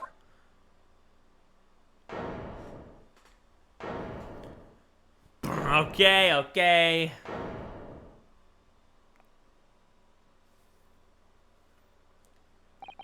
Your actions against those who'd ruined your future were justified as revenge, at least to yourself. Certainly, no one has a right to destroy another's prospects, especially for purely selfish gain. And yet, in carrying out your plan, you did exactly that to someone else, didn't you? Did I? Professor Harebrain's only crime was passion for his hypothesis. You had no compunction about sacrificing his future to effect your revenge. You knew that he would be forever branded as a failure and a fraud. Perhaps life treated you unfairly 10 years ago, and others' misconduct left your life in tatters. But remember this. Your own actions resulted in exactly the same thing for another perfectly innocent young man.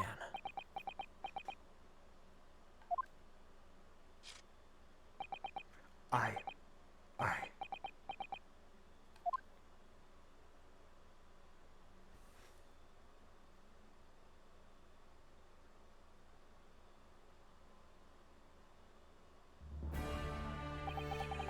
Lord Van Zieks, what of Dr. Scythe? An immediate warrant for her arrest has been granted, and she's been remanded in custody, my lord. I presume she will face trial in the coming days, along with Mr. Drebber. Most regrettable situation indeed. She's made great contributions to her profession over the years. Really is a hard truth to swallow. However, that is a topic for some future occasion. For now, Professor Harebrain. Oh, yes, I'm here. Yes? It seems there is a great deal more to your experiment than you realized. However, I think we could assume now that all the sordid details have been brought to light. It's been a very long and profound trial, and I'm pleased to say you are absolved of all guilt.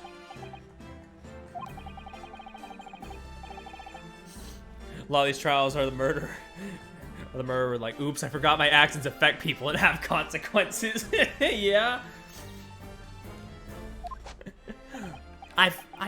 Me, this dedicated scientist, this devotee of a natural philosophy. I don't think I read the last line. This whole experience has taught me a very great but painful lesson.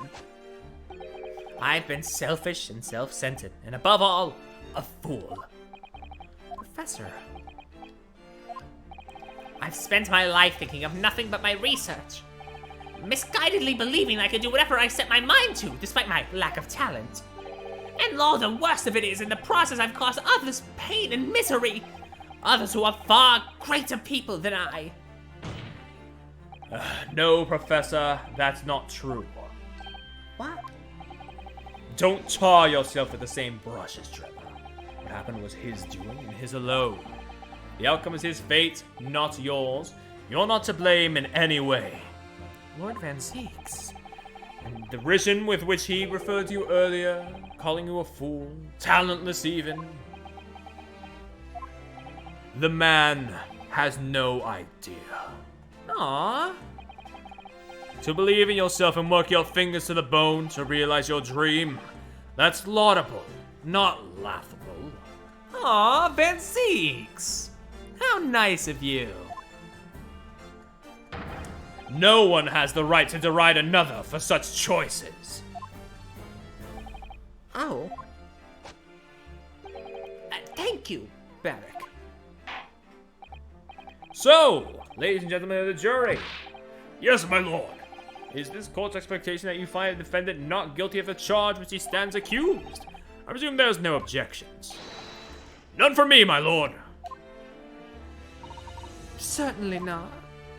This trial has really made me think, but this is the right decision. It's all been proven methodically and rigorously. I have no misgivings whatsoever. What's that? He's done, is he? It's all over. I don't know what's become of the yard these days. I don't recognize the place. Very well. In that case, I hereby pronounce the defendant not guilty. Fuck yeah, baby! Pop up those fireworks! I know they're a fire hazard, but damn, they look nice. Satisfaction. Another job well done today, y'all. Court is adjourned.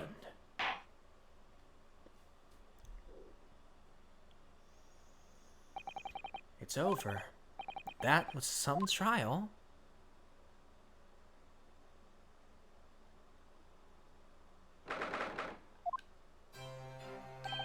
Professor! What a splendid outcome, isn't it? Oh, it is! It is! Congratulations, Professor Hairbrain. Mr. Naruhodo, Mr. Sato, I am truly beside myself with gratitude. How can I ever thank you enough? I'm just glad it's all been cleared up. I should realize you were just caught up in a bad situation. Mad Rat Monday? Right now, you know, if I had that research grant money. I'd given the whole lot to you, every penny. Well, that's very kind, but I'm just a student, so... We don't need any financial reward. Your acquittal is more than enough. Oh dear, what can I do? Aha! How about this? As a memento, the paper about my hypothesis is inside. Well, just as a memento, then. Thank you. I've been wondering, Professor, what are you going to do now? Oh my, yes, what am I going to do? My hypothesis, my great machine, lie in ruins. But still, it's been too long since I was last in London, so perhaps I'll enjoy some sightseeing. I must explore the great exhibition whilst I'm here too, and see if new inspiration hits me.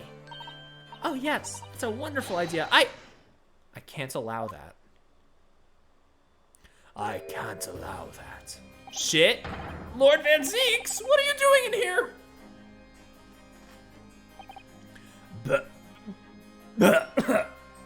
Sorry. It's been dusty these past few days. Anyway, go on, Hairbrain. But Barrick! I'm sorry you had to go through that, Albert. Well, if I'm honest, it was terrifying. You're like a great demon behind your bench there, snarling down on your prey. Shit. Oh, you're one of the few true friends I have. Couldn't leave it to anybody else to handle the prosecution or the defense. You know, it's nice that we're getting this angle on Van Zeeks. I can't say, like, I entirely sympathize with him, but it's nice that they are at least giving this angle. Sorry? Or the defense? Did I just hear that right? I always knew you had my best interest at heart, don't worry. Oop.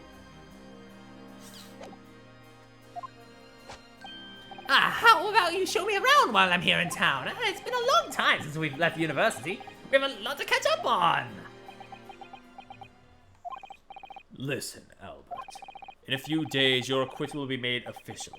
When that happens, you must head straight to Dover. I'll accompany you. What? From there, you'll cross the channel and make your way back to Germany. I've already purchased the tickets. But no, hold on a minute, Barrick. What about the great exhibition? The chance of a lifetime for me, No. No sightseeing, Albert. Give up on the idea. Sometimes it's hard to see any warmth from those eyes, Barrick.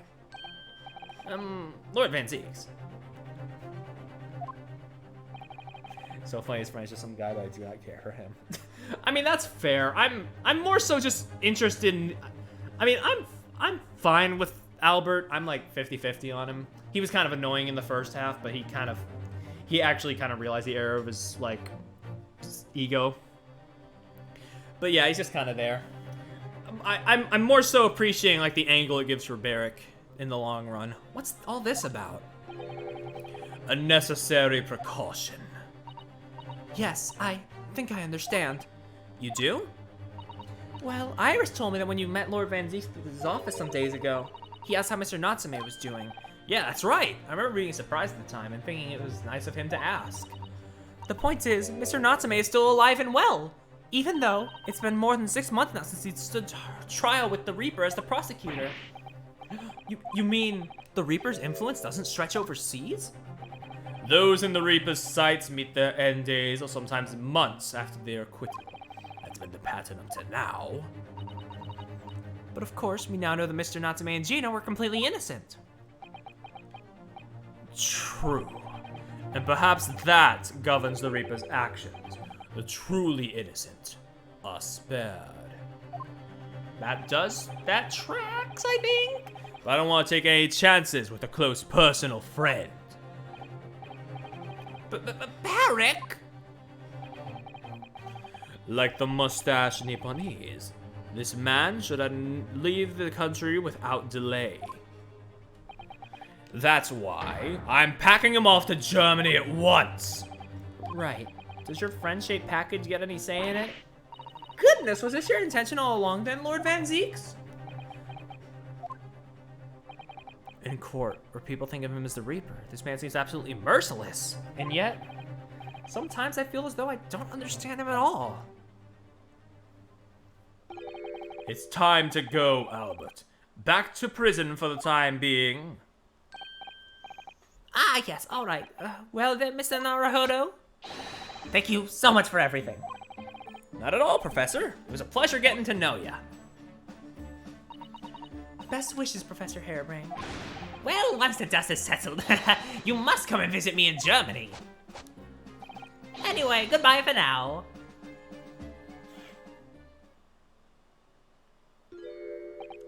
Now, my Nipponese friend. Oh, yes? I thought you'd gone too. What's up? We have matters to discuss. Can you spare me some time? You want to talk with me? I'll be waiting in the courtroom in 10 minutes. Well, that was strange. For some reason, I didn't get the sense of impending doom as he walked away this time. Sure. I'll walk up to the courtroom, sure. The Enigma, Barrick Van Zeeks. It's not like the last time somebody walked back to the courtroom after trial, they were burned alive or something like that. The Enigma, Barrick Van Zeeks. What does he want to discuss, I wonder? The answer awaits in the courtroom, I suppose. Here goes then.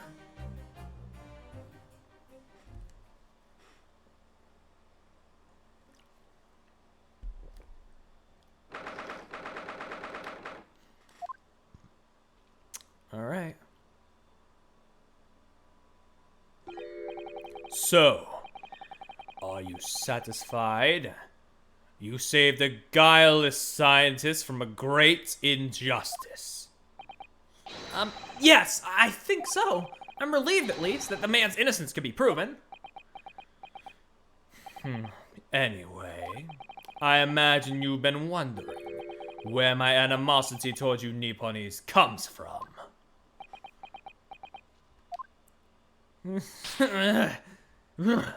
Shake off the jitters, Ryu.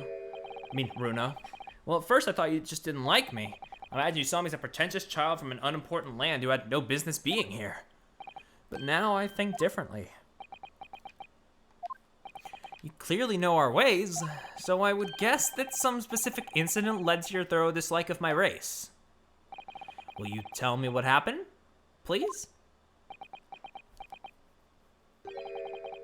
The Professor. I thought I'd never hear that name in this courtroom again, to be honest. He took your brother's life. Clint. My brother was Clint Van Zeeks. 16 years ago, when I was still just in my teens, He was already director of the prosecutions and a key member of the judiciary. I looked up to him. He was everything I aspired to be. He was involved in the establishment of justice systems in foreign countries as well. There were exchange programs between Britain and other nations then too, to share knowledge and ideas. As part of one of those programs, 3 judicial students came to Britain from your homeland, the Empire of Japan. Oh! It was 16 years ago. Then one of them could have been my father. Of course, I remember Dr. Mikotoba well. I had no idea. I was a minor at the time, training at the prosecutor's office. One day, Clint introduced me to the 3 visiting Nipponese. So you've actually met my father. He and his colleagues were polite and amicable. They were adept at their work and exacting in their standards. It was my first encounter with the Nipponese spirit, and it made a very great impression on me. But 6 years later, that's when it happened. The investigation was going nowhere. There were no suspects even. Just an ever-growing list of victims. And in the end, my brother became one of them. The last, in fact, before the case was finally resolved. I'm so sorry, Lord Van Zieks. Truly. Clint was always ready to put his life on the line for justice anyway. So he wouldn't have wanted it any other way. He lost his life to the killer, but it was his victory in the end. For me personally, though, it was a great loss. I found myself in a very dark place indeed. When I finally found out the killer's identity, the reason why no one had been able to catch the man sooner ceased to be such a mystery. He'd been hiding in plain sight all the time. In plain sight? Are you aware of political events 10 years ago? It was a period of extremely sensitive diplomacy between the British and Japanese empires. A new treaty was being forged, I think. Correct. The Anglo-Japanese Treaty of Friendship and Navigation was being concluded. The leaders of both countries were deep in extensive political discussions. Which is why this particular killer's appearance in court was conducted as a closed trial.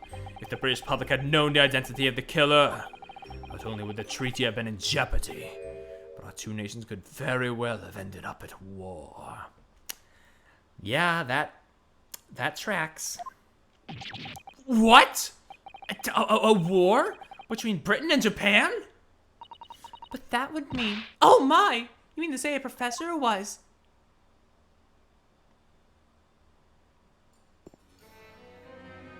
When the trial reached its conclusion Oh, shit! earlier, I thought to myself, yes, it's time. Time for you to come face to face with this hideous monster. I borrowed the key for the mask from the proprietress of the Waxwork Museum. So see for yourselves now. Confirm it with your own eyes. The truth that's been hidden this past decade. Oh shit!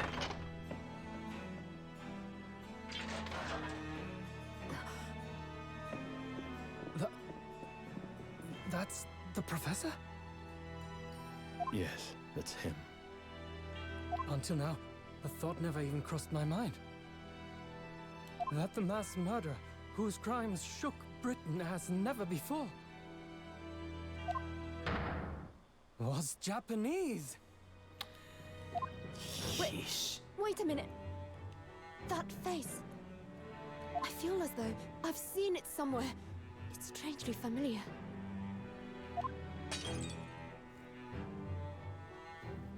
Oh shit!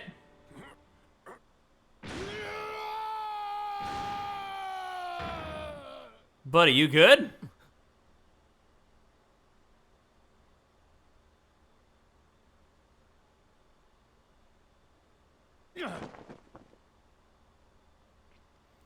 Yo, Persona? Father. Aw, fuck. What? Father?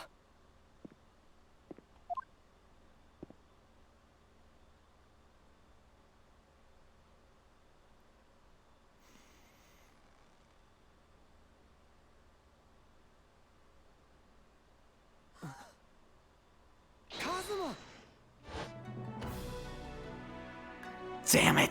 Ah! My best friend, Kazuma Asogi. Oh, fuck. Ow. After a whole year, finally his memory It's not the reveal, it's just the fucking, you know, the gravity of just the, like, fucking just actually being him. Damn it. Like, ah!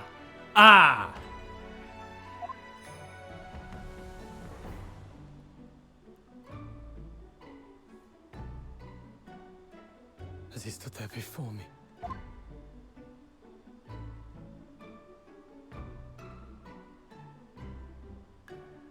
Ryunosuke.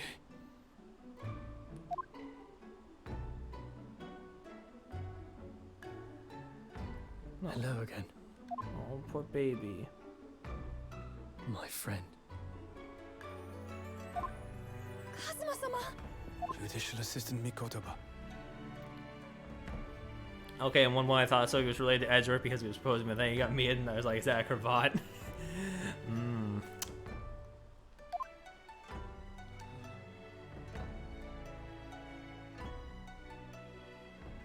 It's been a very long road. Thank you. Thank you for guiding my friend here when I could not. It was an honor. What's up with Runo's face in the back though? He's like, eh. I assume it's supposed to be like a somber expression, but he just looks blazed. Okay, there we go. Better. I knew you wouldn't die that easily, Kazuma. I owe you thanks too. For taking good care of that in my absence. Oh,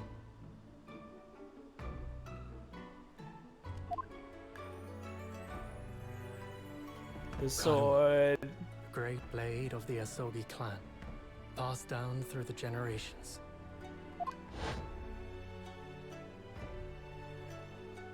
When we left Japan, this sword was at my friend's side.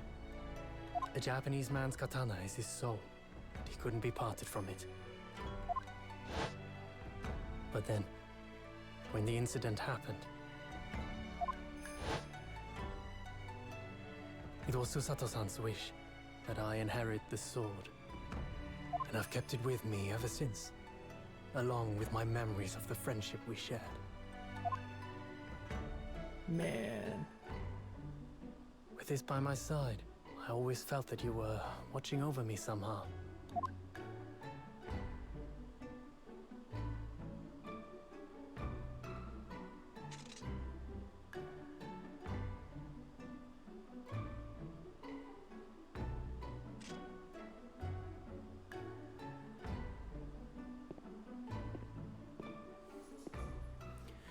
I've made it. At last. Father. God, this explains so much though. Oh, fuck. Are you saying... Surely not. You mean, you knew all this time? I'm looking at it. But... I still can't believe it. This mass murderer is Kazuma's father.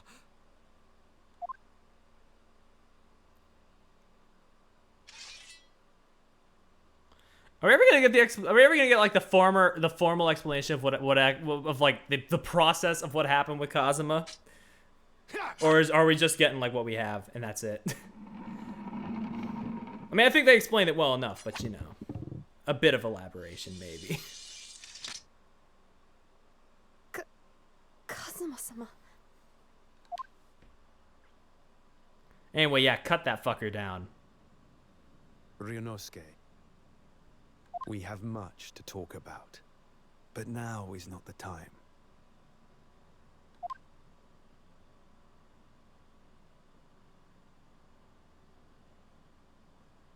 I'll be seeing you.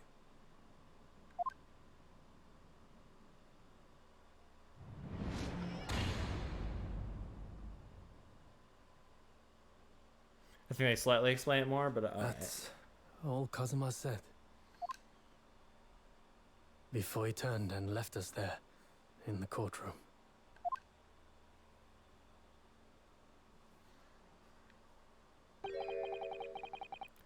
So, he's the living after-image of the man who took my brother's life, is he? Yes, Kazuma Asogi, my best friend. 3 months ago, when Lord Strongheart introduced us, I had an inkling there was something there, some connection. But why did Lord Strongheart do that? Why did he make Kazuma Lord Van Zeek's apprentice? And when he was suffering amnesia, too. The man was apprehended, even executed, but his legacy just won't die. That's the sad truth. Anyway, that's all I had to say. I thank you for meeting with me, as I asked.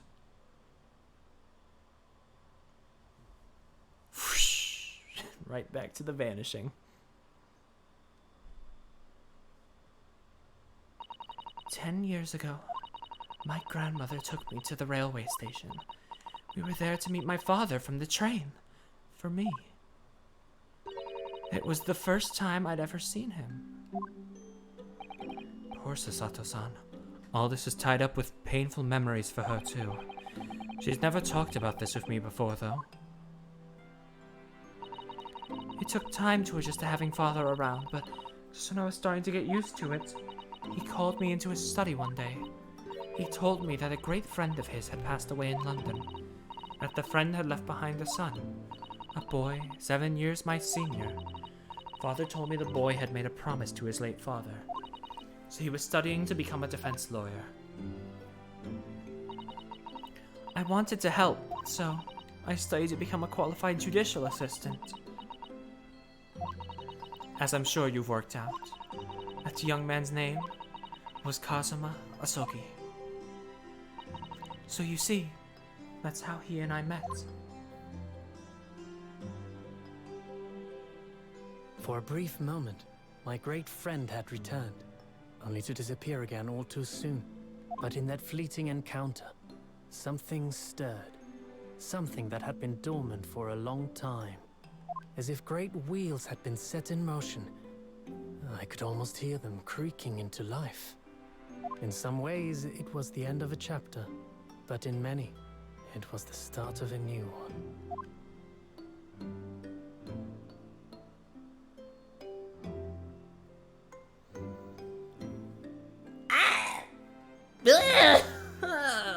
Ouch.